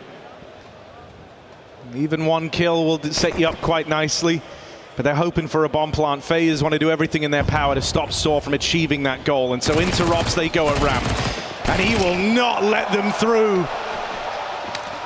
Robs puts up the defense. Now he goes on the offense, chasing down the last man of Mutiris. It's been a near disrespectful game for Robs across the series, right? We've talked about him having a better look, even when FaZe haven't necessarily been there. He's been at the forefront. He's been getting opening kills. Definitely a different look from a player who's had a troubling year, who's even questioned why the community have such high expectations. Well, games like these are why. He will be required on the ramp side if FaZe are to take this map.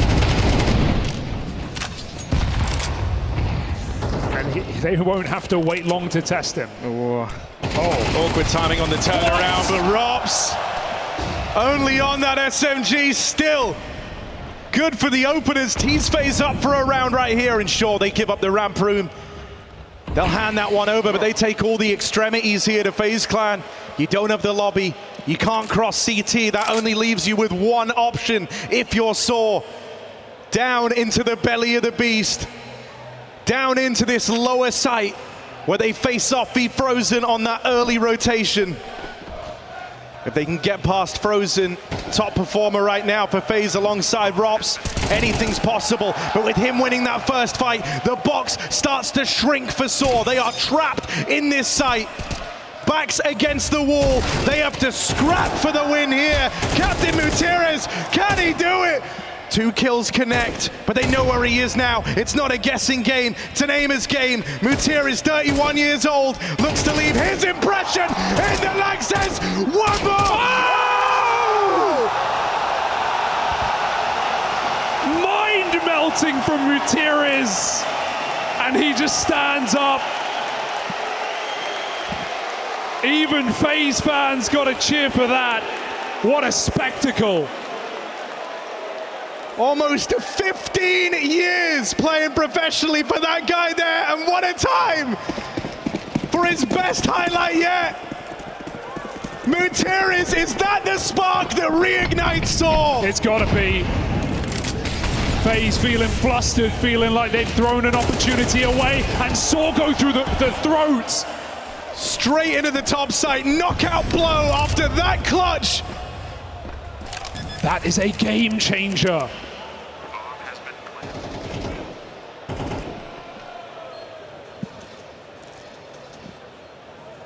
And FaZe have got to catch their breath.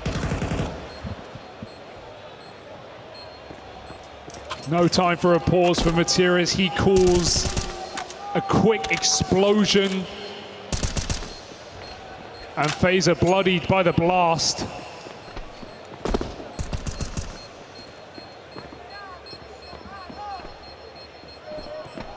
Saw end up winning this now. They will have their captain to thank. Because losing in a 4v1 like that, only to then get topside rushed in back-to-back rounds now. Saw have squeaked them past FaZe and they're fast running out of room. This is a hard team to KO. It is a hard team to knock out. So often you see FaZe take some stumbles, take some big blows, but they always get back to their feet. But does that happen here? The biggest stage Saw have ever played on, the best chance they might ever have at making a run like this happen. 2 rounds to their advantage. FaZe money down in the dumps. FaZe feeling robbed of rounds that they worked hard to earn. Will there be a turning point? Or will Saw ride on the wings of this momentum brought out from their captain in the second half? That's what we're about to find out. Hero Gun saved forward at the end of that last round, and Saw looking like they want to try another fast-paced pay into this top site. Carrigan face-to-face with Roman, sneaks on past him, in with the backstab now, but they're aware, they deal with it. Ramp room take, frozen and get past, not the one you're used to seeing here, but it's just the one and done. I can't believe they catch Carrigan, but can they stop Brokey? He is so quick on that rotation. Already down in the depths of B, and Roman holds for aggression. Any information play FaZe attempt could leave them another man down, and this bomb is coming back. Roman just gets sidelined by Rain, and he goes on to find a dink. This is a clutch that won't come through for Materis. FaZe respond with an unlikely win, and Saw get the wind punched out of them.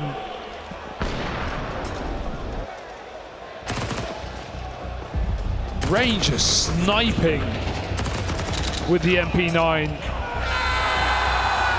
And Carrigan knows just how much that round means to break this momentous attack of Saw. They called a top hit fake into a ramp plate. But FaZe positioned perfectly.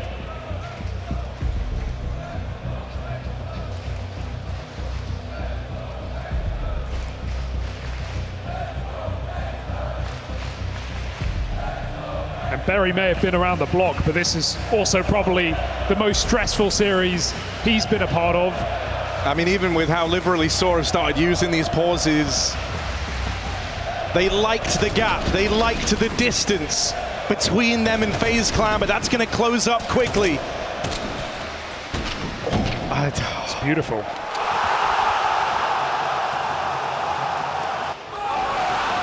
He's shot. Here we go. It's a beautiful sight indeed. But you don't just want to be left with a memory of a highlight reel from your quarterfinal. You want to feel like that highlight sent you into the great beyond, into those semis, and maybe further. Saw put everything on the line. They've done this a bunch throughout this game.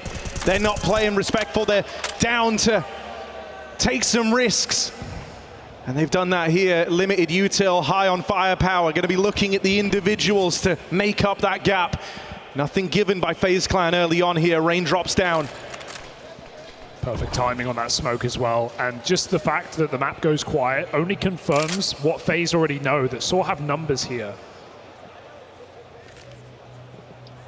And there is just almost no util left in the round for either team. FaZe can't block anything anymore. And Saw had to rely on the entry power and maybe a couple of well-placed flashes. Use that molly while you still can. It's the last one in the round. Rain can't put out the fire. Calls for support from Brokey. Gets set up in a power position on this B bomb site, and Brokey, of course, aggressive as ever, should pluck one from the ranks. Missed shot out of nowhere. They run him down. Another no-scope for Brokey. It lets him down, and Rain gets a haircut on the B site. 5v3. Saw explode, and FaZe deflate. Gonna try and save here, but that means you got to get past Roman. You got to get past this last man. He's knocked out one of the guns, and now they want to try and remove Rops's. He's on straight up evasion, and Story goes knocking. Lead maintained for Saw. Brutal. And it wasn't a pace change. They moved away from the faster rounds. A poignant reminder of what these T-sides can do when they take the pace out of them. Awkward missed shots for Brokey. Yeah, you bet your house that he'd hit that with a shadow advantage as well. Felt like he had everything needed to lock down that lower play, but nothing materializes. And so while this could have been the way back in for FaZe, instead it's a rude awakening. No money on the CT side. One gun brought forward on Rain, and he makes his move, he makes his play, he removes Mutiris from the round. Right now, Saw, not a clear picture of what this buy is looking like, and so they might have to play slow here. They might have to respect these pistols just a little bit. You don't want to feel like you give FaZe Clan a way back in. Yeah, Ray's just spamming smokes. Don't let him do this. Saw need to reset, chill out, because Rain has done hundreds of damage to begin this round, and Carrigan's in the back. He'd embarked on this a long time ago, but that's an awkward timing found there. He at least doesn't go down. They're going to be constantly looking over their shoulder as they try to get out into this top site. Rain, he has been the problem. A chance of Rain on Saw's parade as he sits back at the main side with 2 kills to his name already. If he can find a third here, the round's wide open. Guns have now been retrieved. Rain's teed them up. Damage done, sure. Bomb plant in at lower. Oh my God. Ujerk's just trying to delay these rotates, buy those lower players as much time as he can, but only a few seconds. FaZe grab the guns, but getting down the vent, they can't do it. They don't have a kit. Carrigan would have to nail the landing and strike instantly here, and he can't get past Arostos. Such a hard fight, but one you feel he had to give a go. Had to attempt a round for FaZe, but again, despite Rain's best efforts, this round falls by the wayside. Saw pick up more and more momentum on the T half. Is this really happening? Is this dream materializing in front of our eyes?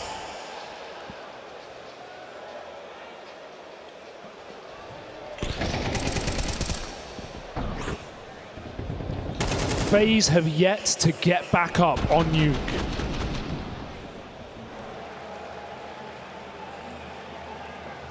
And if you're Saw now, you know the chance that's laid out ahead of you. FaZe, they had a hero gun in that last round, but other than that, you just saw pistols. You know that they have got no money. And so as a result, this next round means FaZe are going all in, and they're going to have all the bells and whistles, AWP for Brokey, full util, rifles. But if you beat that, you land with 4 chances to close out this game, and it begins versus an eco. There will never be a time like this for Saw again.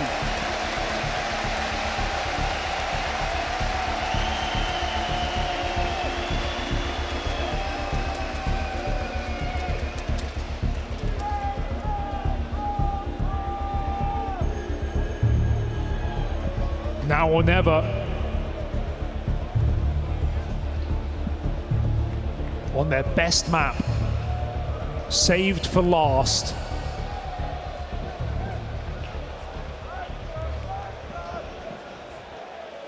Against a FaZe who have felt threatened all the way along. A roster that never gives up. Do they have what it takes? Onslaught EU tilt to open up this round. Saw anticipate a change on the back of that pause, and so look what they do with Roman. Fast drop down a lower. He's going to be facing off against Rops. Can't quite get the better of him. Great timing. And that stifles outside as well, because now they feel like they can't cross the secret for free. They're expecting more fights. Rops is actually retreating. He's going back round, up ramp. It's the one ray of light shining through in this round for FaZe Clan, and it's Rops delivering them a 5v4. They make the right call, but FaZe can afford to just group on a ramp retake together. The danger is dropping vent here. No one should be doing that in this round. FaZe have had the info pulled away. They're flying blind, but they're flying high, a 5v4, soaring above Saw. If a step is made, it gives up the aim of the game. Until that point, FaZe have to earn this knowledge, and they're doing so right now. Ramp clear as Rops comes down. He can't commit inward. They're already coming out the door. Rops needs to be clinical, pristine even. 2 kills in the round, and his team set up to clutch. Carrigan dead on that first point of rotation, but hold on! Saw might not have had the manpower, but they've got the firepower. Arostos hurt in the vent, but a missed shot! Arostos! He's going for the win! Frozen backs up! He says, we can't go for it! I can't win this! And so Saw, their golden opportunity, their dream run, is 1 round from reality. And even then, the save is not guaranteed! Arostos is ruthless! 2 unbelievable rounds where Rops 5v3s and Saw still find a way. It was the Materis clutch. Now everyone pulls their weight on that lower side. And it is slipping through FaZe's fingers, fumbled at the finale of map 3. 3 events, may now be 4, that FaZe haven't made it past the quarterfinals, and Saw want to end it with a bang. Straight out into the vent, through the top side. They play with speed, they play with momentum, bravado, confidence. It's all flowing for Saw. Let's hope they don't get ahead of themselves here. These MP9 rounds versus FaZe Clan are a tricky beast. It's a 3v5 again. Saw, it's no free route into the semi-finals. They have to earn it. They have to stake their claim to the Langsers right now. Oh! And a story rotates away. That one's picked up for free. Ujerks, Arostos, the young guns, the ones who did it all back in the group. Arostos, will this be his defining moment? Edge of the smoke, he calls their bluff, and Carrigan replies. Get out of B. There's still fight left in FaZe. Did they get ahead of themselves? The question posed, and the answer's so close. I admire the bravado of Saw. They will make it entertaining no matter what happens. But FaZe, a sigh of relief on a force buy, succeeding to keep them in this series, in this tournament.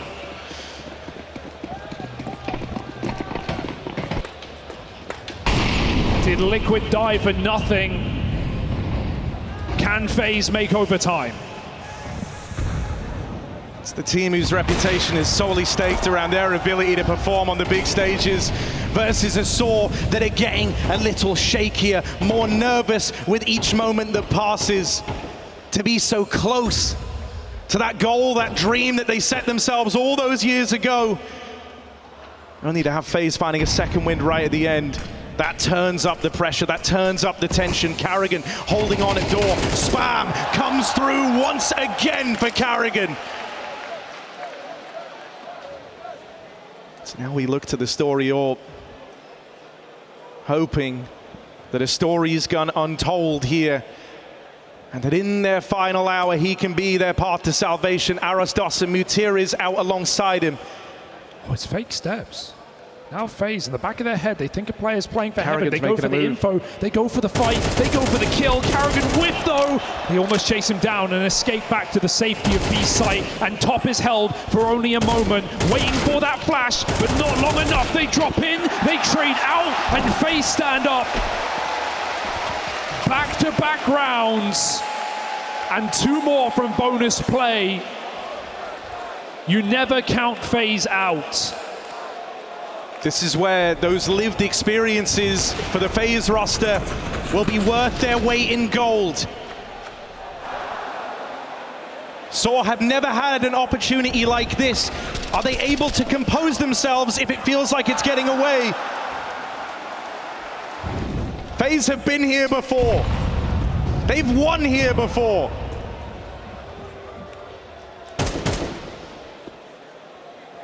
Hero AK surrounded by nothing. Arostos with the weight of the round on his shoulders. Trying to do it all alone. He can fight Rain. Rain's looking for those engagements. He's got support from the heaven side. There's the jump swing. Arostos converts a spray, but his teammates are falling all around him. He needs more kills. He needs them quick. They're falling out of control. FaZe find a way. Bleeding stemmed by Frozen.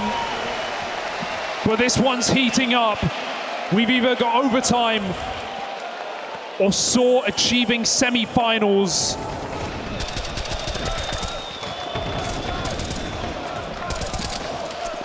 One round decides it all.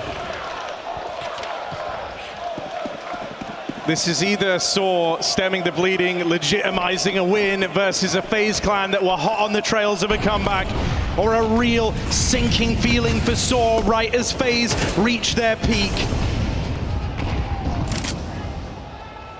This is where the nerves, the jitters, they set in.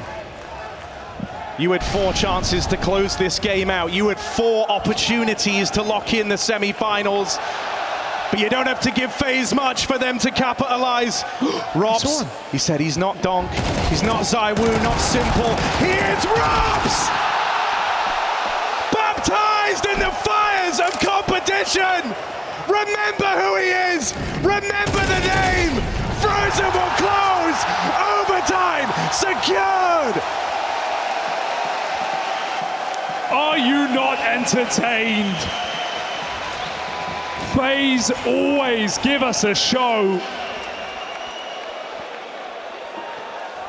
And Saw just wished this was over.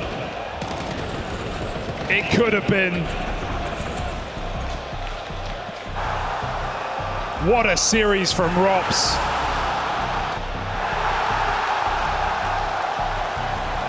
And relief.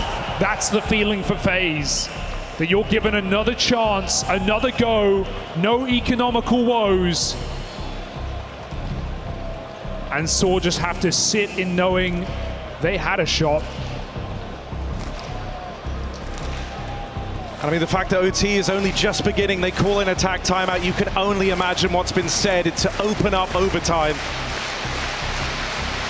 You now have to try and get back on track. We said that 4 chances to close it out. That might be the best chance they ever get in a spot like this. Well, FaZe have awoken now. It's a very different game.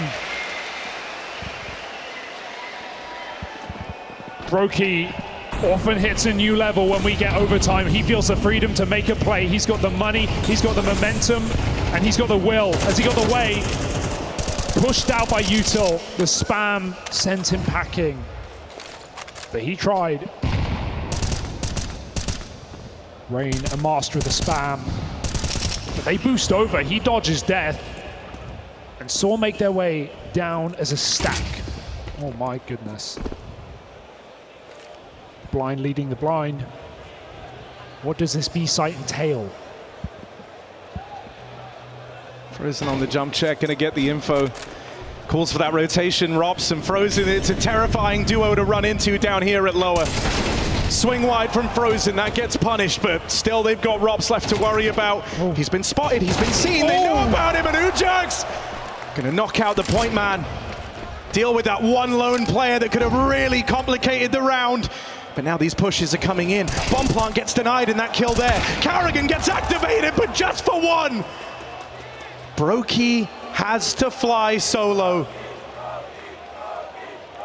Haven't had those big Brokey rounds thus far. Will this be where he gets on the board? Given a chance at the fight, but nothing materializes for Brokey Zorb. Yeah, he's held at window. They've given him the info with that shot there. Knows where both players are, but he can't respond. Ujerk's huge first round in overtime. Right as everything's peaking. Ujerk's brushes it off with that 4K. Yeah, and that's all from Rops, making one step too far, exposes himself to single door, and the comms come through quick. Clinical entries from Ujerk's, and a well-handled 2v1, not panicking, waiting for his flash, and finishing what he started. Saw, as is often the case, hit the first in overtime after FaZe drag us there. Mutir is making a move here. He's already gotten past the player in main. Oh no! Carrigan shined up! Mutir and Ujerk swing in tandem. Brokey's dead in the vent, not today! And Rops runs for those hills.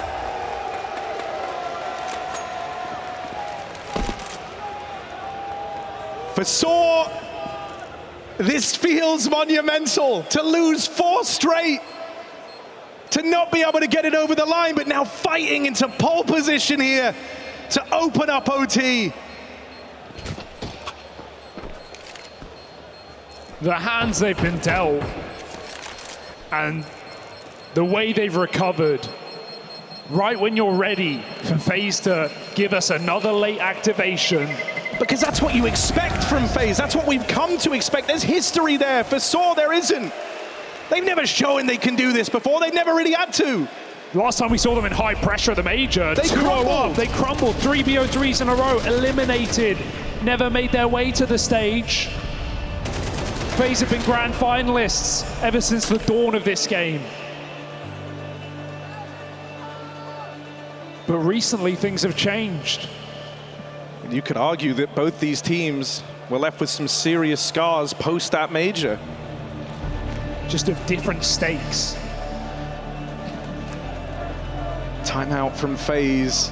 They use their one now. Saw might have opened with reassuring words, and it certainly worked out.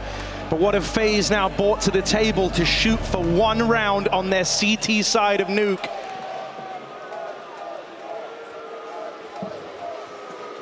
No second orb today.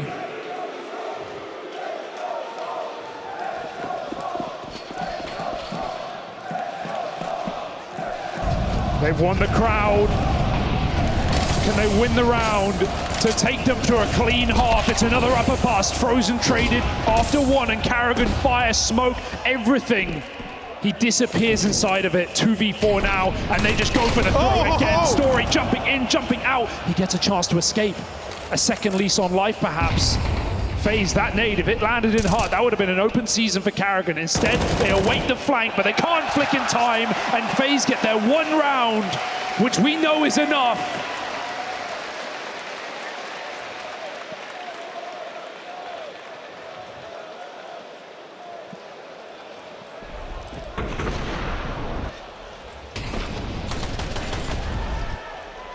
This is a quarterfinal that's deserved overtime. Maybe it deserves even more.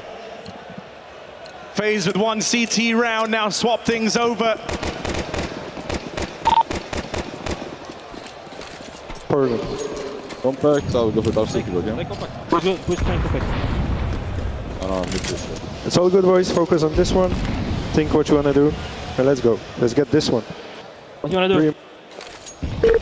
FaZe trying to stay focused amidst the madness Saw have brought to this series. And it's FaZe throwing in an upper exec, couple of misbits of util, not the end of the world. They're far from committing. It's Carrigan lurking outside who gets cleared aggressively. Story's all bombarded with grenades. He needs to pick another player. Finding 1, Rain denies. Saw still sit, a man up. Ujerk's is not an easy position, low on health. He's 1 shot from certain death, but Ujerks dishes out that first killing blow, gonna flash himself out, gives himself a little bit more room to work with now, and here come his teammates, and that's the strength of this Saw squad, the team play, the synergy between them, and it's too much for FaZe. Rain's out on an island, Mutiras has the backstab, what is Rain supposed to do? Tries to make his move, but they swing, they throw him off, they toy with Rain! Once more, it's Saw with the chances to lock in those semi-finals. And if they can do it now in overtime, there can be no question. Earned. FaZe woke up a sleepy Inferno, a storming Anubis, and again coming back into a Nuke second half. But it still leaves us wanting. Saw with a statement, and one round will do it. 4 kills will do it. Robs goes through a smoke, but the ramp room holds no treasures in this round. Saw for Portugal, this would feel monumental. A potential historic win here. Quarterfinals were the furthest you've ever seen a team go like this, and now eyeing up the semis. They're 4 kills away from it. Can they keep their cool? Can they maintain the composure that got them to this point in the first place? Frozen's opened. Roman doesn't know where to look. Just one from Ujerks out in main.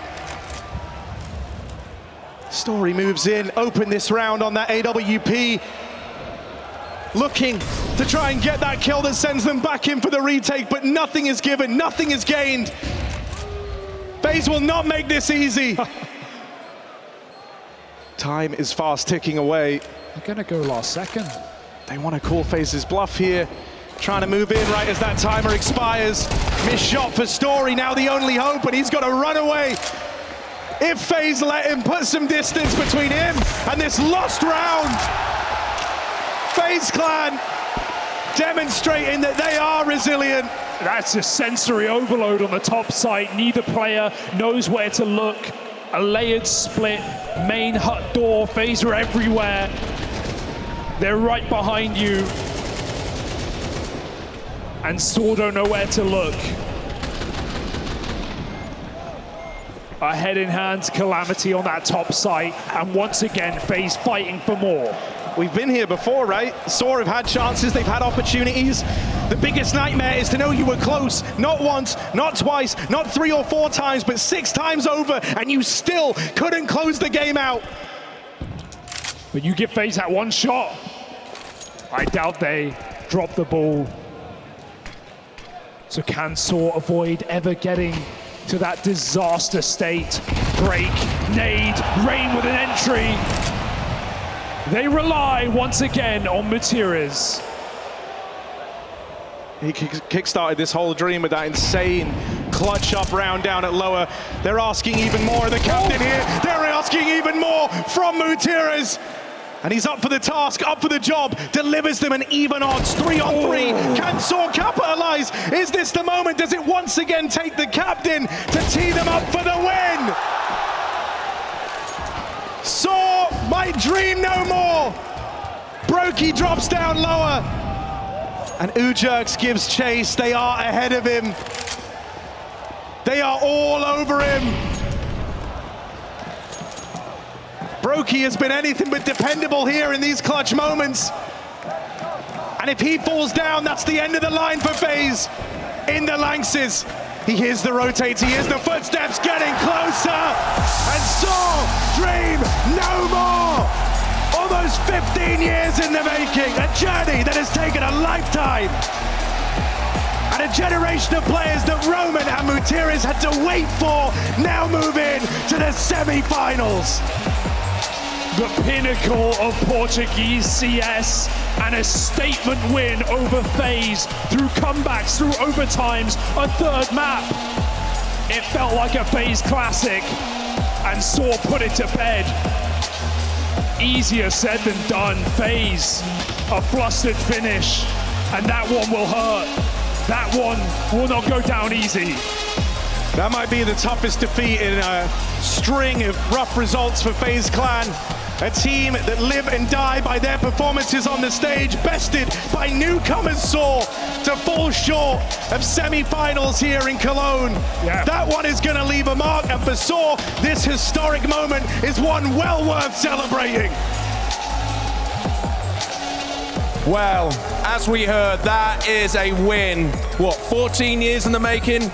How was it to finally make it to a big old stage? I mean, it's incredible. I felt like we deserved to be here, and we showed that we deserve to be in the next match. So everyone's just quite incredible, and I am so happy to be on this team. You were put under pressure there. You were playing so well, you didn't take any prisoners, but you know with a team like FaZe that you can't count them out. It's so hard to close a game against them. They are so tough, so tough. When we think we have the round or we have them completely destroyed, they win the round. It's so hard to beat them, and I'm so happy that we finished the game. You've been in Counter-Strike for a minute, you've been around for a bit. To finally make it here to Cologne, to this cathedral, to be up on the stage, what was it like for you and your team? I mean, the least for me is the greatest achievement that I had on Counter-Strike. It's way better than being on a major. This is another level. This is the best place I've played Counter-Strike in, and I'm just so happy. And you've had some amazing results already here in Cologne. How does this one rank taking down a team like FaZe? I mean, this for sure is our best achievement because it's on the arena, and everyone expects us to lose because we did everything that everyone hoped for until now, but I feel like we can do better. So for the Portuguese fans down here, the Portuguesers and Portuguese fans watching around the world, what do you want to say? I'll say em português. Obrigado a todos pelo apoio. Sem vocês isto não era possível e espero que continuem a apoiar-nos porque nós estamos a dar o máximo que conseguimos e é orgulho representar Portugal desta maneira. What he said. Congratulations, Roman. It's great to see here. Fabulous Counter-Strike. What a winner. Hands together for Roman and Saw. Saw's Cinderella story continues, taking down a team that has historically been known for having a home on these big stages. FaZe now evicted from the Intel Extreme Masters Cologne 2024. And talk about fortitude, talk about resilience coming out from Saw. They lose out narrowly on their own map pick. They get pushed to overtime match you on Nuke, and still they come out on top. Incredible stuff. I cannot believe the backbone on that team. I cannot believe the mental resilience they displayed. After the tragedy of the second map, the comeback from FaZe on Nuke, the 12-9 to overtime, we were all ready to write them off. We were all ready to celebrate another FaZe comeback, and it is so poetic that the man we have on our screen, Nuke, is involved in so many of these key moments, from the clutch situation, the 1v4, to the double kill outside behind the box. He had to step up, he did it, and they make history, and they deserve it. Just an incredible performance from Saw, right? Yes. Like the manner in which they were able to take down FaZe. It's having to grind from behind, you know, letting a map slip through your fingers, then in overtime to stave off a FaZe comeback, to have all your players really do their job, right? That they weren't carried by a single performance from any of the players. They won this game as a team. But there was one single round that definitely caught our attention, Matthew. Yes. Should we talk about the Meteorist clutch? I know it's hard to analyze because that was just magic happening in that round, but holy hell did he show up. Well, listen, the beauty is we don't have to analyze it, we just have to appreciate it. I can tell you, Freya, as an ex-player, he is going to keep this memory for life. He has made a memory for life. This clutch will never leave him. Here in Cologne versus FaZe in the Lanxess, 1v4 to put his team on track. This was stupendous. Stupendous from the Meteors. Just when it looked like FaZe was going to gain all the momentum, right? One of the early gun rounds, oh, this is where FaZe gets rolling. This is where for Saw it's going to be difficult to play their T side, which we know is very good. But no, I mean, with this round, he completely puts them back into the game. And what does Saw do right after that? A fast round on A, right? Like they take advantage of that momentum, they change the pace, they win that round as well, and really force FaZe to play from the back foot from that point on. And speaking of Saw, moving on forward, right, semi-finals. I mean, there's only ever been Movistar Riders, another Iberian team. They made semis in 2022. Guess who it was to put them down? It was obviously FaZe. So they've actually had some nice little bit of revenge today on the stage, right? I guess that's one of the narratives, a little bit of revenge. A little bit of revenge. But look, the story around Saw just, I feel like, changed throughout today. It went from, it's incredible to be in playoffs. I hope you guys enjoy the show. Please have a good time on the stage, but we're going to proceed with the tournament. And now with the fashion in which they beat FaZe, in your vitality, you're not looking forward to that game. It's not going to be an easy game. You've just had the biggest reminder ever that they're capable of holding on. They're capable of grinding out tough rounds. I mean, you better be ready for this, Saw, because they themselves don't believe they have limits. They've just showcased it. Well, I mean, I don't think Vitality is going to be too worried. I don't want to take anything away from Saw. They played a great game, but from FaZe, that wasn't the level that we're used to seeing from them in the arena. More than anything else, the individuals, right? Like outside of Robs having a good series throughout, players having moments here and there, they lacked consistency. We talked about Brokey as the X factor. I think for him, this is probably his worst series just in terms of impact that he's played on a stage this big. Like he just couldn't get anything going in any of the maps or anything like that. And when that happens for a team like FaZe, they're going to have a tough time winning games. Before we do dive any deeper into the FaZe side of the equation, let's check in with our DHL MVP. As always, you guys can use your Twitch channel points to get voting for who you think is the MVP of this series. And then right at the end of the show, after Grand Final on Sunday, we'll do an interview with the player that you have crowned your DHL MVP. We've got plenty of players that I think are deserving from this series. I'm sure your man Mudaris Machu will be up there as a potential option. I think it's just been such an incredible individual showing from Saw, right? They look really well drilled as a team, but the fact that these guys aren't experienced up on a big stage. Let's put it bluntly, Roman and Nutrius aren't supposed to be up to par with FaZe in terms of skill. That is supposed to be the reality. They're supposed to be 2 or 3 leagues behind, and they were not. They have indeed a lot of talent within the lineup. Ujerx is our first candidate here, great Inferno, a couple of key moments. We talked about his opening skill, but there was supposed to be a differential of skill. This is why this game was not supposed to be as close. And they bridged that gap. FaZe a little bit slower, and on the side of Saw, a lot of candidates. Aros does it the second one. Yeah, absolutely. Had a lot of impact, especially on Nuke, right towards the tail end on that T side. Started off with a good Inferno as well. And for the Saw players, it just was a good effort from everyone throughout this series. Third and final candidate that you guys can be voting for, of course, Mudaris. I mean, he takes my money after that clutch. It has to happen, right? But it's kind of mental when you look at the age disparity on this team. There's a 10-year age gap between, the middle 2 players with Roman and Mudaris up there, and then the other guys are the young guns down on the other end. It is a beautiful meshing of generations. That moment right there, by the way, that second kill makes an incredible difference, which we didn't see, obviously. That second kill is absolutely incredible. Yeah, that was in a 4v5, right, for Saw that they were able to close it out in the end. So impressive stuff, any team that when you come to the stage, you're going to have to win some of those rounds. You can't count just the whole game is going to go, we're going to have an advantage every round, or the 5v5s, we're going to get the good reads. No, you're going to have your individuals bail you out of some tough spots, and absolutely on Nuke, that was Mutirus. Where does this leave FaZe for you? Because as Hugo aptly said, this has been, 3 quarterfinals now, 4 with Cologne exits in a row. That's not great signs. Right? Obviously, I'm here being all romantic. Yanko is the realist, but he's right. There are 2 players for me who individually just ghosted through that series, Brokey and Frozen. I think from neither of them we got what we were supposed to, and the differential is so strong that I don't know what to make, tactically speaking. We knew FaZe was coming in here with a different mindset. We knew they were going to try to play a bit more on the fly, a bit more spontaneous. Okay, that's fine. It will always put pressure on the individuals to then shine if you're not going to rely on some of these more strict protocols. And unfortunately here, that's an example of what happens when half of your firing squad isn't really here. I don't really know where to go from there. I don't know if this is something we're supposed to expect in the future, to have these downfall of performances, but if that's the case, it's going to complicate the conversation. The problem is the stats won't tell you that, won't paint the full picture. I mean, you look towards the tail end of Nuke around where Brokey is in windows, right, and just holding, and a player comes to his crosshair and he misses the kill. That's one death collapses the whole round for FaZe, because then Frozen or Rain was alone. They come at him from 2-3 different sides. There's nothing he can do. On the other side, if he gets that kill, all of a sudden they have a crossfire. There's an AWPer there. You have to use some utility. It disrupts Saw completely, right? And that's why they are really, especially Brokey, a really important player in that FaZe machine. Well, an incredible performance from Saw in our first quarterfinal here in the LANXESS, but plenty more Counter-Strike on the cards. It's going to be G2 taking on MOUZ, but before we do jump into that, it's time for the premiere of episode 3 of Little Legendary. This is the story of Shu.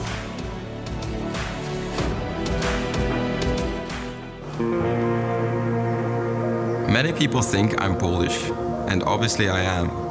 That's the flag that's in my HLTV page, the flag that I bring out on stage. But for most of my life, I actually grew up in Northern Ireland. My name is Kamil Karadek, and I was born in Poland. I lived in my birth town for around 6 years. For my parents, it was not the easiest to stick around and provide me anything that I was needed. So they made a decision to move out and have a better opportunity for us children at that time. Wyjeżdżając zostawiliśmy ogólnie całą rodzinę, wszystkich przyjaciół. It was just a better job opportunity, that would ease our financial situation, you could say. No i wyjechaliśmy do Irlandii. Tata pojechał pierwszy. Ja zostałam z dziećmi. No nie było łatwo. Nie było łatwo. Nowy kraj, nowy język.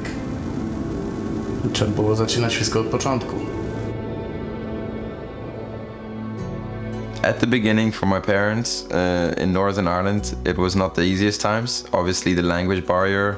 I was also very young. I was 6 years old. My older brother was 8. Kamil nie bardzo chciał, jak zawsze, chodzić do szkoły, bo te pierwsze jego dni w szkole były płaczliwe. Też trzeba było go zaprowadzać.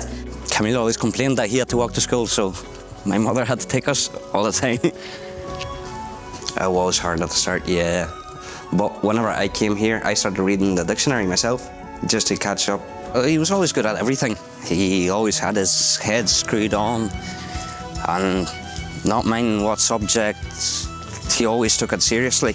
But Camille was always a good kid. He was always a good kid. No one really said a bad words to him. I put that sign up there.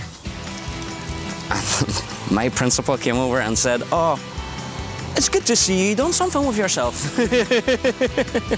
He used to be a very shy person. I was always outgoing, forward. I was always talking to people. He would be a very shy person. As time went on, we learned English and we started helping out our parents a lot more with small things like doctor's appointments or translating or communicating with other people. So we were there always to help the parents. Wy na początku nie byliście za tym, żebym ja tak dużo grał. Dopiero po jakimś czasie się zorientowaliście. No nie, no to jak który rodzic byłby zadowolony, jak Zawsze było mówione, nie pozwalaj dziecku siedzieć tak długo na komputerze. Tak. Idź na podwórko, idź pograć w piłkę. Chodź, pomożesz mi umyć auto. Chodź, skosimy trawnik. Nigdy ani ty, ani Dawid. Tak. Nasz w końcu nadszedł moment, że komputer wylądował przez okno na podwórko. Mój błąd, bo później za parę miesięcy... Nie, to było za parę dni. Za parę dni Za parę dni musiałem... nowy. No, musiałem wydać dużo pieniędzy na nowy. He did fall in love with the game straight away. He always loved watching me play as well. That's when he got obsessed with the game. To me, it was very fascinating how there's teams out there, there's players that are making a living out of something that they love. And that is just something that I really liked about this game, that it was able to give you an opportunity to do something you love in life. Even me, after playing for a few years already in Ireland, I didn't know that there was actually some players out there until a certain point where I met someone on FaZe. It turns out they were from Ireland as well, and then they introduced me to that. Oh, they have this small league that they play. There's this one tournament, one offline tournament that they go to once a year. Occasionally, I would play the Polish Pro League. I feel like I was not treated the best in terms of maybe people already created a certain image about me that was more on a negative side. The coach of Izakobors approached me one time. He didn't take into consideration the opinion that people had about me from the Polish community, and he just wanted to try me out anyways. We decided to go to boot camp with the team in Warsaw. And as the boot camp came to an end, it was during COVID time, so to fly back home for me, I had to take a COVID test. And although I was feeling good at that time, the COVID test still came back positive. My manager at that time, he decided that he would take me to my hometown, which is in Nissan. Every time my isolation ended, I tried to go home, so I went to do another test, and was doing a test, came back positive, doing a test, came back positive. So there was no luck for me going back home. Experiencing how the life is here, it brought me some memories from whenever I was a child, but also it showed me how developed the city became and how much I enjoyed being here actually. So he kept on always talking about it, that in here there's not really much opportunities and people don't know what esport is. Protestants and Catholics here, you know, it was always, you know, they would burn cars in the middle of the roundabout and stuff like that. You know, police wouldn't even dare to come here. Even if you go to the beach, you can't even go for a swim because the water's so cold, it never heats up. Down in Poland, it's the people, the lifestyle, the culture, the opportunities, it's just way higher than what it is here. Ku naszemu zdziwieniu przychodzi i mówi: tato, mamo, wyjeżdżam. Zawsze mówiliśmy, że Jeżeli tak czujesz, zrób to.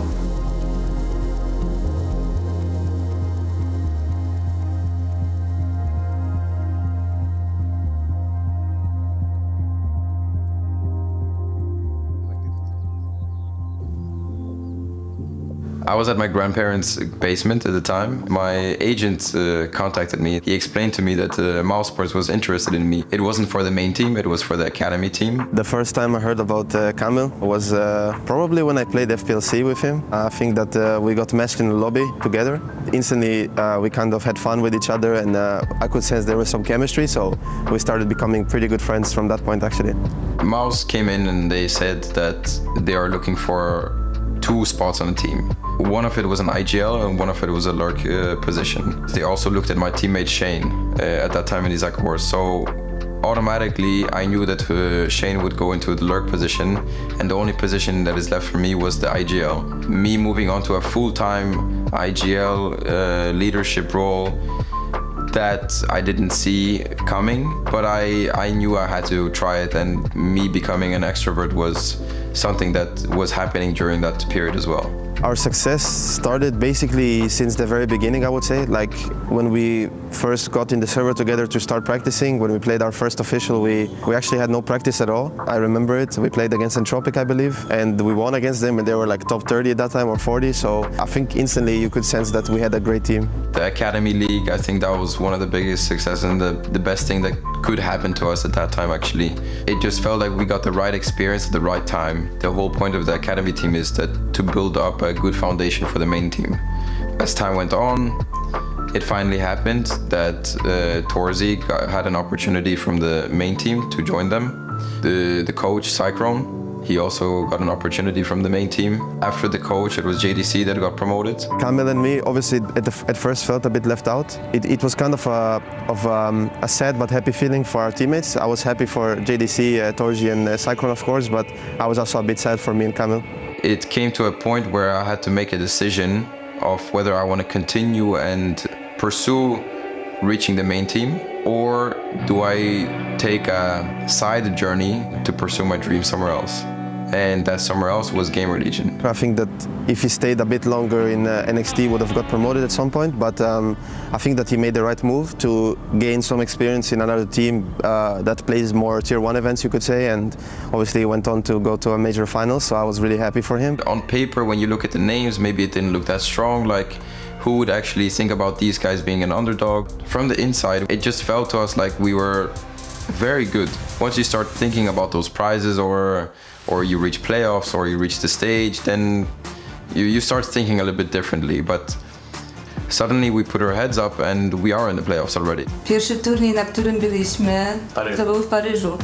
Taki szok doznałam, kiedy spotkaliśmy się z Kamilem, a tam różni zawodnicy rozdawali autografy. Tutaj ochrona była. Ja tak stanęłam z boku i sobie myślę, jejku, gdzie ten mój syn jest? Ten mój mały, taki mało odważny syn poszedł tak do przodu, tak do świata. We spoke really well in the team, and we stayed positive. We believed in every moment, basically, and that allowed us to reach the final. To ja patrzę i mówię, Kamil, zobacz, tu idzie Karigan, tu idzie Simple. Tych zawodników, których Kamil zawsze uważał za najlepszych graczy na świecie, to się dzieje, to naprawdę się dzieje. Now we reach a point where we again reach really good results in my team, and I have to again make a decision of what to pursue, what to continue with. MOUZ came in and they said, "You've done a really good job. We would like to continue with you moving forward." For me, it was again a very difficult situation, because now I just did really good with my team, reached the final of a major, and then I look at MOUZ and I see all my friends, all my players that I grew up with. They are there waiting for me, and they are waiting for me to come back home and play with them. I was a bit worried if he would come back or not in some way, because they just made the major finals, and that was right after that we wanted him back. Day one, it clicked again. It was just like I never left. The moment I joined TeamSpeak and I heard them speak, that is something I instantly thought to myself, like, I missed this, you know, like I really missed this. Good morning. I think that Kamil changed a lot from his time in Gamer Legion. I mean, I think he became more mature. He wants to work, you know, like when we get to officials, like he always has the right mindset, I feel like, and he knows what he wants from us. No Kamil zrobił bardzo duże osiągnięcie. Strach do ludzi. Strach do ludzi. Jako introwertyk sytuacja odwróciła się nagle 180 stopni. Kamil teraz uwielbia przebywać z ludźmi. Można tak powiedzieć, prawdziwym mężczyzną. Z takiego małego chłopaka, młodego chłopaka, teraz widać, że jest taki męski. Our accents are a bit different. He did used to have the same accent as me, or he still does, but he doesn't want to use it because he's scared that his teammates wouldn't understand him. Każdy ogląda mecze, nawet jak Babci i dziadki oglądają mecze, inna strefa czasowa, to potrafią siedzieć w nocy przed telewizorem i oglądać każdy jeden mecz, nieważne o której godzinie. The moment you start taking into consideration what others are saying and or the stigma or like the stereotypes, once you start thinking about those things, then you lose track of yourself. So I would say just continue being you.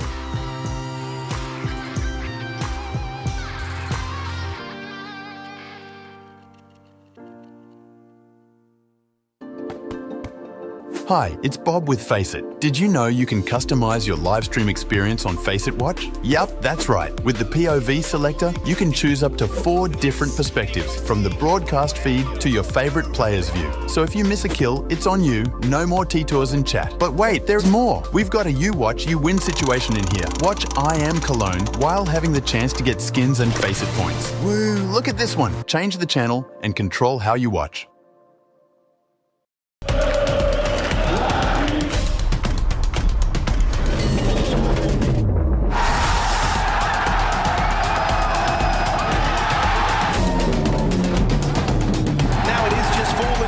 Lame duck in this man. 5 seconds, shot connects. Oh, he doesn't go for the one, and he wins it! Lovely falling.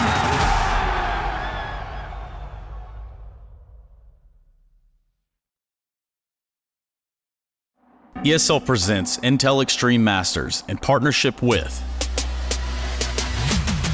Intel, Acer Predator, DHL, Kadia,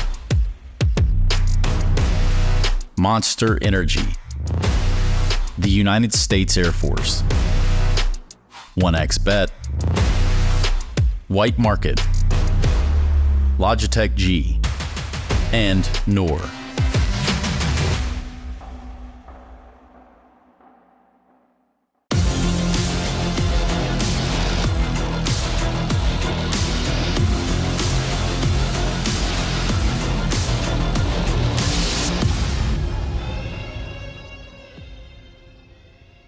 Got another quarterfinal for you all. Good afternoon, Cologne. Hello, can you hear me?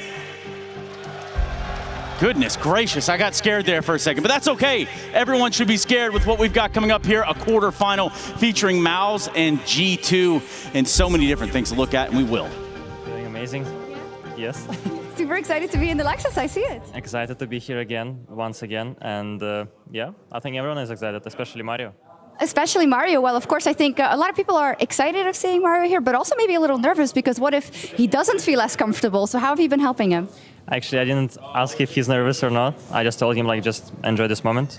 And because this is for the first time he's here, and he should enjoy every moment being here, and I think he'll do great today. Oh, absolutely. I hope you have fun as well. Thank you, Manasi. I am waiting for you, Mr. Cyclone. How are we doing on this fine day? We're good. Another playoff run, another shot at the trophy as well. What do you think about starting the quarterfinals, though, for the team? I think it could do us good. Yeah, just more games on the stage. Not that G2 is any easy task at all, but we need some stage experience. And having the chance now to play 3 games, I think that does us good. And what are you doing in terms of getting the players ready, and just how can you kind of get some method training going for them to be better in the arenas and see you guys at full potential? We did a number of things in MOUZ. One thing interesting that we've done recently is MOUZ recently built a new headquarters in Hamburg.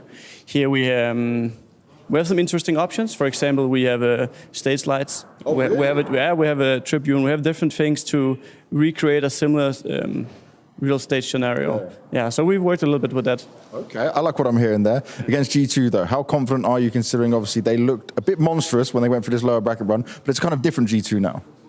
It is, and I think they play maybe how they should play. They play a little bit free, they play a little bit as a mix, and all the individuals are shining right now. But I know also they're going up against the team today, and we're going to push them. Oh, I like what I'm hearing. Good luck, man. Thank you very much. Thank you. Now, you might have all the fixings. You might think you have everything that you need to prepare yourself for the moment up here on stage. But I've got two guys that might beg to differ, and they're here with me. I got my analyst. I got Pimp down on the end. I've got a Y&K in the middle. My name is Trace. We are ready for another quarterfinal inside the Lanxess. This one packing a big punch, too. It should, you know. It's two teams who have done so far so good. I think G2 have shown the best Counter-Strike we've seen all week, especially in the group stage after the initial loss against Saw, who we just saw beat FaZe Clan on the stage. They've been absolutely unplayable. Whereas for MOUZ, as Cyclone said, a team that is still getting better and better and trying to find these small nuances in performing better on a big stage. I'm curious to see how this one is going to pan out. Yeah, for MOUZ, a little bit uncharacteristic. They lost to Vitality in groups. Usually they go without a hitch at that phase, but maybe that's a good sign, because that's where they did their best work, then struggled sometimes on the big stage. So we'll see. They'll need to step up with the way G2 has been playing, especially their individuals. You heard it from Cyclone, right? You're going to have to be able to match that on the server. Yeah, you've got to have the output up there on the stage today. And in all things considered, if you think about some of the output we've gotten from some of the players in the server, I'm starting with G2 and I'm starting with Nico. Yeah, I think all of them have had a really good tournament, but Nico, it does feel like he is back. You know, from the form he's shown last year, these last couple of tournaments, especially in the group stage, and even more so after that Saw game, he's just been firing on all cylinders. Yeah, it's great to see him back. He even said it himself. He was considering going into an in-game leading role, perhaps, you know, taking the next step in his career. He decided not to. He decided to continue to be the star player. He thought he still had potential to become better at Counter-Strike 2. And as you said, Janko, I feel like we're seeing Nico now back as its absolute best. He can dominate game, he can dictate games, and so far in this tournament, he's been firing on all cylinders. Yeah, we talk about Nico, and in a lot of places we say, yes, this guy has all the full pay. He's got it all, right? He can do it all.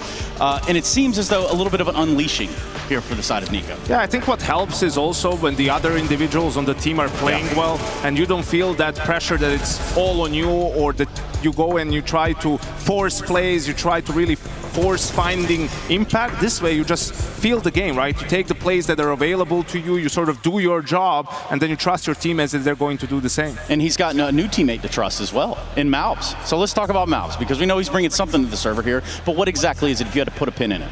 Oh, I think his snappy aim first and foremost. I think he's very good in the duels. I think he's a smart player as well. A player that has tried a fair bit, you know, before he got into this position where he's now playing for a tier 1 Counter-Strike team. He was in 0-0 Nation, couldn't really work it out. He was in M80, showing that potential, and now he's just stepped into the big scene, and right now he's playing with the big dogs as well. I think for MOUZ, a lot of people were criticizing, or potentially criticizing, saying that he cannot play the anchor role. And I think so far he's confirmed that he can. He's very versatile in the way he plays Counter-Strike, and then he's such a strong individual that even sometimes when he's being caught off guard, his aim can save him. You know, Trace, during the media day for playoffs, Vitality and G2 are sitting around, you know, they're joking around, Flamesy doing his thing, and then, you know, MOUZ, how many names do you have? And his actually full name is Mario Alberto Samayoa Diaz, right? Yeah. Hunter chimes in and says, yeah, Mario does the entry fragging, Alberto does the clutching, Samayoa does the, you know, holding the bomb sites, right? This guy can do everything, and he is the main reason why G2 has been better this season. He's taking over some of the next roles on CT side, Hunter's on T side, so you're getting more from basically two different players, and then on top of that, Hunter as well playing better means a lot for G2. Yeah, you're getting a good spread there, and you're also getting in MOUZ, you're getting a guy that can put the crosshair where he needs to, Jacob, and that's why we're looking at G2 pistol rounds as well. I mean, this is something that's probably jumping off the page. Yeah, it's one of the points that you brought up, you know, over and over again. They've been winning an awful lot of those pistol rounds, and they're converting on them as well. The individual skill is definitely showing those rounds. Yeah, they're 15-3 in pistol rounds in this tournament, right? Not losing a single second round. I don't think I've ever said that about G2 in the history of the team, right? So, and it's not just about pistols, Trace, it's about what it allows you to do moving forward, right? It's not just the 2 rounds that you win at the beginning of the game, it's how it sets up the rest of the half. So let's go to their first elimination game. This is where the playoffs started for G2 against Team Spirit, you know, who they dominated. You will see how in this round, Spirit ecoed in the second round, right? That means they're going to have mostly, not all utility. They're going for rifles. Why? Because they saw the MP9s from the side of G2. So this is where G2 is making a calculated risk to focus more on yard, because they're predicting Spirit wants to use the advantage they have in the AKs, in the Galils, in the long-range fights, right? But look at this setup from the side of G2. First, Nico, shoulder peaks, he goes close with the MP9. This is where the flash comes from Honesty, boom, goes up, gets one kill, defensive smoke, but here are the two HEs coming in from behind. Another kill, Monacy, that's some slick movement right there, gets an extra HE, nukes the smoke for Nico, they get one more kill, right? That's pure dominance. Then later on in a reset round, 5-1 up, you know, now you're building economy, now you're feeling confident, and just look at this, they're just running straight up ramp. It's a lobby crunch in a full gun round from the side of G2, completely dismantling Spirit, and they just had a field day with them and pretty much everyone else in the lower bracket. And this is exactly what MOUZ has to be ready for today. Obviously, we don't know the veto just yet, but this pace of power coming from G2, the willingness to fight, the willingness to be aggressive, it's something that you can't stop if you're a team. As Cyclone said, they are playing a team right now in MOUZ that relies a lot on the synergy in between the players, relies a lot on the individuals in that regard, but if you don't stop this from the get-go, if you allow G2 to get into this flow where, as you said, there's some hidden gems within these rounds, it's not just pure aggression, it's not playing like a mix, as Cyclone said. This round that you showed just before with the double nade on yard, the breaking the smoke as well, that's one of the most perfect rounds I've seen all tournaments. So G2 can combine the individual skill with the know-how or how to utilize it. Does it seem like G2 has this sort of refreshing initiative? Could I put it that way? Does that make sense? Yeah, I think they're just also meshing really well together with the new roster. And if you want to criticize it, you can maybe argue that they didn't really face a good team in the lower bracket, right? Like they lose to Saw, they go up against Spirit, who also lost to Mongols, don't look like themselves in this tournament. Then you go up against Astralis, who also got smacked around by Na'Vi in the upper bracket, so they're struggling. And then in the end, you have Pain to make it into this phase. So I think MOUZ, outside of Saw, is the best team that G2 is going to face in this tournament. And I think for my money, the narrative has changed a little bit as well. When we spoke about G2 a couple of months ago, it was always Monacy. Monacy, Monacy, Monacy. Without Monacy playing well, G2 wouldn't do anything. Honda has had a fantastic tournament. We touched on MOUZ already. Nico back to his best. And now Monacy is all of a sudden a player that sometimes chimes in, you know, and still plays at an incredible high level, but they don't rely on Monacy anymore. And that's why I'm curious to see if we get into a scenario where MOUZ is able to push them all the way. Are we then seeing the Monacy that we've seen the past 4 or 5 months to take them to the next level? Because I agree with you, we haven't seen the best of G2 yet, which sounds scary to say. And we haven't even really talked about MOUZ. And I can tell you this, they've got a lot to say. So let's hear from Shuhei. MOUZ are taken to the Cologne stage right now, and it's about to go down between them and G2. I've got Shuhei with me here, the next generation of Polish player, going up against the older generation in this one. But I want to ask you, with Snacks coming into G2, when you guys have done your prep, has much changed from the eye test? I think a lot, actually. They play a different style, a much more loose style, which I think actually suits most of their players. Now they have more firepower, obviously. So I think they went through a huge change. And what about for you guys right now? We're coming into the quarters. We talk about you guys on a stage. Cyclone's been telling me what you've been doing to try and make that feel better. What's the vibe right now? What's the feeling? You're looking good. Yeah, I mean, we all look good, for sure. We're excited to play here. I think the main thing to do right now is just have fun on stage. It's something we need to work on, and something we just need to do and show up. Yeah, we've done a lot of hard work behind the scenes, and now, like I said, it's just come on the stage and have fun, enjoy the moment, and play your Counter-Strike. And in terms of playing good Counter-Strike, you always have some close games against G2. With what you said about how G2 are playing now, the changes with them, do you think they're going to be a tougher team to take down, especially after that crazy lower bracket run? I think it's still going to be the same. I've always said that it's all up to us if we win the game. Yes, they can show up, they can be the best on the server, but if we show up as a team, we're going to win that game no matter what. And it's just the matter for us to show up, basically. And do you think this German crowd is going to be on your side? Because obviously you've got a German organization. During the ceremony, actually, whenever the teams in front of us were walking out, I didn't hear the crowd that much. Then MOUZ came out. I heard a lot of fans, which is very nice to hear. But then I heard G2 fans, and there were a lot of them as well. So I'm hoping for a really good game here for the fans. I'm sure we are going to get a good game. Thank you very much. Good luck going into the matchup. Let's see what happens between G2 and MOUZ. Yes, that will be your shot caller over on the side of MOUZ. Now, Sitting opposite in the G2 camp, we've got Snacks, a fellow that's also seen some Counter-Strike in his day. Tell me about the ins and outs, the ups and downs of what we're seeing in these two heads-up. I mean, I like this duel between the two. They're both from Poland, you know, both have a bit of a history. Obviously, Snacks goes a long way back, you know, he's been playing Counter-Strike for many, many years, whereas Shuhei is from the new generation. He's arguably the biggest in-game leading talent we have in the game right now, and I'm not even sure we can classify him as a talent anymore, because I feel like he has proven himself. It was also Snacks who took over from Shuhei in Gamer Legion, so there's a little bit of internal history in that regard, where the Shuhei Gamer Legion most definitely did better than the Gamer Legion with Snacks. Yeah, I think absolutely for this one a clash of generations in a sense, and Snacks was doubted by many, but I think he's doing his job so far, yeah, right? He's doing what's expected of him. We've seen some solid plans from G2 when it comes to that, and his individual level is okay, right? It's not always going to be amazing, but it doesn't need to be with the players that he has around him. And we talk about that level, we talk about people peaking right when they need to, and I'm not just saying in stride, in performance, or just in the server on any given angle. I'm talking about a guy named m0UZ and how he's stacking up against here a guy like torzsi. Yeah, it's going to be an interesting duel. I feel m0UZ time and time again have proven that he is one of the best players we have in Counter-Strike to offer right now, and he's not faced by the fact of being on a stage. And I guess one of the narratives that we were using about torzsi is that obviously in group stages he was doing well for himself. He is getting more comfortable with the stage. MOUZ have been on bigger and bigger stages, but make no mistake, inside Cologne with the home crowd as well, I think torzsi is going to have one of those games where he has to prove to us once more that that narrative about him being a group stage player, about MOUZ being a team that can't perform on a stage, that has to disappear, and that only disappears if he performs well tonight against m0UZ. I think torzsi is their best player on stage, yeah. For sure. Yeah, absolutely. I think he's the one who delivers most of the time. For me, the focal two players on MOUZ that I want to see perform and that they're going to have to perform are Exertion and Jimpad. Yep. Exertion because he is the space taker, right? Like he's the one who's going to have those first head-to-head fights, whether it's, you know, against Nico, against MOUZ, against whoever, really. Like he's going to have to maneuver around that. And then Jimmy on the other side of things is the first line of defense, right? He's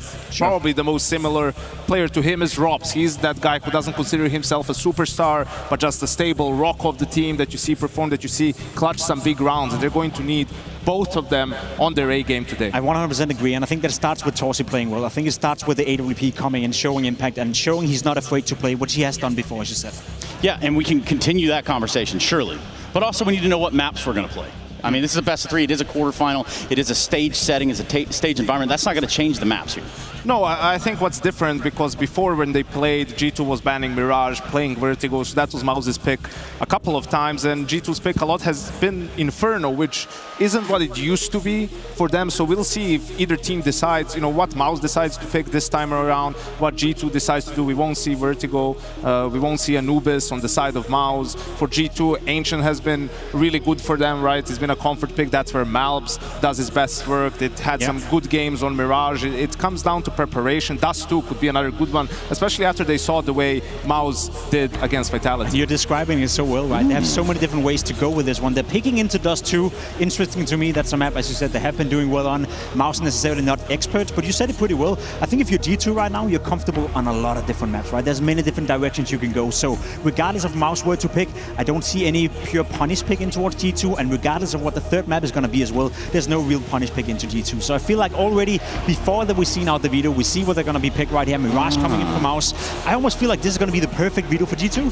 What about T-side start here on Mirage? Yeah, absolutely. They're feeling confident at the moment. The players are firing on all cylinders, so we were like, yeah, we'll just start T-side. We get to dictate the pace of the game. Yeah. You know, they feel really good on the map. So once it comes to the final map between the likes of Inferno, Nuke, this is where G2, you see they veto Nuke, Inferno, Ancient, they like both. MOUZ probably, this is the problem for them. You know, for G2 now, Inferno isn't as good for them, but that's MOUZ is one of their weaker maps. So have you done like heavy prep on Ancient and that's what you're going to go for? Or do you believe G2's Inferno just isn't what it used to be and you'd rather play them on that as the decider? I think it's going to be, yeah, there we go. Okay, it is going to be Inferno, not the best map for MOUZ, but it should be a good map pool. Let's not forget that G2 throughout this tournament have also picked Mirage up against opponents, right? So you get your own pick in Dust 2, you get your second pick in Mirage, and then you have Inferno, which is a map that you historically speaking matchmaking have been very well on. There's this whole thing with Snacks, you know, coming in as an in-game leader, not feeling too comfortable. Could that be an additional pressure on a stage and a potential third map? That's the only weakness I see in G2, but apart from that, this is a perfect map pool for them. Well, G2 owned them on Inferno due to map control, banana control, just playing default, and that's what they've struggled with the new lineup. So I like the decision from MOUZ to take it to Inferno over Ancient. Also, it's a map where there's not as much room for individuals, right, where you can just go somewhere, pick a timing swing, you know, open up the round. It's a lot more reliant on team play, teamwork, utility usage, and so on. That is if we get there. Yeah, but also because it is Inferno, it is the best map for a series they know, and I think maybe historically speaking, is that right? Does that sound about right to you, Jacob? Well, I don't know about the one in Boston, but sure. Yeah, I know what you mean. I don't think that, did that happen? I don't know. We'll have to go check Wikipedia. Gentlemen, we are just a few minutes from going to that break, but I do want to ask you, Janko, when you look at this G2 lineup, what could be the pitfall today? I think just we haven't really seen them having to play from behind, right? On their T side or CT side, we talked about the pistol rounds and whatnot. So if they're going to start on T side on Dust 2, I think if MOUZ starts aggressive, they win the pistol and convert, and then go for some aggressive plays towards lower B, towards mid, and break the default early on for G2, I think that's when they're in trouble. Start running the board. Hey, gentlemen, thank you very much. I do know that we've got a quarterfinal coming to you, Cologne. That means we go to this little bitty break, and we jump back into the Counter-Strike on the other side of it. So don't move a muscle, and make sure your ass is in that chair, because we'll be right here when we return.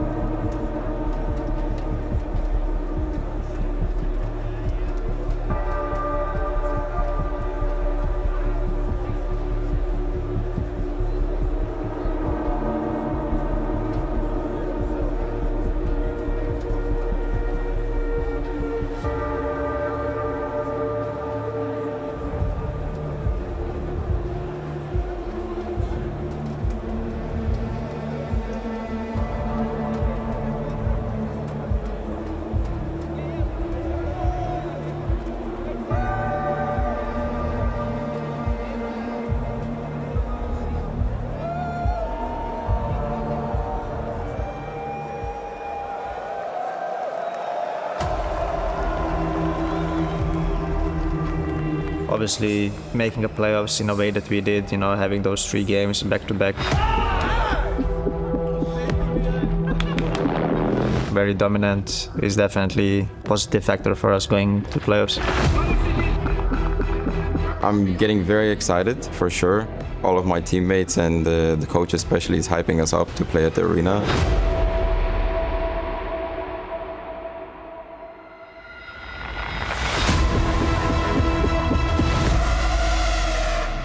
MOUZ, they're a weird team. I feel like you can face a very strong MOUZ, but then you can face kinda easy.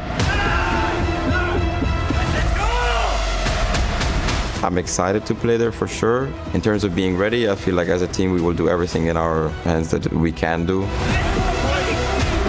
We feel like we are a lot more confident now against G2. We need to be able to win against teams like this if we want to win tournaments like IEM Cologne. We are going very confident to that game. I think we are a better team. We are definitely more hungry than them.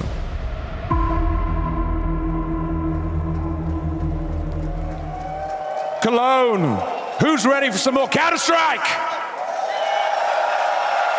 My word, you don't seem ready. I said, who's ready? Yes, this is what it's all about, this trophy here. We have another quarterfinal for you right here in this church of Counter-Strike. Who down here is ready for Counter-Strike? Who down here is ready? Up there, are you ready? Up there, are you ready? All of Cologne, are you ready? Right then, let's get it on. It's another best of three. It's two teams who want to win here. Please welcome, it's MOUZ. Here comes MOUZ. They want to get on the stage, Jacob. What does it mean? It's a young team, it's a fun team, it's an interesting team. A team that has been around for quite some time and are still trying to find their footing inside the big stage environment. Created a new facility in Hamburg, all designed to make them better in these high-pressure moments. Now, only a test of time will stand between them and us to see whether or not that has had any fruit. There's no doubt that when MOUZ is playing their A-game, they can most definitely take down a caliber like G2. But can they do it in front of the home crowd? Can they do it with all the pressure is on? Well, only time will tell. Only time will tell, Jacob. You are correct. It's MOUZ.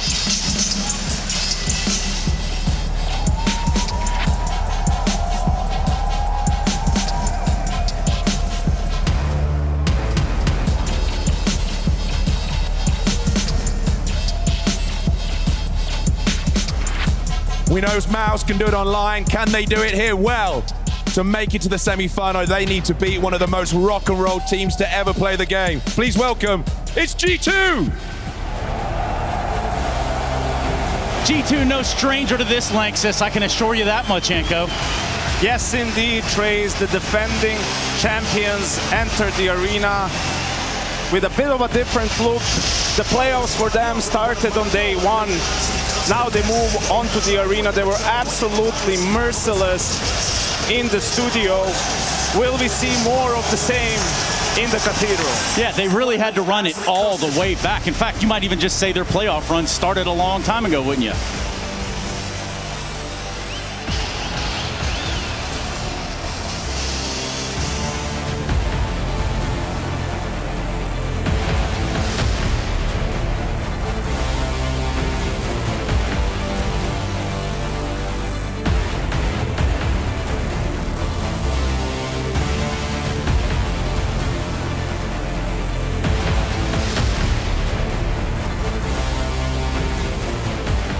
Man, this is giving me the feels. Two teams, one place in the semi-finals at stake. It is a best of three on one of the biggest stages around as G2 make their way up here. We are about to get an absolutely corking game of Counter-Strike on. Who's ready?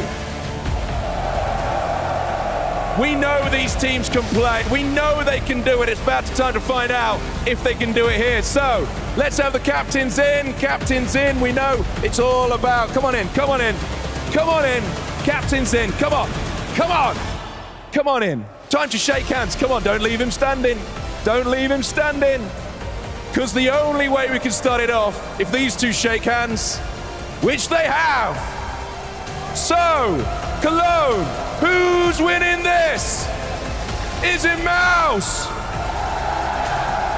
Whoa. Is it G2?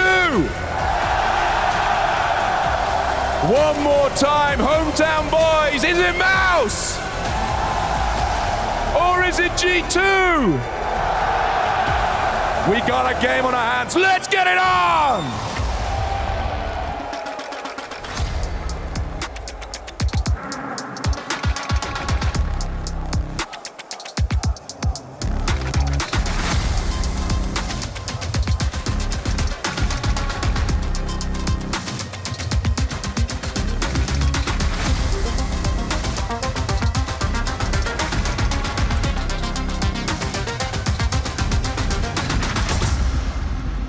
The stage is set. G2 into Dust 2. MOUZ picking into Mirage, Inferno, if we do need to go to Inferno. But gentlemen, let's take into consideration what we've got in this moment. We've got G2, who couldn't figure out which one was their captain. But then they figured that out, and now they've got a game in front of them. You got a MOUZ over here looking for a bit of redemption from a little bit earlier in this year, and now they look to do it on the stage. So where are these two teams? Why are they separated right now?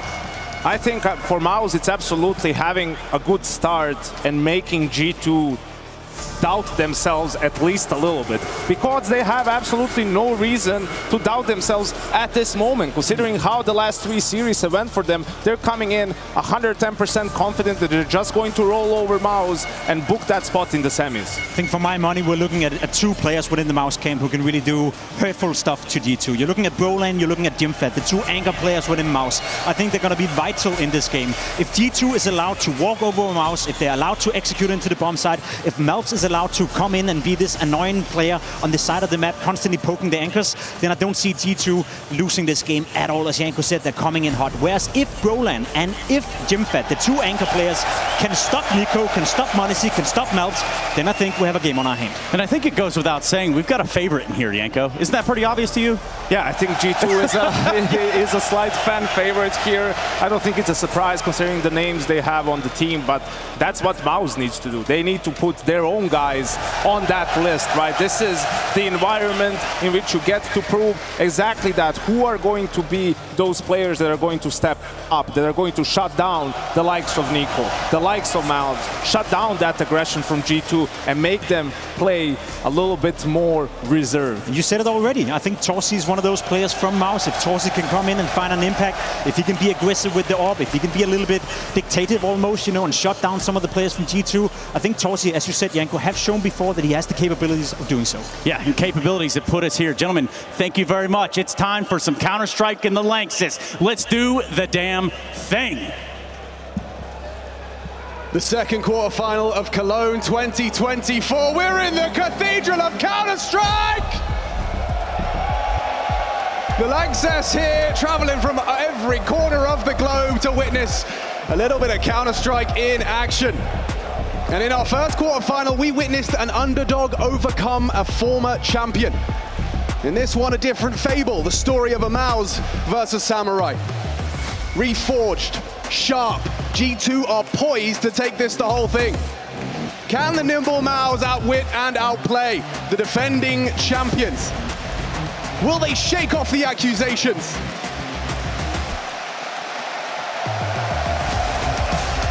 Let's find out. Cologne, let me hear you!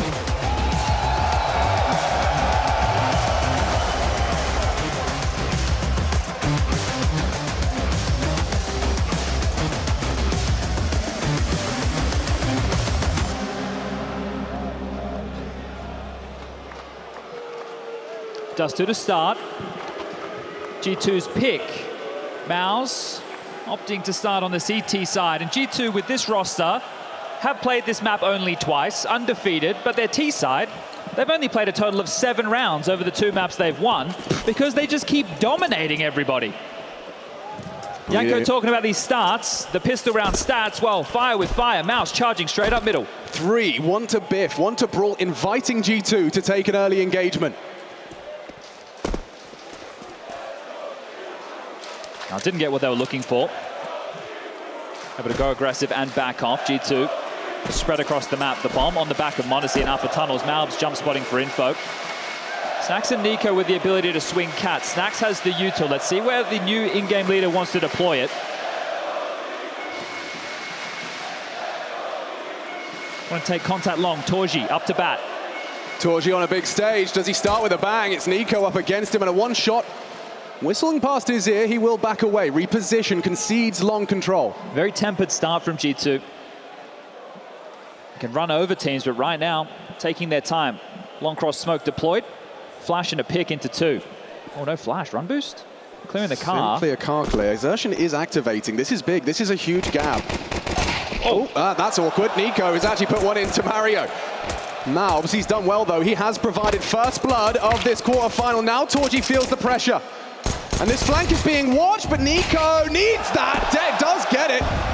The bomb's in B. Everybody from MOUZ has rotated to the wrong side. It doesn't matter if MOUZ kills everyone on A. Now the bomb's planted, now the penny drops, and so does the body. Torji's down to Snax. Jimmy can't do anything.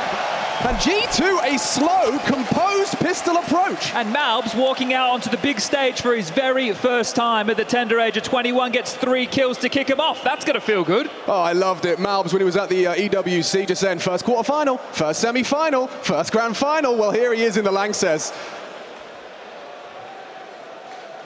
Taking 2 of the AIM stars out long to take these duels on the pistol rounds. G2 will add to that pistol stat. The best pistol team of stage 2, and MOUZ one of the worst. Yeah, it's not a coincidence. That was a very considered approach, and again they convert. Even went for the decoy on the cross to see if they could bait out any utility before they went for the smoke. Exertion, part of this force fight. But no, it's not going to feel good, Chad. Already starting your force buy with 2 players operating sub 50. Yeah, that is a bit of an issue, but the fact that they have some territory over towards tunnels might pay off. You've got a crossfire from Jimmy, Shui, and Brolin down towards lower to assist. And G2 are coming back over diligently on a bit of a clear. Then that was a surprise with the pistol. It wasn't just armor and rush. We saw some of the rounds they were playing throughout the group stage. Just 5 sets of Kevlar taking the fights. They're going to flash them in. That would be very, very considered. Can MOUZ fight back into the second round? A full investment. Trying to jostle for early control. And Shui, he's been spotted. The flash might catch him, but there's one back. Nico through, but Brolin and Jimmy make the MP9s work, and they've lost the bomb. This is massive for MOUZ. They're opening offensive defense, and it seemed to be working. MOUZ only the one, kept humbled by Torji's scout. They've got 30 seconds, Chad. The bomb, now the smoke fades, it's game on. It's Hunter and m0NESY to try and rectify the situation. Well, they know they have to finish towards B. They need to pick up that bomb, and time's not on their side. G2 have to go towards this bomb site. Torji should be set for success. Hunter's low as well. 1 bullet from the scout to the body brings down Hunter. m0NESY healthy. A miss for his first. A little uncomfortable now as he advances. Torji's comfy, and so are MOUZ. This is their round. There's no time for m0NESY. Survival integral. MOUZ will take it. The pacifist approach, and they bring him down. Just within time there. m0NESY fortunate. We'll get that loss bonus short. But that's exactly what the desk wanted to see. Can MOUZ slow the roll of G2? This team, when they get going, when the momentum is there, they can't be stopped. But the fact that they stall them out, G2 coming back, considered in tunnels, the flash is there, smoked off in the choke. Time against them, and sure, a couple of wobbles from Torji, but makes good on the promise, and we're all tied up. Fighting back, RG2, Nico. Taking a couple of pot shots, trying to keep the doors under lock.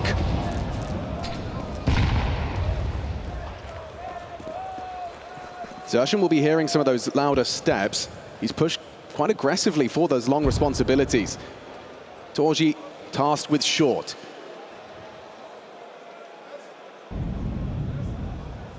And that was what he was waiting for. Unable to convert, and now MOUZ is going to charge him down using that only rifle they have to great effect. A triple kill on the pistol. Now he's hit them with the double. It's great to see his aim on display. Saw it on there, the pistol rounds, and now with the rifle, and this round is over. MOUZ have already opted to save. Wow. Jimmy and Brolin over towards B. Exertion's pushed out long to try and get them a little bit of space, but that happened so quickly. The only room that they were really granted was mid, straight up cat. Torji misses a shot. The support network of Shui was not in position to slow them down with util, and they just put pedal to the metal. Can you put any words into what having MOUZ on this roster does to G2's T sides? Well, look, he's a bit more of an aggressive element on the T side. The conversation about him on the CT side and anchoring and a little bit outside of his wheelhouse, once he gets going, he's going to be great at that too. But on the T side's more of his natural habitat. We saw on Ancient, he gets to take that mid space, and he loves taking these heads-up duels. And not only that, he's got a bit of an ego about him. He's a little bit cocky, which is nice to see. I mean, we talk about how important confidence is in Counter-Strike. You'll hear it from players, from the pundits, from the fans. Anyone that plays this game knows just how important confidence is. And I think of that ego, it has to be present. Well, it gives them another weapon, right? You've obviously got Nico you can turn to. m0NESY, he's out of his backpack era now. The rest of the team is firing. And that's allowing Hunter to make his plays and Snacks the same. So for G2 at the moment, there's so many weapons, but the Force by Wars are on. MOUZ with the saves, off back in. It's a delay on the long take. They have put out the corner smoke, so the CTs respect it. They've gone door smoke with Bluebin, Molly, and Exertion tucked in. But if it's a late pop and the flashes are good, Exertion might just get run down. So they completely concede early. Space towards upper tons. It's up to whether or not... Jimmy checks it. Nice, guys. Fucking nice. I knew this. Happy with how things are going early. And with another redeploy of a smoke towards the long doors, G2 are going to go looking elsewhere. Very pack heavy. Yeah, ready for a biff. They know there was a lot of saved rifles, as there is a threat up against them. This could be a scout head-to-head. We do see it! Whoa, Torji deleted. Monacy, scout on scout action, and he just deletes the rival. Shui's on the way. Big test for Xerxen. He has got a sound cue and an advantage. Oh dear. MOUZ back turned as Xerxen engages. It's Monacy, it's MOUZ. M&M indeed, and they are wrapping this one up. Brolin and Jimmy, no options again. We'll have to wait till we get a few more rounds deep, but unless MOUZ have changed up their CT side, we casted them against Vitality just the other day and they got blown out of the water. First half, 12-0. Right. Yes, that's right. The scoreline ended up being 13-6. They had a cosmetic comeback, but they got absolutely embarrassed. And they were undefeated on the map, but they hadn't been tested a lot. There wasn't a lot of reps. A few of them were fall for the break. It wasn't something that was towards the tippy top of their map pool. And I know you're no psychologist, Chad, but a 12-0 half is going to shake you. Oh, for sure. Can they hold on to their guns? Because you know what? Nico doesn't seem to think so. Oh, he gets them both. Zero, zilch, nada. Nothing brought through to the next. This will essentially have to be a full economical to accept 4 for your opponent. Oh, the economy game's been won, hasn't it? That's a great opener from Monacy. How did this go wrong for Xerxen? You can see a couple of missed bullets, but MOUZ was very quick to that. I mean, sure, he can beat himself up. It looks like he is, but MOUZ was just so quick to react and control the spray to find the head. 3-1, imminent 4, and it looks like the call is a bit more of a direct approach from both teams. Look at this. Straight up the guts. Yeah, I'm surprised how much pack roll we've seen from G2, but it's working, so why not keep it up? And they'll be waltzing into a completely empty bomb site. MOUZ just trying to force the fights up the guts of not able to get away with anything. Now, we know MOUZ are trying to shrug this reputation of struggling in stage matches, and well, the one that they did convert was actually against G2, the old roster, sure, but they were able to get a victory in that environment, and the desk was touching on that should give them some confidence in the series back-to-back. MOUZ should be feeling that they can go toe-to-toe with G2, but this G2 is in fine form, and this is MOUZ still trying to convert when it matters most. Usually they are great. They are the gods of the group stage. Yeah. But losing that game to Vitality in the fashion they did, looks like it may have left a mark, especially if the CT setup has changed. I'll be keeping my eyes on that because Xerxen was over towards B with Jimmy and Brolin was anchoring long. But I know we haven't even really gotten to full gun rounds yet, and it might be spawn-based at this moment, so we need to just keep the jury out before we make a final verdict. Well, it's very well handled by G2. No one goes down. Bomb goes off. And I think something with the map pool, there's definitely the bravado. When you talk to Xerxen about this match or being on stage and going head-to-head with these bigger names, he likes to say that, you know, this team's got the firepower and they can stand and bang with anybody and they're going to take the fights and the duels and be aggressive. So the bravado is there. And I think with the map pool, the team thinks the same. To have Dust 2 Mirage, a very good map as well for G2. A map they lost once to Astralis just the other day. But I would say that was G2 losing the map as opposed to Astralis winning it. That's a fair analysis of the situation. We are going to be seeing a bit of friction early towards long. I say that, held at bay by the flame for now. That smoke is threatening, and now they know where he is. Ooh, jumping across, risky business from Xerxen. He's all right, relatively unscathed. Gets away, will reposition. Look at this, though. He's completely isolated. Nico's kind of on a one-man mission right now. Taking an awful lot of space. Just wants to take a heads-up duel. Might be able to catch them in rotation. Knows that Shui potentially floating towards spawn as the other link piece of this mid-puzzle.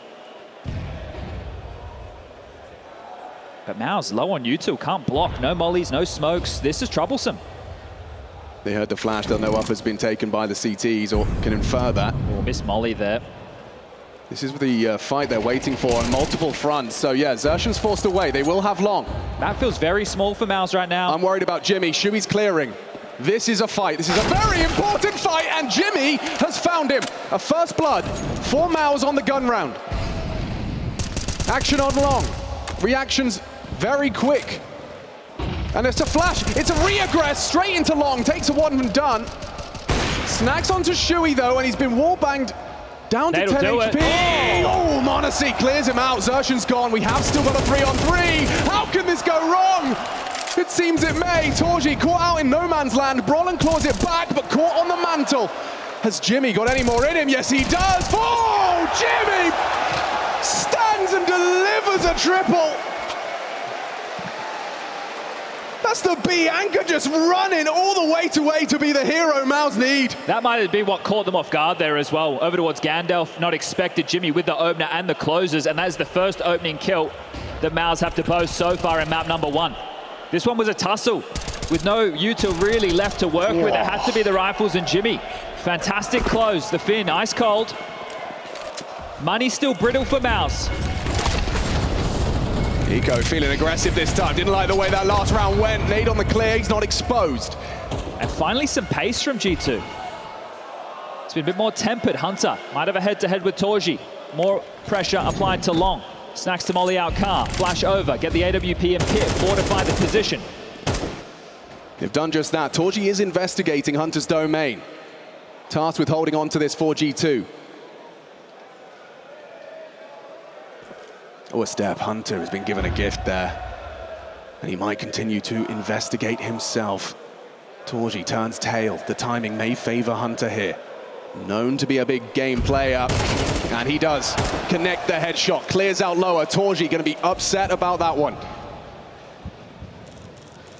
Limited defensive resources. Never mind missing a player. And creeping and crawling is Snacks. Look where the bomb is. There's no decision from G2 just yet.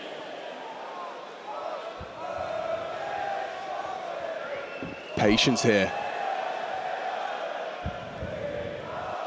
Hunter trying to penetrate B as Snacks does the same on A, and it's good from Zershan. An equalizing frag, and if Jimmy holds on to B, now it's uncomfortable for G2. They have 30 seconds, and Zershan caught off. It was a quick shot from Monacy on the AWP there. Not an easy one to hit by any stretch, and no, he's done it again. Monacy nearly finds 3. Shui lives on to extend MOUZ's hopes of defending this site. Nico mantles up, it's good from Shui, it's fantastic from Shui. Multi-kills on multi-kills to weather the storm of that long take. Important stuff there from the young in-game leader. Needed that one. The back-to-back rounds putting G2's economy into question, and they're going to take a tactical timeout to have that chat. Put Cycron on the mic, Taz the same, but that is massive. That is what you want to see from MOUZ. The fact that the individuals can take the fight, you need to step up with these multis. The pressure was on again. Players looking for info. Brolin ahead of the smoke, wanting to take the duel. Exertion looking for info because Hunter's on B. They didn't have the answers, but Shui did. Different round as well. If Jimmy goes down, as you said, it was a one-on-one. The B side could have been open. Time was light. An attack timeout taken by G2 that looks to have elapsed. And these are the differences that MOUZ are going to be looking for. Against Vitality, lose the pistol, a 1v3 against Zywoo. Lose a 1v2 versus Spinks. Lose a 1v2 against Flamesy. Now the clutches starting to go in their favor.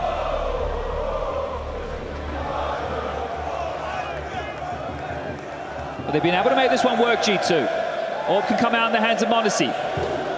Both Torji and Monacy with the weapons of choice. It's a Galil, lighter on the util side. Less options, but all peak and just. That little turn of his mouse, that swipe on the mouse pad may very well have saved his life there. Uncomfortable for Hunter, and Brolin is going to be set up for this. Flash, no, going to blind him, but Brolin still outweighs him. Good work from MOUZ back. He advances long ahead of the smoke. Takes control, burrows in towards blue bin. They have long. Nico tasked with doing what Hunter couldn't. He'll hold lower. Lots of moving pieces. MOUZ, they're not slowing down. They're staying active here, Chad. Yeah, Nico might go overlooked. In fact, the second lurk towards the tunnel. Shui noted towards Car, needs to back out, has the oversight of Torji. Re-advancing again. Fighting. They want to fight. MOUZ, this is looking very promising on this big stage. They're playing their game, their way, 55. And look at them, so active across the map. Oh, and it may cost him his life. Shui goes looking. Monacy will catch him. Does Nico start to move yet, or is it more on long? Util will be thrown out. Snacks will smoke the cross. Torji's waiting for this. Just a little inch, and he'll take it. MOUZ crouch peeks into the AWP. Jimmy caught in rotation, but out aims Nico. That's a big frag from Jimmy. Snacks and Monacy, they are in trouble. Getting across, trying to plant this bomb. Gandalf occupied. That's a gift. That smoke feels like it's a bit of a gift. Fakes it out. Brollan extends. And Torji, he's going to close it out. A double kill from their AWP. There's nothing here for Monacy, surely. He'd like to hold on to his AWP, but that's not surely going to happen either. They're all around him. Goes down in the smoke, and we are tied up here on Dust 2. All right, feels like MOUZ are believing. Because they know that they can take this fight to G2, and they definitely have. We've got 3 consecutive rounds and back-to-back tactical timeouts from G2. Taz, feeling the pressure, maybe not liking what he's hearing in those comms. It has been easy street for G2 ever since that little hiccup. Less than a month ago, they come out of the break with this new shiny roster, same engine, different driver. Snacks is in that seat, and you've got MOUZ, a new heavy hitter. Go to EWC, grand final. Wow, things are looking bloody great. Over to Blast, group stage, building on what they started, and coming into Cologne, a little hiccup against Saw. They lose 0-2, but that lower bracket, Spirit versus G2 opening round, they absolutely trounced them 13-3, 13-1, and then from there it has just been G2 on a tear. Yeah, it's a very cutthroat lower bracket, and G2, they made light work of the opposition. Astralis melted. Dust 2 was one of the tools in their tool belt. And this one looks like it might be MOUZ taking the lead. Zershan's not ready for the deagle, but a messy one from MOUZ. He gets the job done in 7 bullets. Shui incendiaries him out. How has he not gone down? We get there eventually. Oof. He really needed that. He was the only defender on A. Torji had actually started over towards middle with the AWP. He's rotated back now. The fact MOUZ gets one, completely undetected. Exertion, as mentioned, has swapped positions with Brollan. But there's nuances to these positions that perhaps he's missing. So the lack of reps could be a bit of an issue. 4v4, all the advantages still for MOUZ. I mean, this is just Deagle's search and one smoke grenade that has now been utilized. Actually, Brollan's a little uncomfortable. They will look for a fight, and he's going to find Snacks. Good headshot from Jimmy, and locking it down, doing what they had to. It's a triple kill. He's up to 11. Yeah, never fear, Jimmy's here. In the conversation at the moment, still plenty of the year to go, but for Anchor of the Year is Jimmy. Last onto our scene, another one from the MOUZ Academy. And he has had some fantastic moments.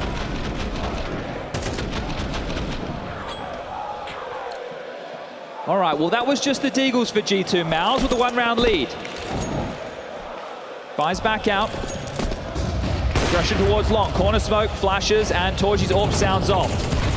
MOUZ aggressing. Snacks spots out a little bit of a flash of Brollan, but will retreat successfully. Torji responsible for short. I like this. He shoots long, repositions immediately, tries to get himself another semi-aggressive angle for a fight. But G2 looking all in towards long with 4. Snacks is that loose piece. Brollan not anticipating Snacks' position. That's a big frag from Snacks, his 4th frag, but catches Brollan. Uncertainty brewing now for MOUZ. How does Zershan fare in this fight? He's opted for a real all-in angle here, hoping to be overlooked. Turns the flash, delivers the headshot. Takes down MOUZ, that's a big scalp to post. Up and over, Shui supporting. Down to Hunter, a double kill. Look where the bomb is. Oh, it's down in enemy territory. Exposed, but retrieved. Gets away with it. Snacks confirms no present CT. That nade could do a lot of damage. Oh, destruction. Monacy still in it to win it. They know Torji shot as well because he naded. And so now the bomb plant and the reposition happen simultaneously. Snacks has hurt him. Dipping. Snacks closes it down. That's a high impact round. That's Snacks and Hunter to thank for that one. Monacy sure a cherry on top, but a lovely double from both Snacks and Hunter. Yeah, the openings keep coming in favor of G2. Got the lion's share so far. Got 8 out of the 10 rounds played. So that's quite handy on your T side when you're trying to dictate the tone. You're taking the fights and you're winning them. Well, that one, Brollan came to Snacks. 2 rounds left in the half. MOUZ are fully invested. G2 have a chance to win this one 7-5. It's going to be a light purchase for MOUZ into the next if they lose this one as well. Loss bonus towards the bottom of the barrel. Is Snacks anticipating this presence is Torji, bringing an M4 to the fight and swinging out, unsuccessful. Snacks just body shots him down as he hit that, just sprays straight through the smoke onto Zershan. Well, they can nameplate them right now. They know this is the B defenders. Yeah, just Jimmy and Brolan, they partner up, evacuate the site. And this is where G2 just say chill. The fight may very well come to us. These CTs are in need of information and kills if they want to rectify this huge discrepancy. They let MOUZ work. They say, go have fun. Tell me what you see. Tell me what you find. I think G2, when they played Astralis on Mirage, rounds got away from them because they overplayed their hand. They were too horny to finish the rounds, just taking those fights, getting stuck in. Well, now they're a whole lot more tempered. So not only are they still showing off their individual prowess, they're baiting MOUZ into the push, and Nico ready for that in MVP form, the MVP of last year. Such good control. Will they find them both? m0NESY closes. It's 6 for G2, and just as you were highlighting, Chad, yeah, that just looks like G2 that may have been learning from some of their mistakes, some of their shortcomings. Yeah, they definitely would have gone back, watched the demo, said, hey boys, that was our map to win. We could have kept that 2-0 versus the Danes. We made it more stressful than we had to, but these are all learning experiences. This is a roster that is only playing their 27th map of Counter-Strike here in the Lanxess on a Friday night in front of a packed out audience. I mean, that's crazy considering the teams they've beaten and the manner in which they've been finding these wins. Let's go, boys. Let's put the nothing, okay? Yeah. Vibes are high, G2. One more round to have a lead coming into their defense. MOUZ working with what they can, what they could afford. This flash, again, Nico's got the angle to not be affected by it whatsoever. And MOUZ, nice headshot there. Zershan's had a tough half. That will be his 11th death. As all caught, there's knife out on the retreat. They have an opportunity. He's full blind, 1 HP. Oh no, Nico somehow is still alive. Well, they're feeling the pressure. Team flashing, but still smashing. Hunter takes down Jimmy. Just Torji and Brolan. G2 are going to make it 7. Yeah, there's nothing here. Torji would have to do the unthinkable with just a scout. Presses his eye to it, goes looking for trouble. m0NESY actually caught with his knife out, but it's just damage. It's all cosmetic. G2 picking this map, starting this quarterfinal, and leaving the first half with 7 to MOUZ 5. It does at least feel like that MOUZ are not so yet succumbing to the pressures of the big stage. That run, 4 rounds was it on the trot? Not bad at all. 5-7 on the half. We will be back. The Lanxess awaits a conclusion to map 1 of our second quarterfinal.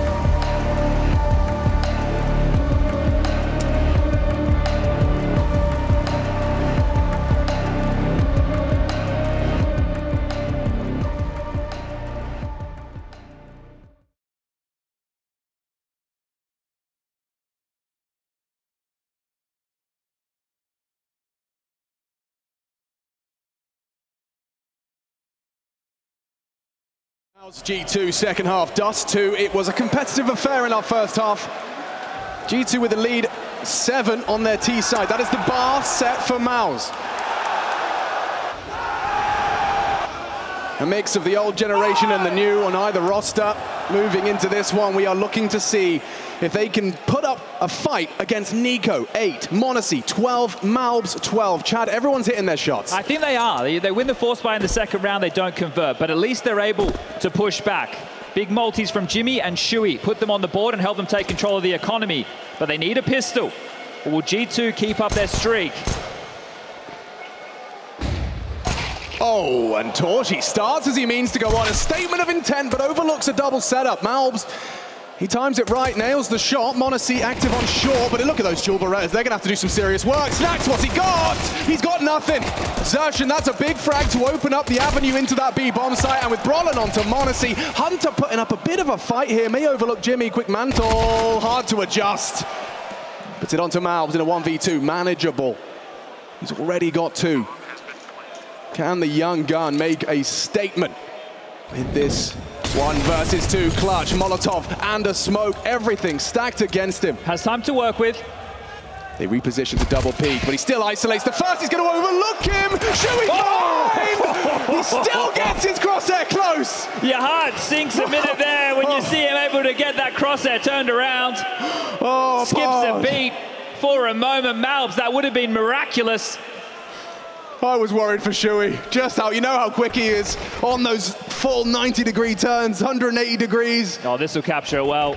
Oh, good work from Shui. Locks it down and converts. An important pistol. Yeah, well, we've split them in the series. Force buys out for G2. MOUZ are definitely here to put up a fight. Putting the conversations to bed right in front of our eyes. Nico's dig.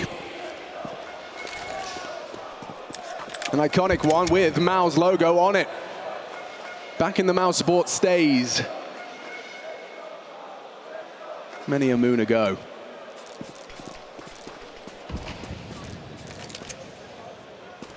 No nades to break that open for G2.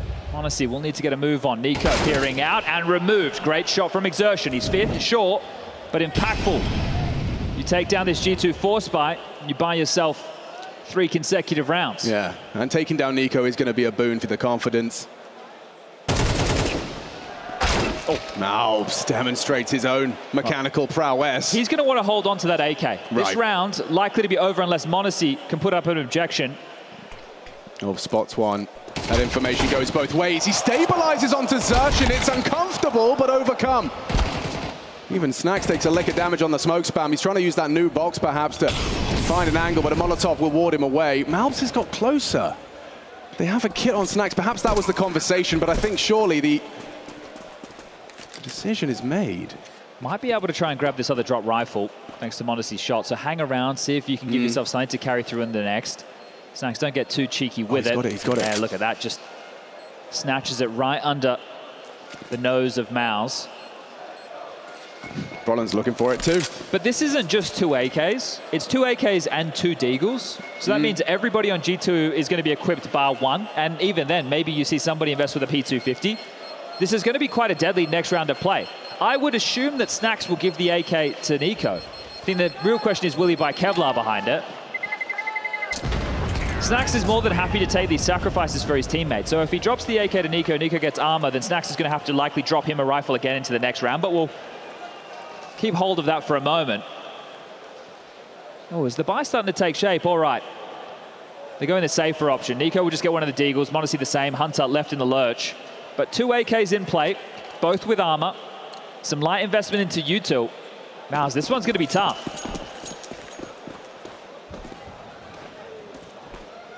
Jump spot from Torji, sees nothing towards lower. That should free up Xerxon to be a little bit faster towards lower. Brolin smoked off, can note that. It's going to be noteworthy considering what they're up against. The penultimate smoke already utilized, and time plentiful for MOUZ. They're not in a hurry here. MOUZ Winston welcomes a duel, and he's going to get one onto Xerxon. Can he stabilize the spray? He does. at cost of his own health, but he actually seems to want to subvert the expectation and come back for more. Shui, good work from him on the Galil. Takes him down, one of the rifles now lies idle, unretrievable. Has MOUZ overstepped the mark there? Long pressure coming in thick and fast, but Nico Stieg is taking a beat, and Hunter, how's he got two? The big game player, the big game Hunter, takes two heads with just a P250. He got the short end of the stick and he's used it to find a double. Shui in a 1-on-2. You can see a kit lying idle just in front of Shui. That can be picked up if they want to go for this 1-on-2 situation, and I think they'll give it a hot crack. m0NESY and Nico with those dropped deagles. No armor to work with, a molly. Where does Shui opt to find himself in this post plant? Oh, m0NESY screaming, I found the kit, smoke on the door. If he plays back plat, then molly's perfect for this. It's either car or back plat, you're going to use this. Nico gifted it, looking to trade out. This is it. Oh, Shui, hot, and Bob, and what a one-tap! Nico is next victim, but that's the Molotov! Using everything at their disposal. A couple of saved rifles, a Hunter P250, and that one's gonna tilt MOUZ, and G2 have stolen around. MOUZ's form at the moment, I know he only got one kill, but he is 17-8. MOUZ is a monster on this big stage. And then his teammates pick up the pieces. This is some of Hunter's biggest impact so far.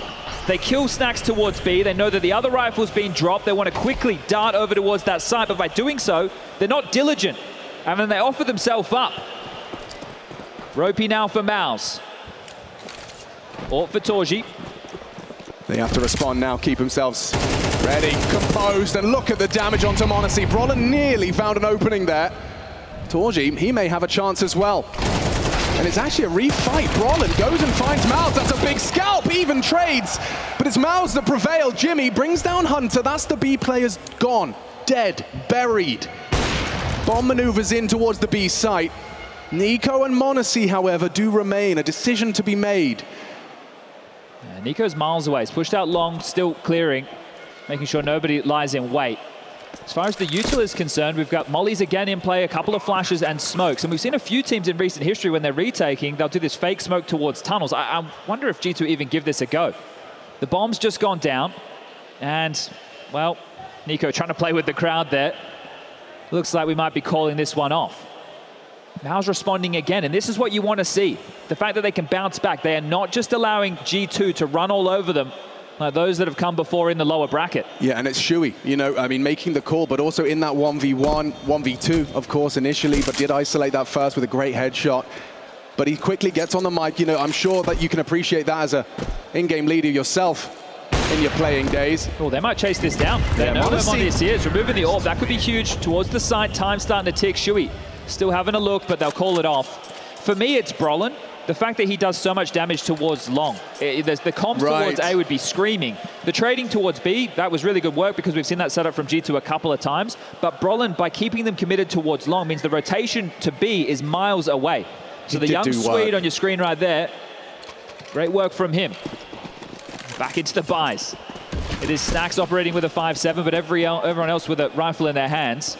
Potential head-to-header on that mid-fight, but Torji, he's just spotting m0NESY, he's aggressing. Supported by Hunter, but G2, they've erected a rather disruptive setup. Xerxon and Jimpat maneuver towards it, and a tag onto Xerxon. Now set up is Hunter, can't get away unscathed. A very important trade. Jimpat provides it. MOUZ to be tested. Brolin bested him last round. Can he do it again? He's Brolin, on an island. He knows this position. He's played it himself. Can he win out the duel? Yes, he can! Sweden, a nation used to be at the top of the food chain in Counter-Strike. Now Brolin, the pride of the nation. Big headshot from him. Uncomfortable now for G2. Yeah, they're so spread. m0NESY trying to fortify this A defense. He'll take short off of Nico so he can focus towards long. But the reroute from MOUZ, a great call to make. Just Snacks with a 5-7, but the pistol was the undoing only a few rounds ago. Valid. Nico feeling a lot of pressure, staring at the floorboards. It's just Shui throwing out all of this out, but it is keeping m0NESY and Nico convinced they are the ones that are about to try and win this round, and it's just Shui. The penny will drop. The headshot, nice from Nico, but Snax, here he goes. He readies himself. They're saying, long clear, it's you. It has to be you. Snax, what have you got? Gets away after the first! Oh! And a second! Oh, no! Snax, that is ridiculous! Just a pistol chance, 3 running at him, and he takes them all! Oh, it's been a while since Snax has been in the Lanxess. 2016 with his coach Taz alongside for the ride, but the 31-year-old turned in-game leader makes a bit of a statement on the stage. What on earth? The third is beautiful, look at him! He's moving like a 17-year-old in this armor.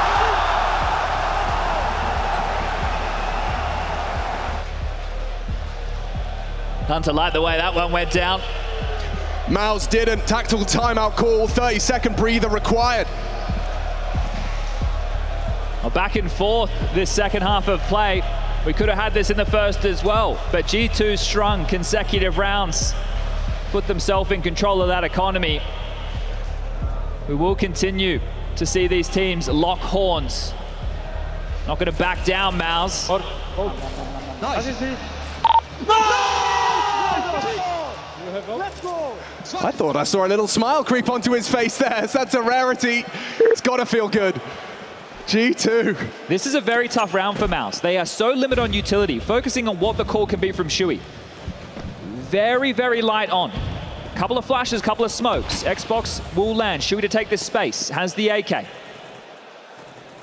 This is so tough to call. When a round like this presented itself for G2, MOUZ happened. Who will be the hero for MOUZ?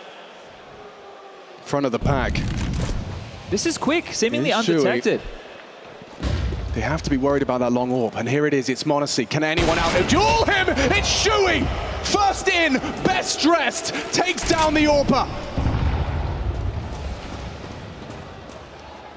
G2 shaken by that. They can't quite believe it, the site is lost, the bomb is planted. Can MOUZ erect a post plant? It's gonna have to be crossfires, light on nades, a single flashbang for Brolin.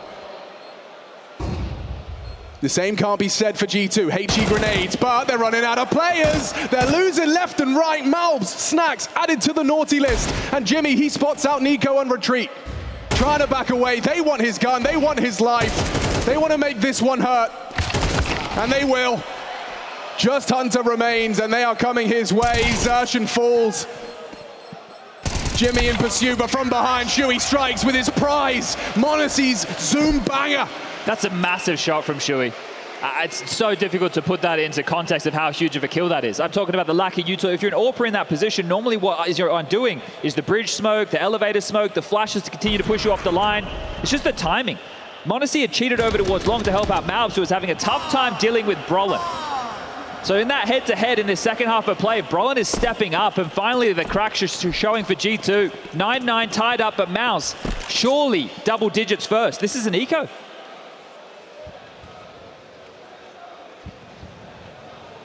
And this is an eco with only 1900 as the loss bonus going into the next.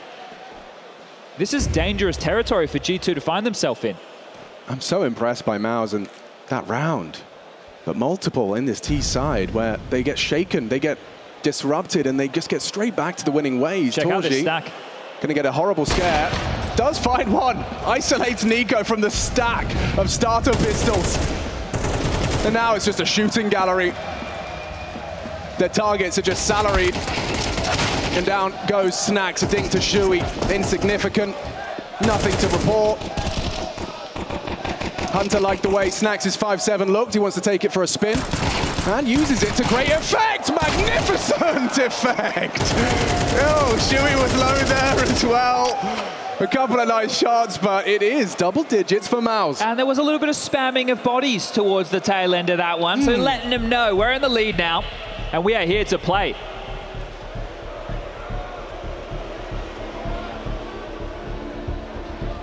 Well, that map's up next.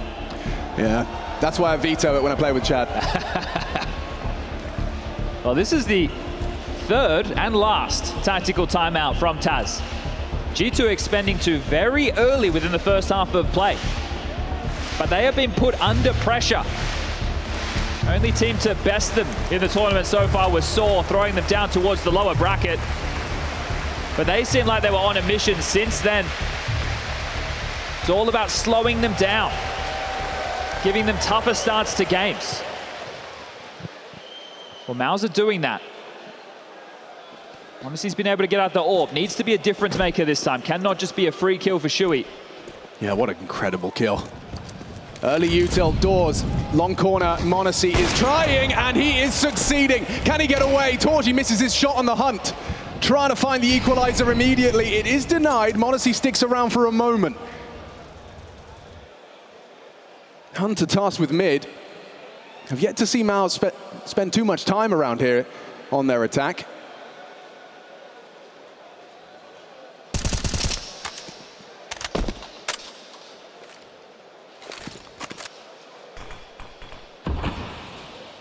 MOUZ are pretty postured for a B split. They've got the utility advantage, but just one smoke on Shui. A couple of HEs, mollies, flashes to work with, but it doesn't look like they're going to be deploying it for the mid to B.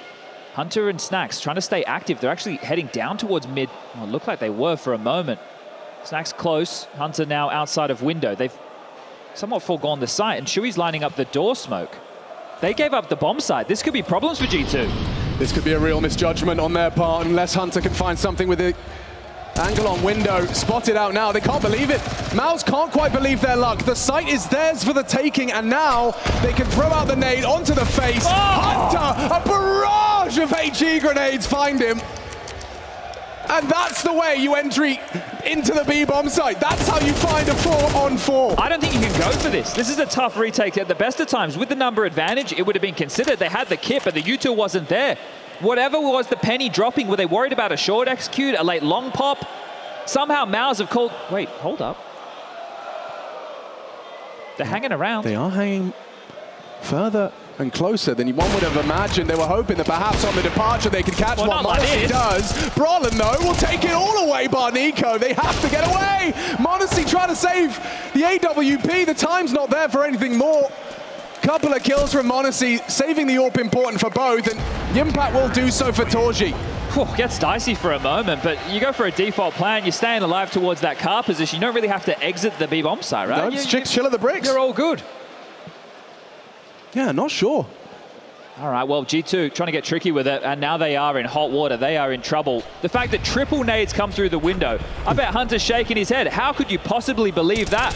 And Brolin standing and delivering 12 kills, starting to get impact towards the name. Frustrations for the B defense. The money's just not with G2.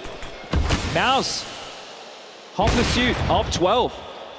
Yeah, Nico took the spawn long, doesn't find anything. The util good, and oh, actually, that's great. The impact brought down to just 31 points of health. The scout from Snacks has connected early, hoping to finish the job, but gets away. m0NESY regifted his signature weapon.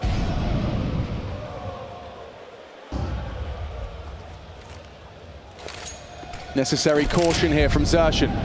Approaches lower, claims it for MOUZ. A little gap in that smoke that Hunter's trying to work with intermittently. Good work, Xerxan opens up the account for MOUZ's 12th. You have the man advantage. Covered by m0NESY, but MOUZ empty-handed on the dig. It's a double for Xerxan, bomb on the floor, and 60 seconds to solve this puzzle. You have Brolin in long. Does that encourage you, entice you towards the A side? They can clear this short smoke. Oh no, m0NESY catches Torji with a flick of the wrist and miss from Nico. And 4 in the round for Xerxan. Sure, a lot of them on lighter buys, but you see how tough, how tense this round got. Just Snacks with the scout. They know he was over towards B, just need to find him, and Jimmy will. That's 12 for MOUZ. Holy moly. This team, they've taken huge names down on their lower bracket run. Crazy pistol win rates. Looking like this is one sweet, sweet honeymoon. And MOUZ stepping into a quarterfinal of bringing the fight, showing what they're capable of. Go back to the big stage, that conversation. Chengdu, MOUZ took down G2. Different roster, sure, but running with that confidence as far as the head-to-head is concerned, and something had to break for MOUZ. Just one more round to pick up map number 1, then we go into Mirage. They know they can beat them. They've proven that to themselves. But this is a different look from G2. I love the pace. MOUZ is going to get overrun. Is this the last round on Dust 2? MOUZ not anticipating someone so close, unable to transfer traded. They have the site now. G2 in trouble, in jeopardy. Is this really the end of Dust 2? Another well-placed HE grenade. Incendiary to try and delay. They're not in a hurry here. 70 seconds and MOUZ have already got so much control of this bomb site. It could have gotten worse there. Hunter chipped down, m0NESY lower. Good nade back. But bomb planted. Brollan weathers the flame to ensure that bomb goes down. Now it's the pressure rising for G2. MOUZ start to believe this is their map. They start to believe they will have a lead in this series, in the Lanxess Arena.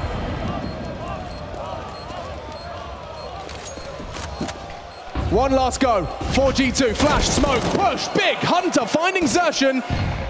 Pressure onto Brollan. Needed that, and they hit all their shots in unison. The G2 cast of characters collapse, and only m0NESY with no time. Just a couple of nice shots as MOUZ make it so. G2's map stolen away by MOUZ.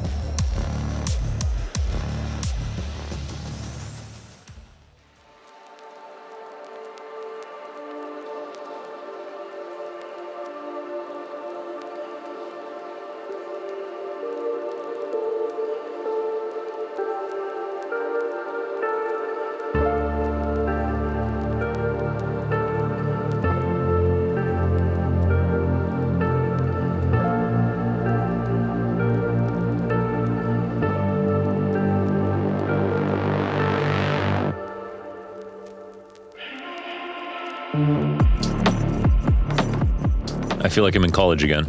It's a bit spicy. I'm asking you a loaded question here, but do Big give you that family feel? I must honestly say yes, because when I joined I thought like it's gonna be more serious, like not talking that much to each other, playing CS, but I must say I'm feeling really nice there. I can hear your German accent so much, but like I had no idea you could speak German before. Could you explain that a little bit more, what it's like to be a Swiss Counter-Strike player with some German? I mean, it's the same like Maniac, right? He lives in Switzerland, he's born in Switzerland, raised, so he speaks French because he's born in the French side, but I'm born in the German side, so I always spoke German. So that's why I know German.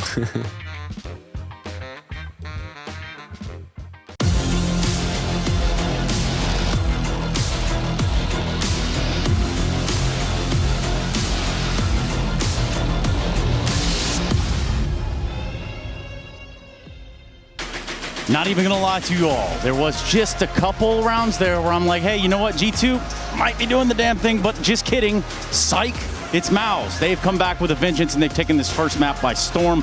Yes, there were some flashy plays from the side of G2. Yes, there were some chances for them to hold on to this map, but ultimately that's not what we got. And I've got Jacob with me, I've got YNK with me. We're ready to talk about it. Also, a lot of mistakes from G2 in this specific match. I think first and foremost, I want to compliment MOUZ for utilizing and capitalizing on every single little mistake that G2 made throughout this game. And unfortunately for the G2 camp, they made quite a few. Some questionable decision-making, some questionable individual decision-making as well, for that matter as well. And then MOUZ, who just kept that calm throughout the game. There was a point in the first time where G2 were dominating. Jimfat kept them in the game. Shuhei with a couple of great calls. But as soon as it got into this nitty-gritty area where G2 were making mistakes, MOUZ just capitalized.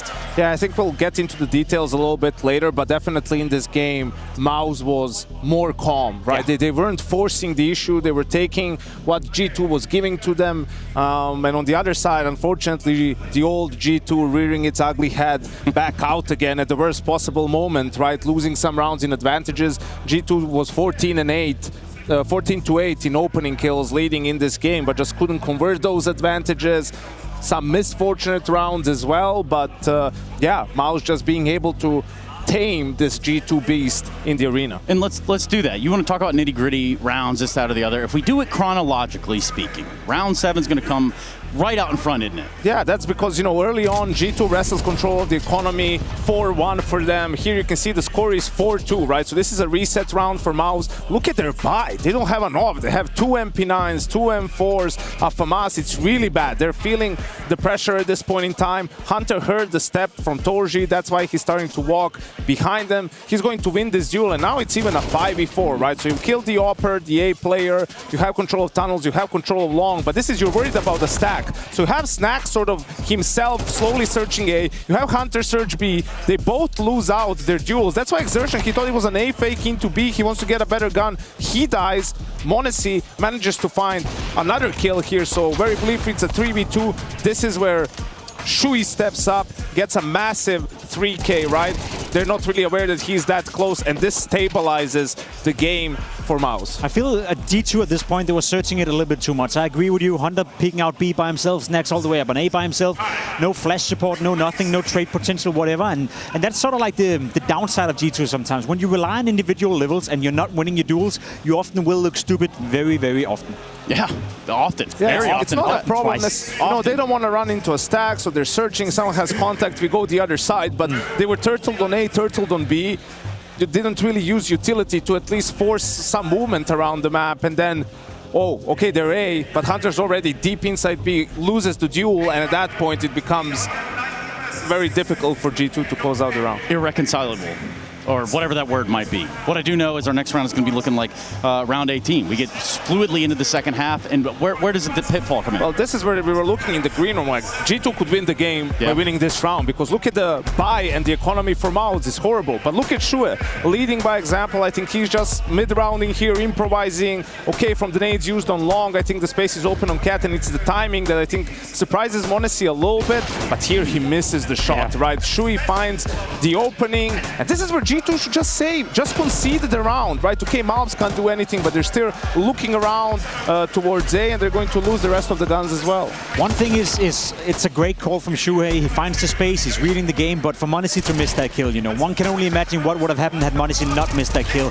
So it is a little bit unfortunate, and then I agree with you. This was not the only time where G2 were forcing the issue. Then at that point, you just save, you give it up, you think to yourself, okay, m0NESY, you miss a shot, it's not going to happen next round, we're going to make sure you have an AWP to work with, we're going to make sure we have rifles to work with. But for some reason, G2 kept trying to win rounds that was unwinnable. And also, m0NESY was hitting pretty much all of his shots. You know, so it's very unfortunate for G2 that it happens then. But the problem is, like, that starts to reek of desperation, right? Like, you can't realistically, like, that round is very, very difficult to win. There's still a lot of Counter-Strike to be played. Why go for it? Like, save the guns, go into the next round. You know, even they were winning some ridiculous rounds. You know, the Snacks 5-7 round and whatnot. So they needed to show more patience. And there for a minute, MOUZ might have just been playing by himself. Who really knows what was going on there? Well, I can tell you those round 20 still on our docket. Yeah, this was even, this looked even more desperate. Like, you know, you were watching this and you're like, what the hell are you guys doing? Like, this was a 5v4 for G2, right? They decide, the B guys decide to play for mid. Unfortunate for them, MOUZ goes all tunnels, they get the bomb site. Save again, you have the AWP, they're not on match point. Not a single piece of utility. Nothing's happening. Like, what are you doing here? Like, what's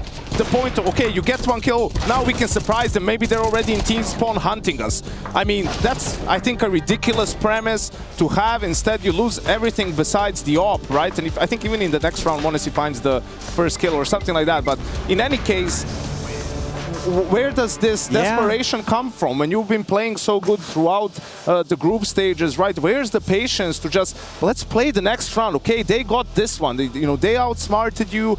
Let's give it a go the next round. You should play the percentages. They're not going to make that great of a call every single time. And sometimes just recentering in those moments and maybe saying, hey, let's approach this with a more calculated approach rather than perhaps anything that we just saw Jimmy doing in the server. Not much calculated there other than the scores that you can run up there because our United States Air Force aim high player of the match.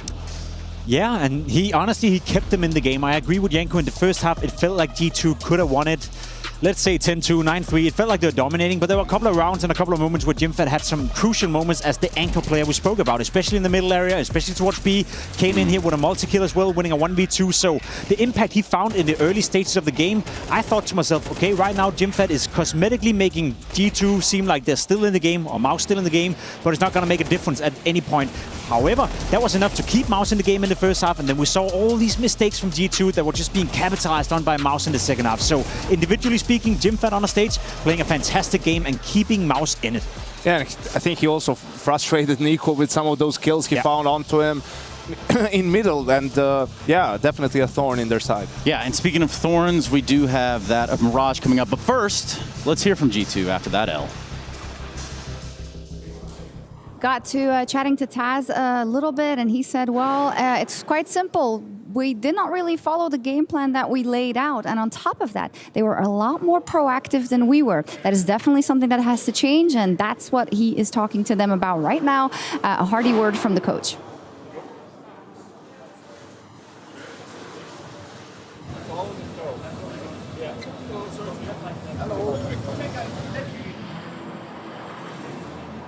So I just managed to catch up with Cyclone, and he was saying that the Dust 2 pick from G2 didn't catch them completely off guard. They knew it was a chance because of what happened when they played it last time around, but they're very happy now coming into the next couple of maps. But they're also good maps for G2. Anything can happen in this series, but MOUZ are up. And he also said on the stage, he goes, we're getting there. He can see the improvements on it. So this is very positive for MOUZ right now. Let's see how it goes on the next map. Yeah, something to grab on there, probably from the G2 side. Yeah. Obviously, they're on the back foot now, so what does that mean? I think the problem was, and it seemed that way a little bit, that G2 didn't have that sort of a game plan, but they got long spawns all the time. So they were taking advantage of the spawns, and they would get long control, but it was after that where the round started crumbling for them. So I think maybe that was the issue, that they planned for something else, but took advantage of what they got, just couldn't capitalize in some of those rounds. Yeah, and let's hope that's not going to be the case for MOUZ. Obviously, the spawns are not that important. Certain plays can be made out of that, but stick to the game plan. And then I do feel like for G2, my worries are that we have seen in this tournament so far that when they're getting off to a good start, when they're winning pistol, they're converting, when the games are not close, it doesn't matter if you make mistakes, they have the individual to cover up for it. But we have seen against Astralis, we did see against Saw, now we see it on a map against MOUZ as well, that when you get into this close quarter comeback where it's 8-8, 9-9, and some decisions have to be made, and you spoke about keeping calm, it does seem like G2 is losing their control over the game a little bit. They're losing their mind almost, and if MOUZ can just stay in the game, if they can make the game competitive, then maybe that's the way to beat G2 right now. Either they win 13-1 or they don't win at all.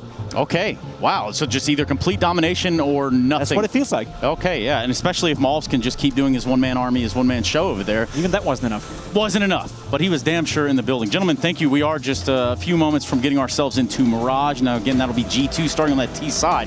But first, here's a break. We're going to go to that break. We're going to come back, and I can assure you one damn thing. You're watching the Intel Extreme Masters Cologne 2024.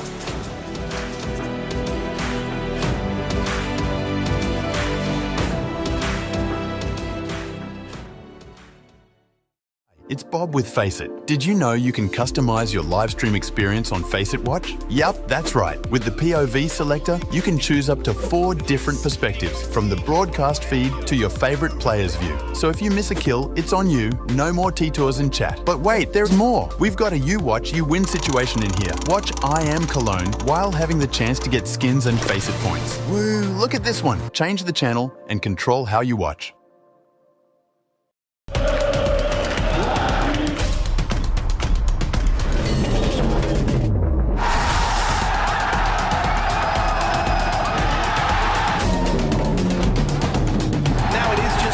Been a bit of a lame duck in this man. 5 seconds, shot connects. Oh, he doesn't go for the one, and he wins it!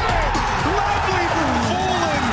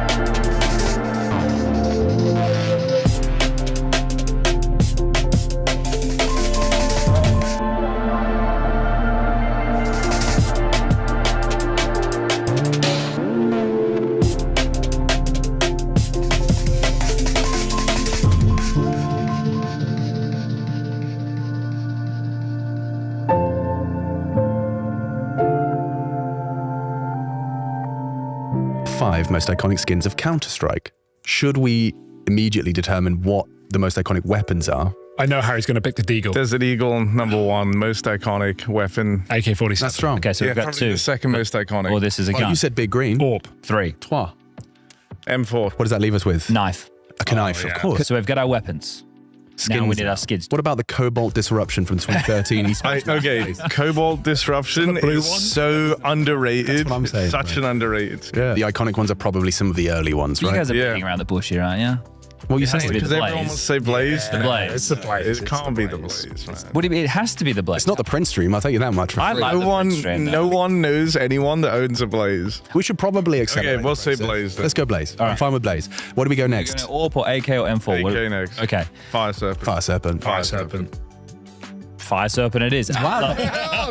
See, now that's efficiency. Fire Serpent's a good one. All right. Okay, Fire Serpent. M4. The how? Yeah, but how much does that cost on white market? It doesn't matter. It's the most Okay. iconic skin. That's fair. It was That's fair. artwork that then became like contraband, and then now it's the skin that lives on in all of our hearts. Yeah. All right. So Hal. Yeah, Yes. Hal. I like the list so far. Blaze, Fire Serpent, Hal. I think that the early orbs are iconic because of a lot of the early plays. I would go Lightning Strike because it's a mega classic. Lightning Strike it is. How much do you reckon that costs, Harry? You're good at this. $400.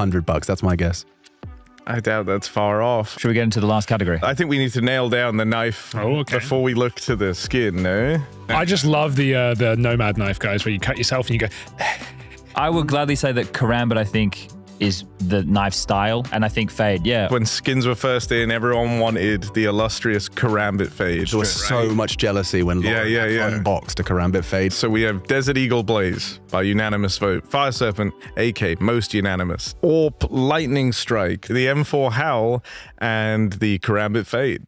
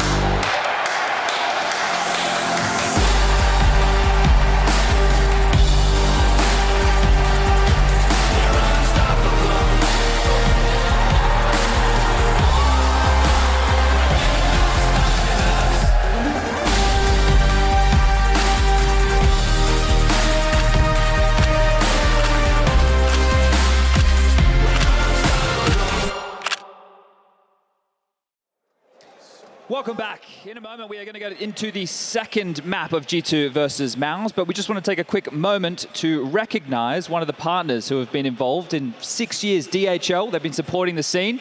And yeah, a big supporter of these events. Yeah, and extending their partnership and extending their presence, which is nice to see. They're going to be showing up at some DreamHack, going to be seeing them in Dota, we're going to be seeing them at ESL Impact and a little more, as well as, of course, your favorite CS events.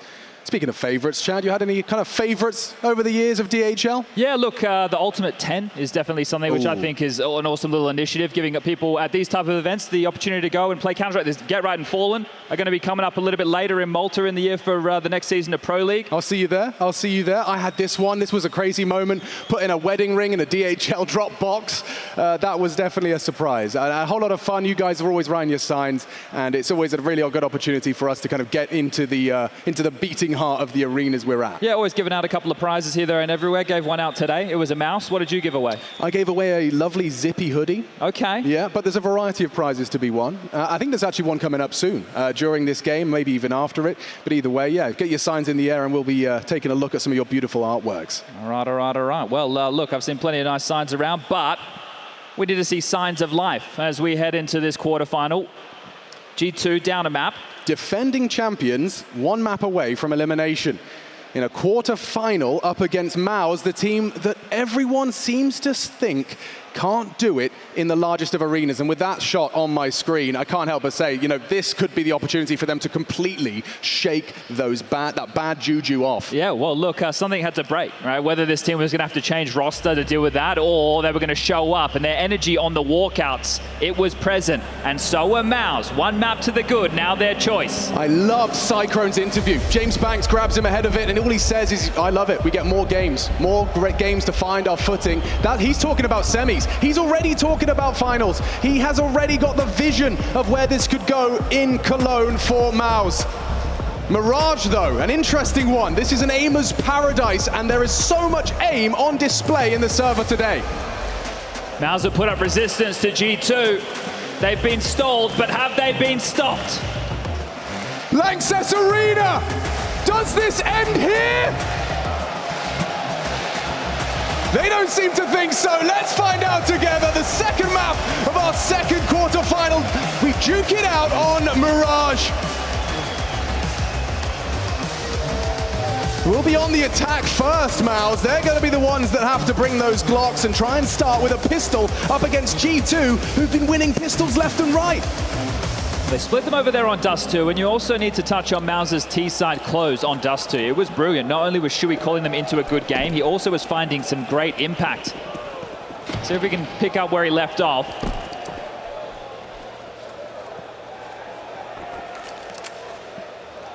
Waiting for the G2 aggressions. They'll be the first to have a look. Hunter calls mid clear, has Nico and Window. Monacy not too far behind. MOUZ towards Connector. It will be a bit of a retake A setup, but noting, oh, hold up. Searching, and Hunter delivering. Finds the head early. Xertion, oh, no trade available. Shui, he thought he had an opportunity, and now caught out by MOUZ. Might be able to plant. They know that A player's Connector. You're right, that bomb is being delivered towards the site now. MOUZ has an opportunity onto the planter. It's Jimmy, and he's lost the bomb, lost his head, and MOUZ goes down eventually. A bit of a war of attrition there from Brolland's Glock, and yeah, repigs into Nico. That only goes one way. Puts it all onto Torji as G2 look to start off this second map strong. All right, well, bomb doesn't go down. The question is, will MOUZ force without the extra cash injection, or will they take a save? Shout out to Pasha Biceps one time.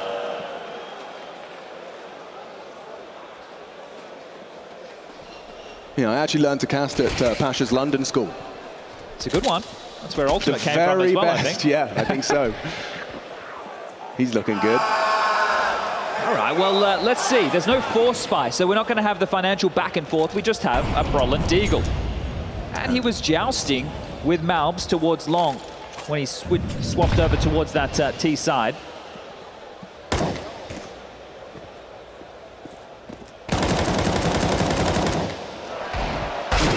There's the Brolland Deagle, and it's MOUZ that falls victim to it. They're going to get a plant, Chad.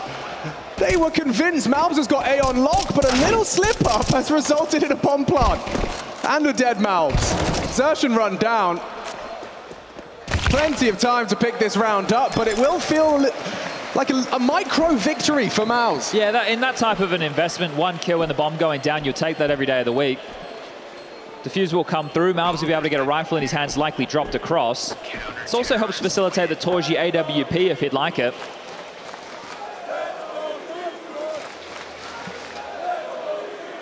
So they're going to go rifles across the board for MOUZ. What's the game plan looking like for Shui? Let's fucking go. Enjoy the game. Enjoy the game. Fun. Smile a little bit more. Have up some task for us, guys. We're ready for smiling. Smile more.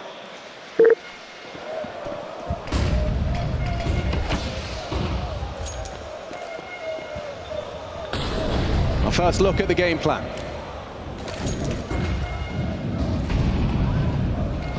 There's a little bit of a delay on that. Monacy didn't throw it the first time. Oof. Playing a wicked game there. Shui's the one to go down first. Hunter ready for his swing. That was all 5 members of G2 ready to fight mid. It was MOUZ and Nico connected, Monacy window, Snacks and Hunter towards short. So everybody was willing to fight for this mid control. The fact that they get the opener, ooh. Miss Molly. Oh, B, Hunter's caught out, they're coming in. That's gonna be a very costly mistake. He mantles straight into Brolland and he provides him with an away in, and Brolland finds another. Snacks back onto Jimmy. Bomb will be planted. Snacks has really saved G2. Catches the mid-luck early, and Torji and Brolan piecing together the close. They don't know he's here. Big to remove Nico, and you're right, they may overlook Brolan. It's Torji that's been spotted. Oh, what a headshot! He's using that AK like a sniper, a one-bullet headshot to delete and put it all onto Snacks. He's done so much work already, but it seems that time is against him. And they double peek, they tried to at least, but Brolan, he does open up the B site, and he closes it down, a triple kill for the Swede. With how that one started, it's going to be very frustrating for G2. As I was saying, they got the opening, they could then just set back in towards the sites, try and set up a different look at the defense, but Hunter gets caught completely off guard, and that's the avenue in, so great work from Brolan. He couldn't go luckier in this situation, or more fortunate is probably the better way to frame it. Hunter just giving away an opportunity in. m0NESY also aggressive without the rest of his team, not playing together. And you already see the furrowed brow from G2, not able to just run over MOUZ. You're gonna have to work hard for this one. Yeah, the B-bomb site's been elusive for G2. A couple of odd rounds, Dust2 as well, where they departed the site. Now this one, Zershin, he's got Hunter wrapped around his little finger, does it with just a MAC-10. Snacks caught out, they explode the smoke. Nico will try as hard as he might, one shot, maybe a MAC-10, but caught out on the spam from Jimpat. When there's a little bit of resistance, G2, they're beatable. Slow them in their tracks, don't just let them roll all over you with their momentum. Not snowballing rounds on top of each other, and that is back-to-back for MOUZ. We saw plenty of this saved AWP from m0NESY in map number 1.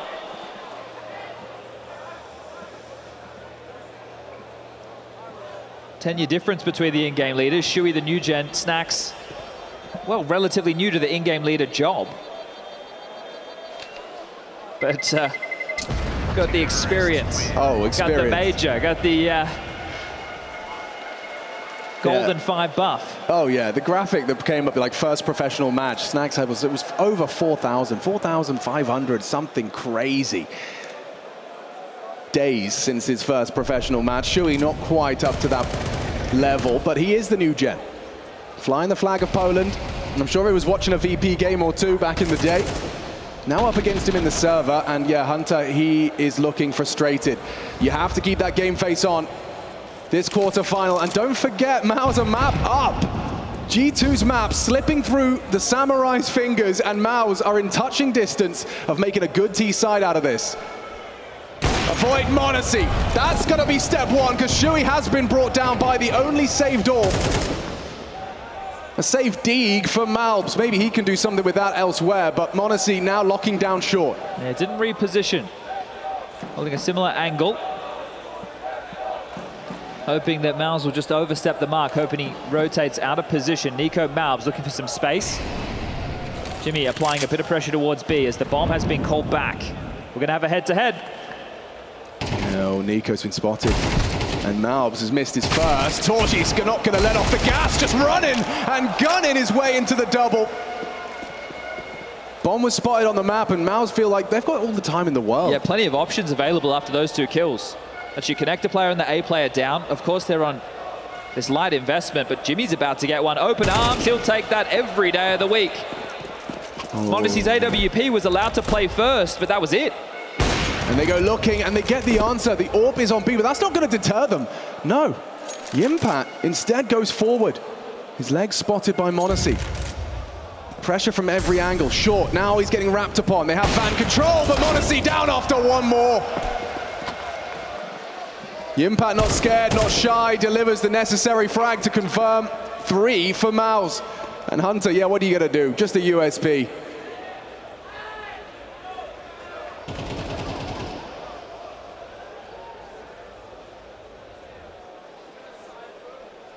Might see Taz take timeouts early again. We saw that on Dust2. Hard to justify the rationale, but you imagine when things are going swimmingly, oh, there's a kill. I know where he is now. Just going to peek him, just going to take the fight. Hunter peppered away. Won't be able to get his hands on the AWP. Jimmy will. And MOUZ in the lead. But taking those timeouts, if you know, when things are going so well, when you're winning games 13-1, 13-3, the mood never sours, but when this resistance comes in, you're presented with, well, a new look of the team and some new problems that you have to solve. Oh, and this buy for G2, it's missing the frills. Shotgun for Stacks, MP9 for MOUZ, rifles for the rest.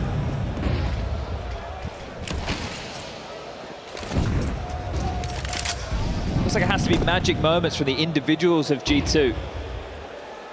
MOUZ are maneuvering across the map very well. Well, when everything's been sunshine and rainbows, it can feel a bit weird when it starts to be a storm. It's unfamiliar to G2, albeit sent to the lower bracket early, but then they just turned it on. Now resistance is met in this quarterfinal. Yeah, I think it was just stunning to see how they dealt with Spirit. Yeah. They do head towards B. Stacks was aggressive. He has dropped back into something a little bit more passive. A smoke and a molly to work with. He's being split on. Shui again with some great calling. Half Elite's resistance. Stacks to be dead. He's on an island and cut down by Shui. It has to be a save, Alex. There's nothing more for them in this round. They are just being outplayed right now. Outmaneuvered by Shui. This new kid on the captaincy.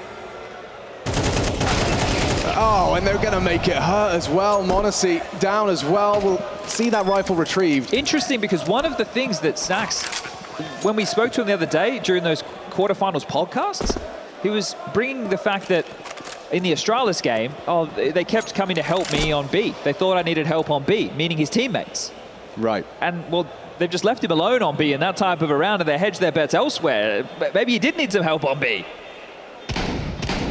Shui. Oh, he did not like the way that sounded. You buy a shotgun against me? Yeah, bring the attitude. That's what's necessary for MOUZ. They definitely have carried themselves with a confidence, but a breakthrough result like this on the biggest of stages, that's the difference maker. This team, they won back-to-back best-of-5 finals in studio environments. But they dumpstered Vitality 3-0. They dumpstered Spirit, two of the biggest names in Counter-Strike. In studio environments. And yet when it came to these larger stages, the results weren't there. Haven't been there. Is IEM Cologne 2024 the tipping point?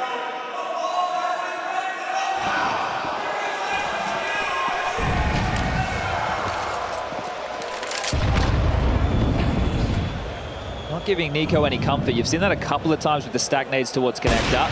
Oof, m0NESY takes a heavy lick.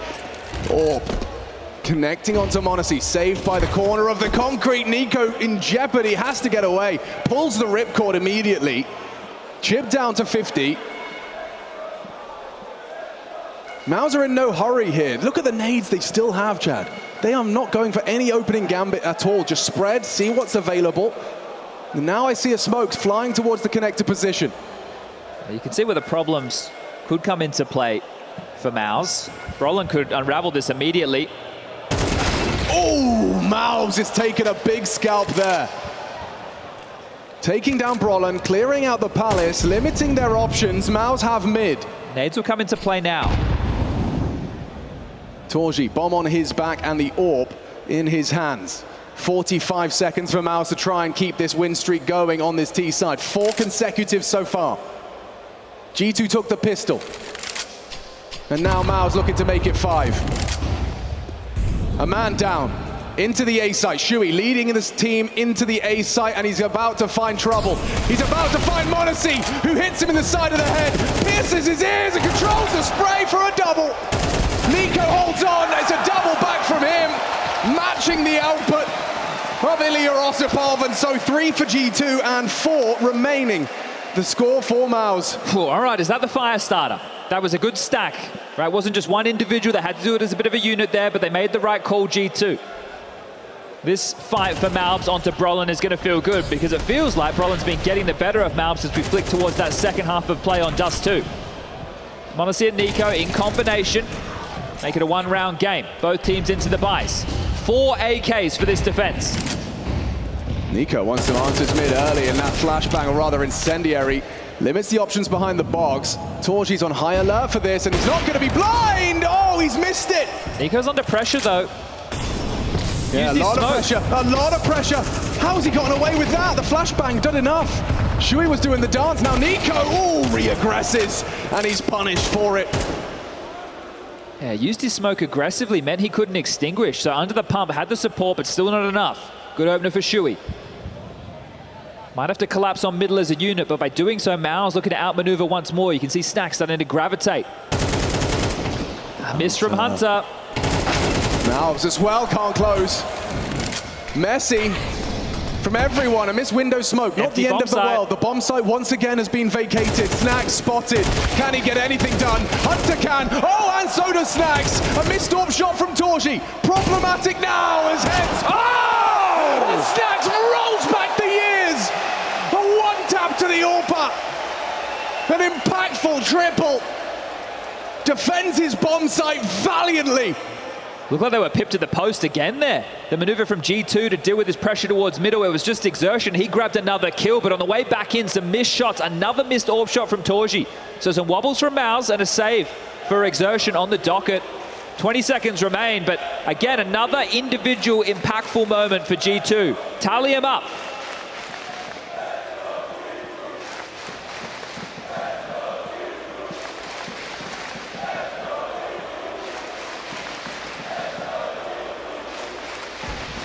Yeah, this performance out of Snacks is admirable. Will that change the game plan for MOUZ? Last couple of rounds, you feel like the B site's a vulnerability, but now Snacks has done that. Do you want to keep knocking on his door? And what is the conversation going to be with Cyclone right now? Exertion saved the AKs, bought him with a few more nades. Jimmy could buy or drop an AWP. Check this one out again. Thing of beauty from Snacks. Last shot on the dropping AWP. Bang. Jimmy's brought in with the AK, a Galil available for Brolin. Torji could be the same. So this is still going to look like a pretty threatening round for MOUZ. There'll be enough util, but will it be a bit more direct? Oh, okay. Jimmy's actually facilitated the AWP. A change of plans last second. Jimmy sells back, buys the AWP, takes the Galil. So yeah, they will fully invest and, well, back up their AWPer.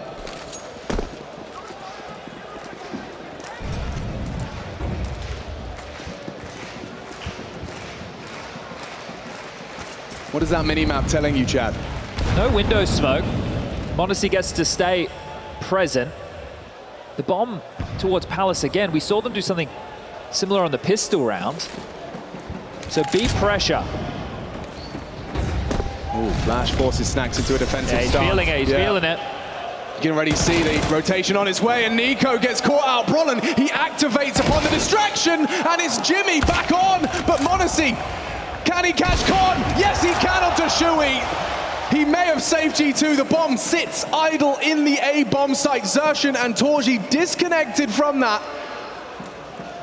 And they have to claw their way back in. Up against the m0NESY that's hitting shots. Maybe this AWP on Torji could be his redemption, their redemption in this 9th round. Hunter spotting. Will Xerxin manage his angles well? Doesn't catch a glimpse of him and exposed and brought low. 25 is all Xerxin has to work with, but the AWP comes out swinging. Finding Snacks is big. It does level us out to a 2-on-2, and that bomb could be picked up. Torji, where are you firing this shot? Gives m0NESY the green light to peek, and it all falls to Xerxin. Oh, up against an AWP on Jungle. Oh, but if you take him down with ease, you make it a little more winnable. Not looking at Hunter. Comes down to a 1v1. That's impact from Hunter. He does recover the AWP for m0NESY. What do you make of that? Would love to see that from Torji's POV. The fake worked. m0NESY was back in a flash. He was over in towards market, towards B. Then MOUZ gets a kill which slows things down. A very important kill for MOUZ. m0NESY then repositions, is able to get here in time to slow out this A fight. A huge second frag. That shot comes from Torji. You've got to wonder what he's actually spotted in that moment, because you bang on. It gave the chance for m0NESY to peek back in, but the finances still ropey. MOUZ, they shove all in once more. Oh man, this is heavy. This is heavy. MOUZ, they believe they can take it with just Tech 9s and a lot of nades. Torji tasked with smoke. It's just MOUZ, but it's MOUZ as your A anchor on Mirage.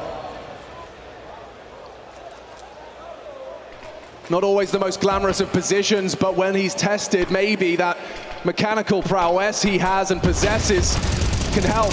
With Nico and MOUZ responsible, here comes MOUZ, and there goes MOUZ, Brolin onto the dirt, and MOUZ run down by Shui. It's Jimmy through.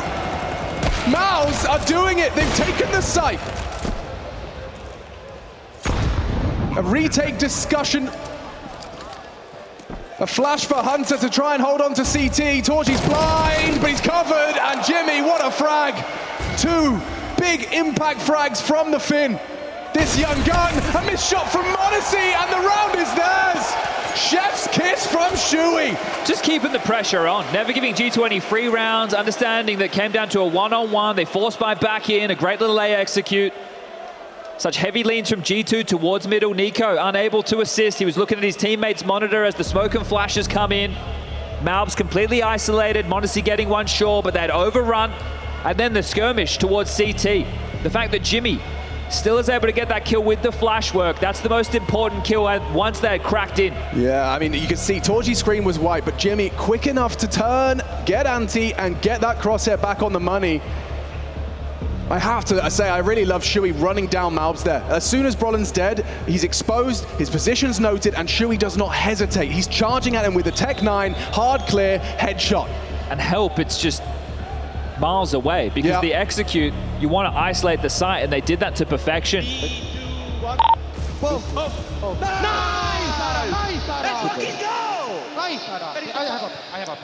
And fires in the belly. G2, they just took the tactical timeout. Taz on the mic, discussing what they're going to do with this buy. m0NESY into the AWP once more, 11 kills short.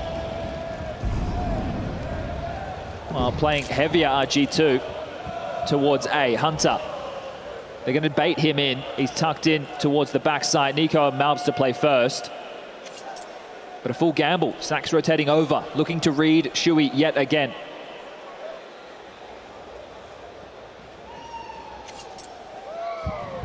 Awfully quiet. Shui out towards the island in mid. Exertion to play through the underpass. And meanwhile, Jimmy anti, Torgy spotting the angle, and Brolin up in his palace. If this is the finish, G2 have made the right call. But can they hit the right shots? Snacks, a little damage to him. Bombs rotating back. They're not falling for this. Not interested whatsoever. There is some uncertainty about this position, though. They haven't been holding it the whole time, and so they will have to be slow about it. In time, they have plenty. Mid-space taken away. Damage. Solid nade. Shui on the offense. Can he get through unscathed towards short? This is going to be a pincer. Yeah, but m0NESY has to worry about Cat as well. It's a powerful position for an AWPer. MOUZ have an AWP of their own coming from this position. Who goes first? Who moves first? 30 seconds. Oh, m0NESY with a flash in his face! And a flash from his AWP. He gets 2. Exertion's going to hear the rotation. And Torgy's going to pluck Nico in rotation. Search and a fumble. The MP9 of MOUZ, upgraded now to an AK, is still not comfortable, but Torgy, some combat AWPing could be on the agenda as he catches Snacks. Oh! Another from Torgy! Close quarters, make it all 4! Torgy delivers for MOUZ in a trying quarterfinal. G2 on the back foot, up against the ropes now. Have to dig deep. And financially as well, they are down to pittances. Absolutely nothing to work with. We've got some MP9s, some Deagles, the util skimp. Want to tie this up at 6-6 is the best that you can muster going into that halftime break. The question is, could anybody put up resistance against G2 after that lower bracket run? And MOUZ, they're standing tall to the task. They showed up today to show it can be done.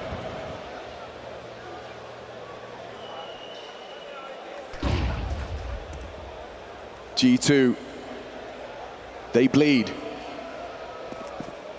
And MOUZ suspected so. That's why they turned up in the red tracksuits. Brolin is going to be tested. A resmoke on the palace position so they can isolate this ramp fight. m0NESY to be tested. An MP9 up against MOUZ with everything they desire. Zershan moves first, draws attention. MOUZ looks away as they activate. Nico will hit the first headshot. It's Modessy's turn. He does deliver and puts the bomb down on the ground. 54 seconds. MOUZ scramble.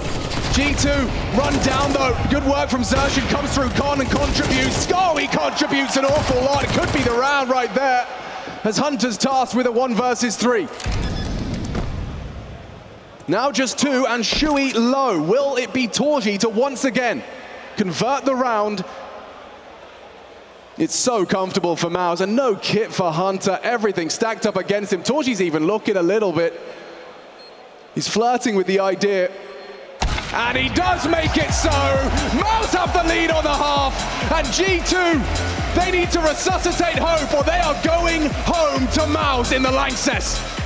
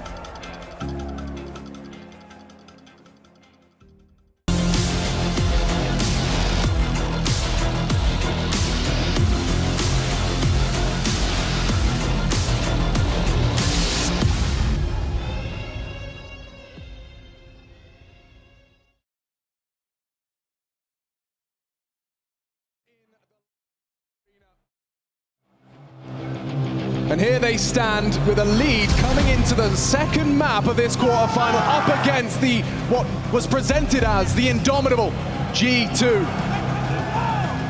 Could this be where they show they don't get lost on the biggest stages? Maybe they have found themselves here in the Lanxess Arena of Cologne. It is a T-side for G2 where they could force the distance, force that inferno.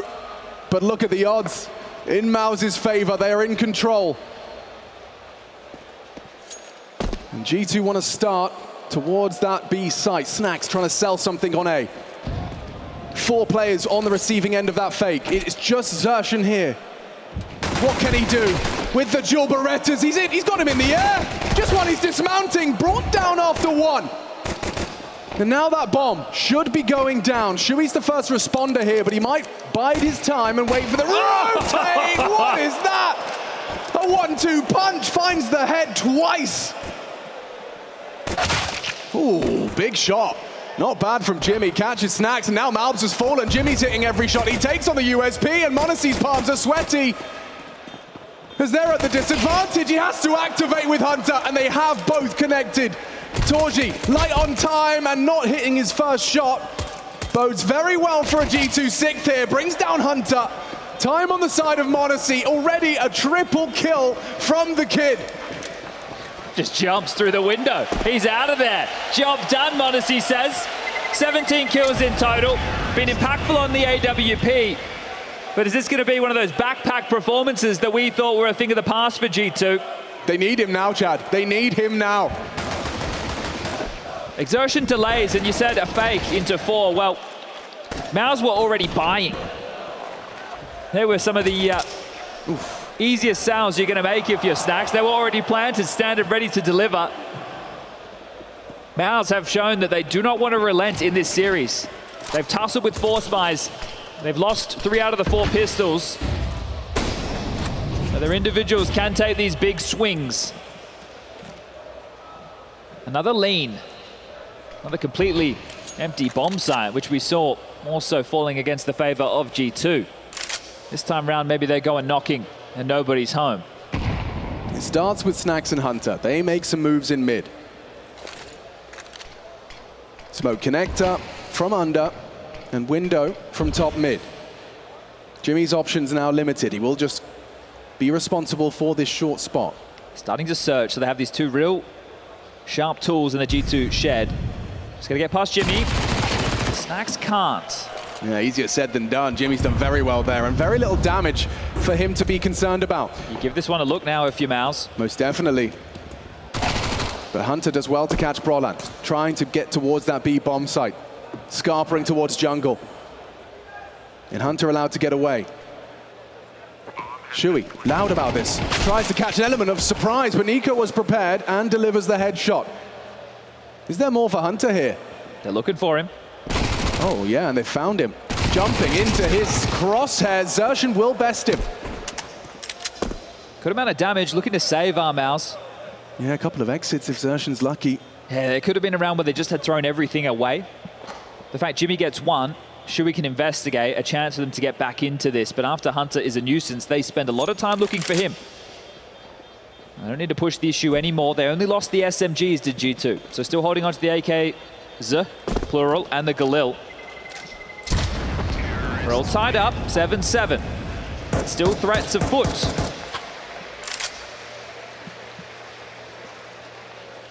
G2 now know that there was a scout in the mix that fired off some shots, and the SMGs likely in play.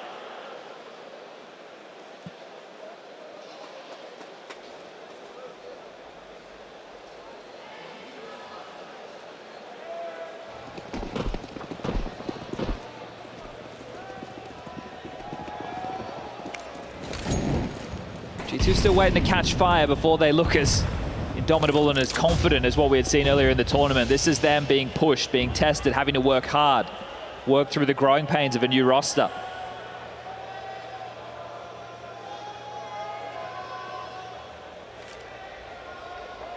Continue the strong starts into the halves with the pistols, and these conversions necessary if we do want to go the distance and see Inferno. This time round, MOUZ with the stack. Nico spots the jump. With Snacks almost caught off guard, goes 1 for 1, but they're going into the remainder of MOUZ. Yeah, they have got time to pivot back, but letting Nico search, letting him see what he can find. Shui actually just waiting on the other side of that smoke. If you dare jump through. Cut of noise, Hunter searching. Xerxan will communicate that. It will be relayed. You can see Jimmy accounting for it, will peek through on this elevated angle, likely to be overlooked by Hunter. Feels like he's going to go down here. Multiple players, gives it a go to Shui. Hunter's keeping so many players busy. He should go down. How is he not dead? The immortal Hunter. Everyone wants him. Finally, Jimmy brings him down. Ever elusive. Snacks and Hunter making the space towards middle and short again, and the other 3 setting themselves up for a B finish. Just sowing the seeds of doubt. Sprawling across the rest of the map, and the rotation came in once more, just leaving poor Shui with that Zeus. Feels like similar rounds in back-to-back fashion. Not far off, not close enough. And that Zeus now finds itself in enemy hands. I don't think that's going to stick around. That might find itself on the floor at T-Sport. I don't know, it is Monacy. Oh, it is Monacy. That's a good point. And MOUZ, careful, nearly losing his rifle there. The scout from Torji spotted. And yeah, we do lose MOUZ. Little 1-2 punch there. Zershan's going to finish off and force a rebuy onto the Guatemalan. All right, well, let's see if that has any ramifications. G2 would have to lose that one before we can start questioning just how much pressure that applied to the economy. The threat is there. Still a bit terrifying when you see a CT running at you with the stun gun. All right, guns out for MOUZ. Been successful in putting a halt to G2. Can they do it on the first real buy? Pack roll heavy towards middle from G2. 4 players bounding out into action.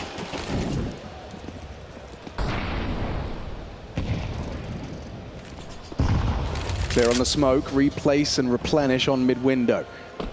MOUZ, this is where the T side, this is where you look to him. As a new asset, a new weapon. Flash, not going to be peeked off. Zershan picks his window. He has been unable to provide. Worried about the push, but it's Shui doing all of the heavy lifting from Connector. Zershan will bring down the AWPer. A missed shot from Monacy goes punished. And it finds Hunter in a very troubled waters. Now, recovering the bomb is the first step, and he'll get that one uncontested. Ooh, Torji just looked away. Might be mantling up, but maybe a window. A big gap that he's just found himself through. 50 seconds. Not sure where Exertion's gotten off to. Big timing on this. Oh, yeah, he had his opportunity. Now, I'm afraid he's caught out with a knife in his hands. Knife to a gunfight. On the 16th round of the second map of this quarterfinal, we find ourselves tied up. And a very serious looking Taz there, understandably so. We've had some luck here today. I think the other guy used all that luck.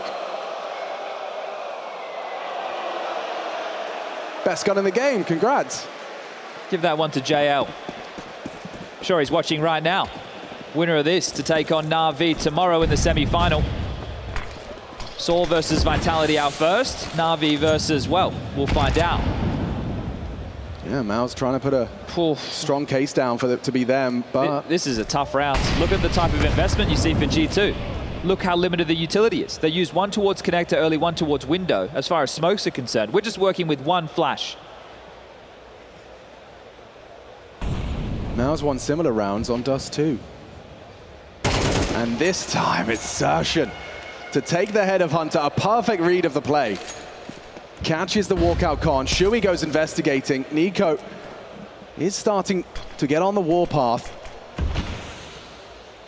And he's peeked. Torji peeks into Nico at the perfect moment. A clear of the smoke. Snacks could have been exposed, but instead overlooked. Now is his opportunity, but he lets it go.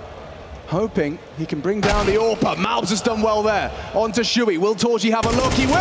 And Snacks has brought down another. Somehow, it's G2 with a man advantage.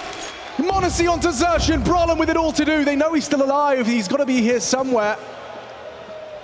That's what they're saying. And they got 30 seconds. Jimmy scarpers through CT. Monacy considering ramp. MOUZ considering Palace.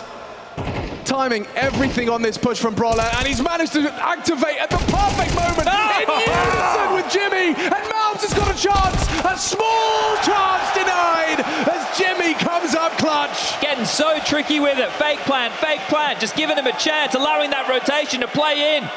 MOUZ silenced G2. That type of a buy working with nothing. The individuals stand tall for G2 to battle into this round after a great little opener there from Exertion. But that's all it feels like G2 has, individuals to pop off the only way through, and MOUZ are matching them blow for blow, showing that they are a better team, and there's some MOUZ frustrations. We haven't seen that in the G2 jersey yet. We talked about confidence, but it does wane when you feel like you're not closing rounds. You should have, you could have. There's a disconnect between who you told yourself you are and what you're currently presenting. Brolin has been chipped away at. It's Deagles, it's a P250 and Glocks. And this is for 10, Chad. This would put MOUZ 3 rounds away from a semi-final in the Lanxess. And they played overall better CS. The T side on Dust 2 was fantastic. We were praising G2 throughout the lower bracket run for always flashing for each other and things looking very cohesive. Well, right now, even with the opening kills going in their favor, they're still having a tough time walking around the map, hoping the individuals are the solution. Jimmy's had a great first quarter-final here in Cologne, and Torji racks up some extra cash to splash. That'll be great for the finances and the confidence, as this has gone nowhere fast for G2. Yeah, coming back into games is a whole different beast. Running with that momentum, rolling over your opponent, keeping them at more than, it's a country mile. They were lapping these teams. Right now, they're having to work hard. And G2, it just doesn't feel like there's enough solutions, enough answers for what Shuey and the boys at MOUZ are bringing. We touched on it before, earlier in the year, the studio events, EPL, Bet Boom, Best of 5 finals, 3-0 against the likes of Vitality and Spirit. Big names. Yeah, just rolling all over them. MOUZ are a team who have, well, definitely been more than on the radar. I think at one point in the year, they were ranked #1 in the world. But it's going into Dallas, they took time off. They dropped very early. It was a limp finish to the season. Every time they make it into the playoffs of these big events, they go missing. But right now they are in control. They are looking like the better team. And as you mentioned, they're only 3 rounds away from finding themselves in a semi-finals against Na'Vi.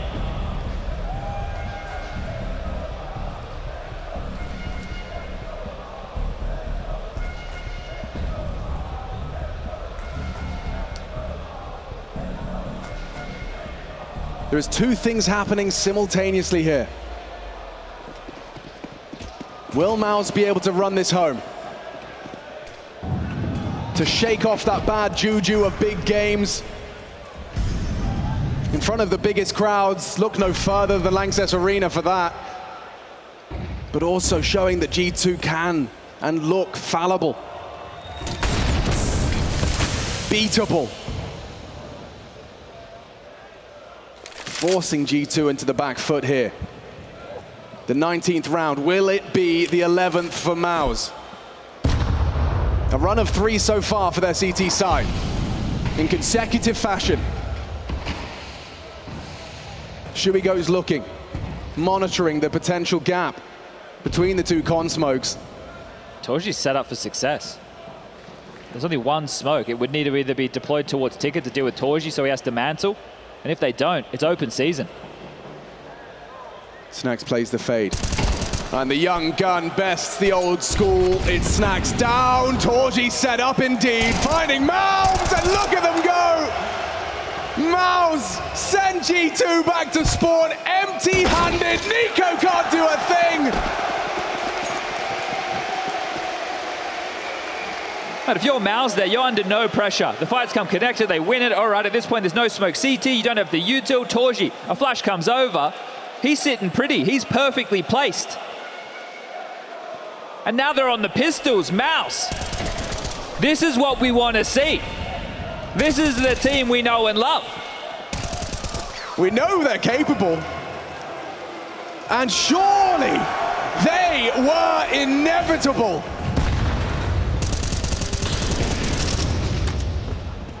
Bringing their game to IEM Cologne and showing G2 they have gaps.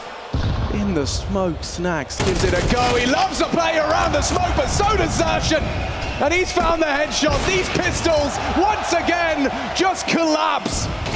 Oh, but m0NESY has found 1 lovely headshot. A second is magnificent, but with 43 points of health, he's gonna be going down. Torji just runs at him. Confidence oozing out of every pore. He's got 20 frags and 8 deaths. He feels like he can do no wrong right now. They are plugged in, zoned in. And this T-side for G2, not a single rifle round pistol. Conversions against the forces, but once the guns come out, MOUZ put an end to the silly business. They stand up, they shut down this momentum that G2 was running with. They're not the same team today. at the hands of MOUZ, at the fingertips of these 5 names, stands the opportunity to end it with 6 rounds straight, to do what Spirit couldn't.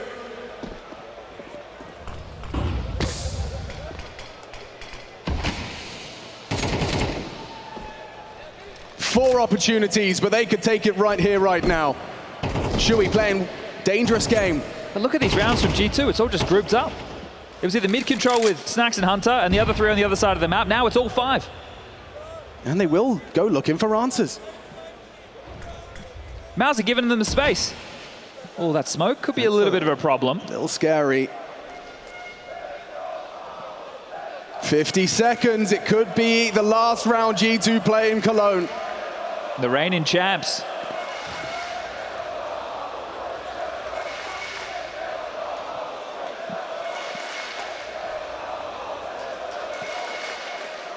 Becoming a bit time sensitive now. Been given nothing. Now they have to take everything. MOUZ under pressure is Brolan. Burnt into the fight, but he still delivers one. More than he was worth as Torji's dig onto Nico. Zajan holding firm. Modesty gone, and MOUZ have taken it. Big game, and they deliver their best in front of tens of thousands. That's gotta feel damn good for MOUZ. Average age of 21. Last time MOUZ were on the stage, Torji was the only individual in that jersey. Young faces. But for the MOUZ faithful, it was not a matter of if, but when they would break through. And now they get an opportunity in the semi-final against Na'Vi. What a statement that would be. What a statement this already is. As Cologne is in elation for MOUZ. A 2-0 victory against the G2 who looked untouchable. G2 had their strong starts. They won their pistol rounds, but MOUZ put up resistance. That was the difference today. G2's momentum, it never got a chance to get going. And the confidence that MOUZ will run with from this victory.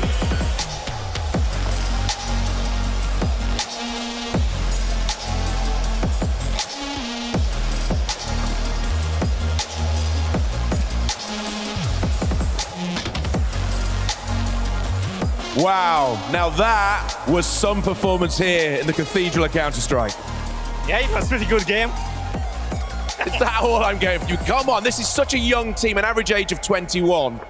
You must be so proud of how you played here. Yeah, absolutely. I think that everyone today kept their composure and we played really well. And I think that we showcased a level that teams should fear today. And yeah, I mean, I'm just looking forward to play tomorrow. This arena is amazing, and thank you guys all for the support as well. As we heard as well, tens of thousands here have been expecting not when, but how you were going to play and how you're going to win. Because they've talked about you being great online, but not when it comes to the stage. Has that ever bothered you at all when people say this? No, not really. We laugh about it. We are studio merchants. But yeah, I mean, we take it step by step. We're still a young team, as you said. And yeah, I think that everyone stepped up today, and it's a key reason we won. How far can you go? I mean, we know you can play well, but here, in this sort of arena? Until that point, right there, at the end of the walkout. All right, all the way to the trophy? Yeah, exactly. All right, well, listen, do you want to say anything to your fans who are watching? Yeah, thank you for everyone for the support. Thanks for my family and friends. Thank you so much. Who's that down there? Yeah, it's my mom. Hey, Mom, how are you? Our biggest fans. Listen, congratulations. Fabulous win. Can't wait to see you in the semi-final. Put your hands together for MOUZ and Mum.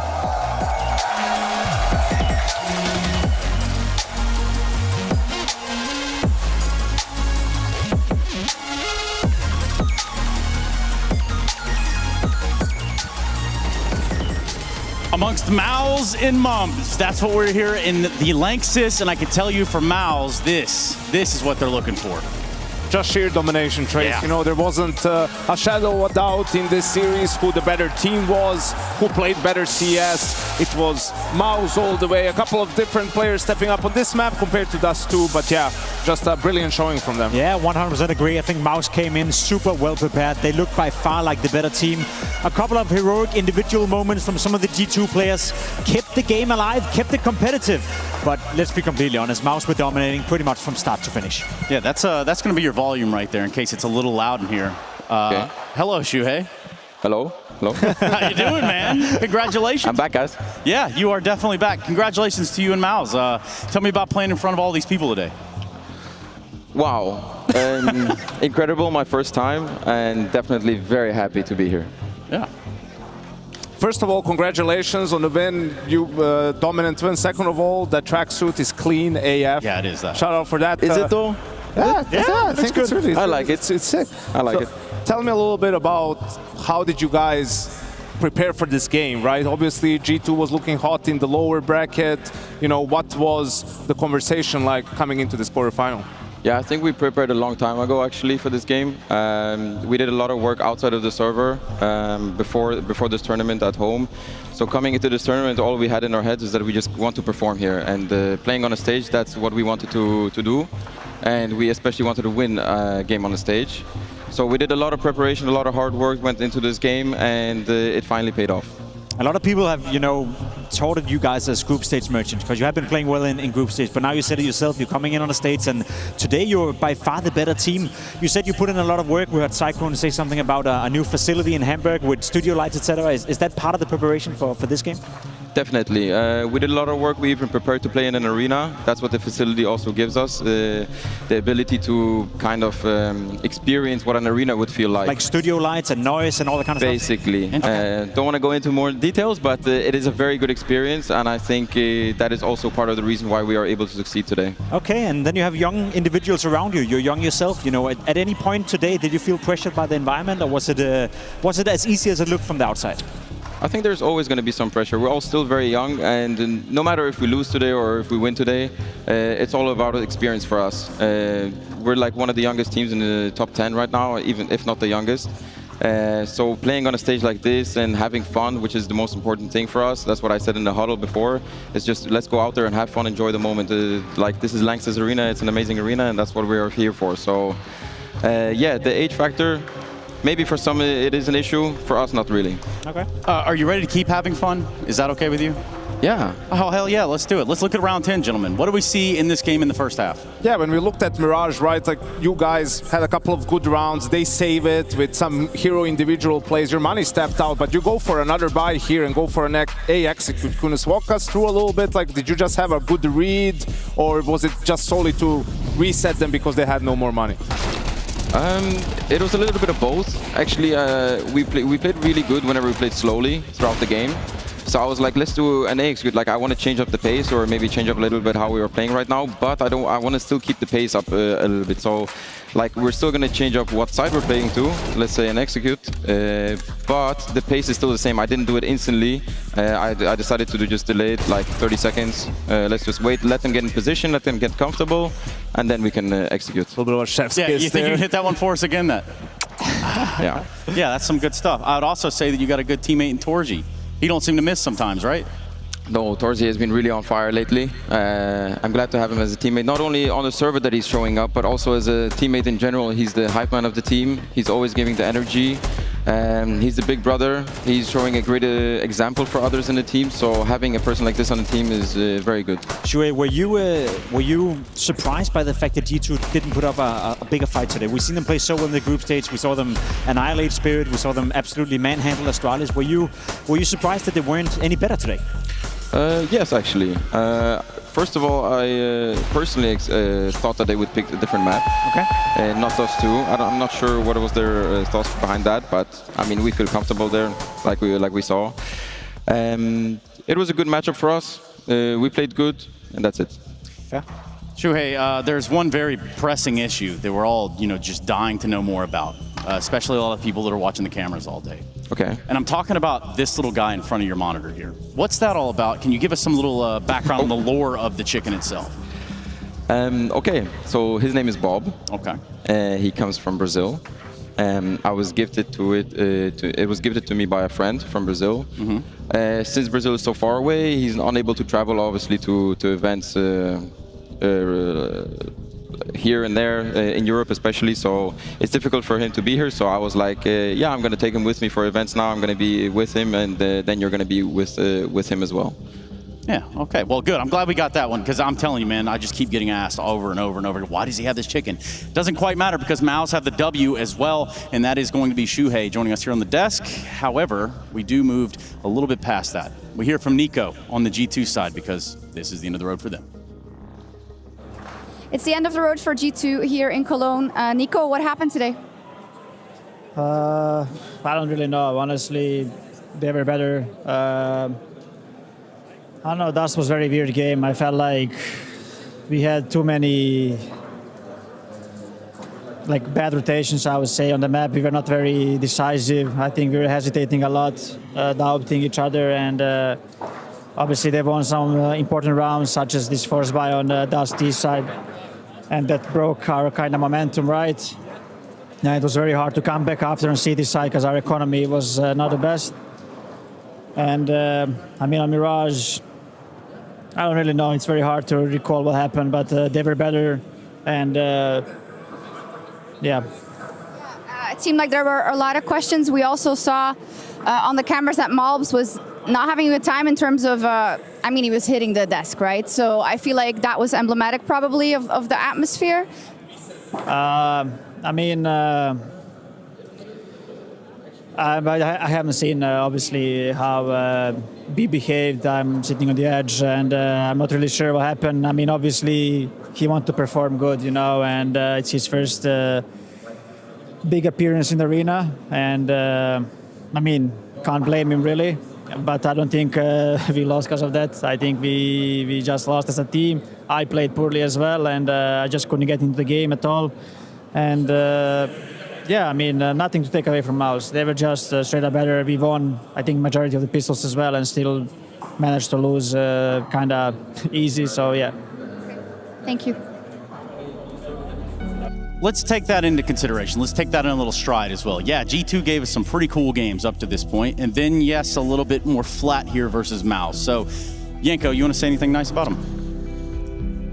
Yeah, I think that's the vibe I'm getting, rather. I mean, it's been very candid from Nico, right? They weren't really in this game at all. They made mistakes. They struggled. The calling, you know, didn't seem all too well. Individually, they weren't on point, him included. And that's the thing. It's a little bit similar to Team Liquid. Like the tournament ends in a sour way, but it's still early days for this roster, right? Like we saw what they're capable of, and they get rolling here. I think there was a little bit too much chaos. Right, they weren't as calm as we saw them be in the group stages, so you could tell that they don't have still enough depth to their game to go up against a team like MOUZ at the moment. I agree with that sentiment. It does end a bit sour for G2. If anything, I did think they showed us the best possible Counter-Strike that they can play right. We saw the potential during the group stage against Spirit, against Astralis.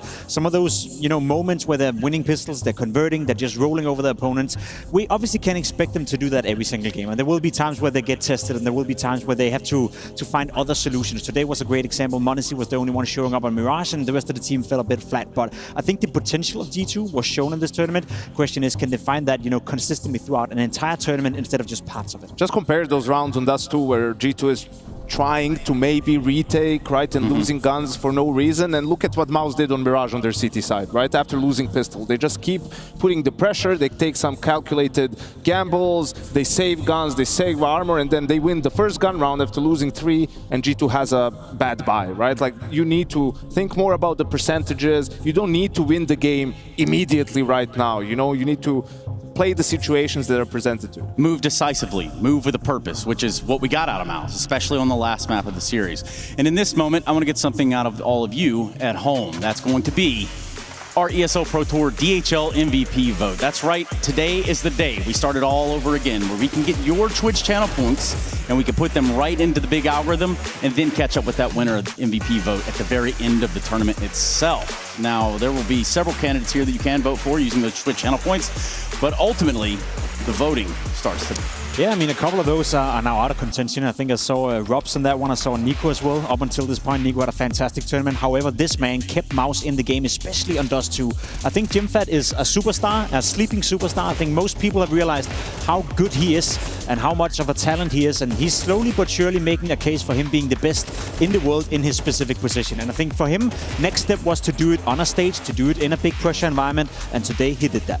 Yeah, absolutely. And we talked about Torji coming into this one, being one of MOUZ's best performers on stage. He showed us that one more time, especially on Mirage. He was a menace with the AWP, just continuously being a thorn in G2's side. Always. Every seeming turn This round was nasty. Yeah, that was ridiculous. But as you can tell, you can use those Twitch channel points, and m0NESY is going to come up from that G2 side. Yeah, I mean, he's not going to win, obviously, now that he's out of the tournament, but I think you got to give it one more time to m0NESY. If anything, I think today he was the only player for G2 who really kept his level and maybe even played better than in the group stage. Well, what about MOUZ? But he's not in the vote, but what about MOUZ? I mean, a good tournament overall. I think, again, we saw the potential, but I don't want to take anything away from this game. I think G2 as a team fell, but MOUZ didn't necessarily have his best performance. However, on Dust 2, he was the only one keeping them in that one. So I think overall he should be super, super proud. And I think G2 got a gem in their hands right there. Yeah, and I think the takeaway for G2 is just to be more calm and not let frustration get to them. Obviously, you need to build your playbook, right? But you saw it from MOUZ as well in the second map, right? And just they were uncomfortable throughout that series, and you want to work on that so that it doesn't take root within the team. Yeah, you don't want it to become contagion, right? You don't want it to just kind of start spreading around. You should think about that, Trace. Yeah, and why is that, Jacob? Just think about it. Just kidding, man. Yeah, so I will think about that. I'll think about that, as long as I'm also thinking about everything that's going on, because we're at a playoffs point right here. We've shifted from a studio environment to now what we could call stage 3, where in which you kind of start to build this much larger storyline. Who could do it in the big house? And I'm talking about here, not in jail, Jacob. Yeah, I guess so. I think there's 4 good teams still in contention, obviously. We have a couple of teams waiting for you. We saw today take down FaZe Clan. I think to many that was a big surprise, but I gotta be honest, the way Saw played so far in this tournament, they've been mega competitive in every single game. So for them to book a spot into the semi-final versus Vitality, that's gonna be another big test. And again, they play with no pressure. Already by now, they're in the semi-final. And who knows, if they continue at that level, maybe there's a chance. Yanko, that's a typo, right? Saw? In the semis?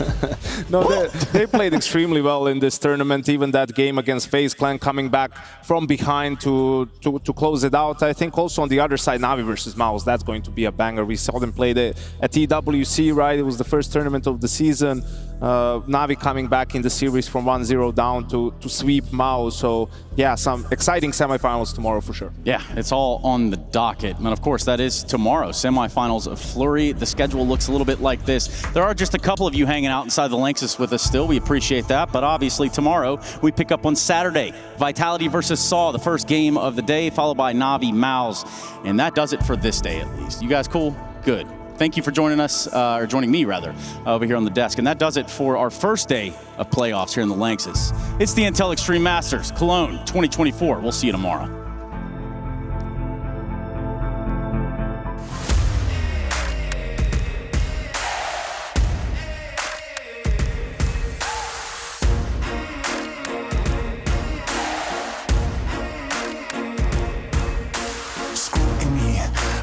Twisting up the truth, this ain't new to me. Since the age of 22, I've been using it. Like it's fuel to level up, like it's champagne in my cup. Like there's nothing interrupting my pursuit of dreams.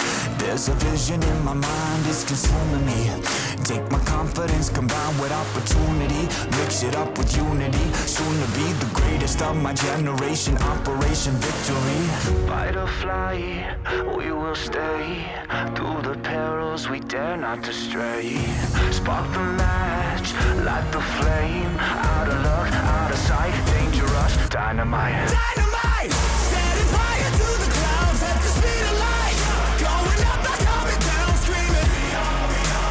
Superman's kryptonite. Blowing up dynamite. Dynamite! Setting fire to the clouds at the speed of light. Going up, not coming down, screaming. Superman's kryptonite. Blowing up dynamite.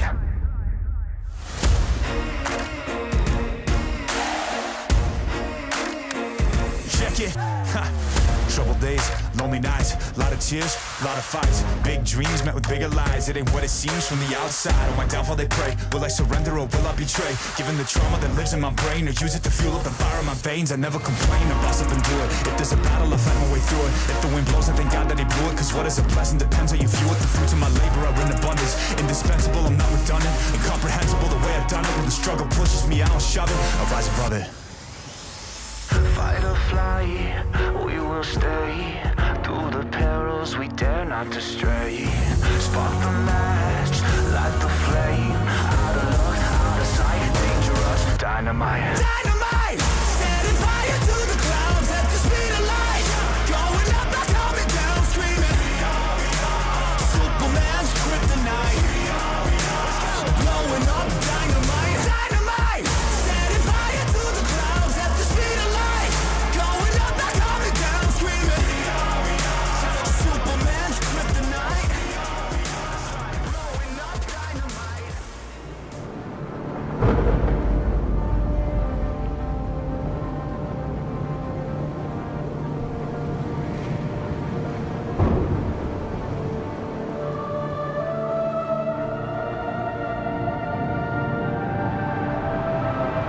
Rafa really making history. Absolutely phenomenal. And Ace is the champion of the Intel Extreme Masters World Finals. Storm's still not quite done. MC is going to take this fight, though. 3 seconds left. Last 2 rounds of action's got to start it well for ESC. And this is a massive move for Zez, but he's not content with just a Nexus kill. He wants to win. And it's all done. I'm Strollin's winning. Unbelievable Rogue with a 4-0 victory over Classic. And they did it again in the grand finals. It's MOUZ! Give it up for your Intel Extreme Masters World Champion!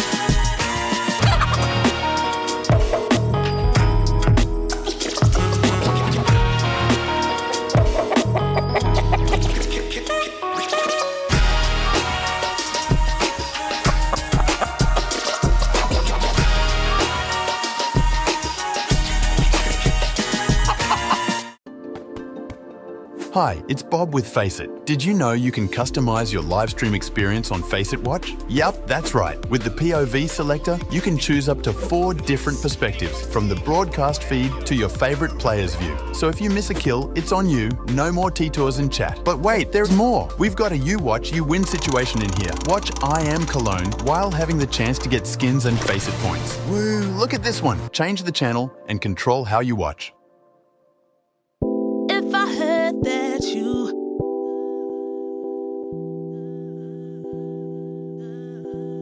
If I heard that you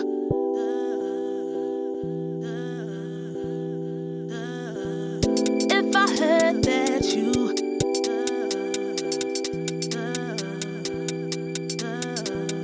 If I heard that you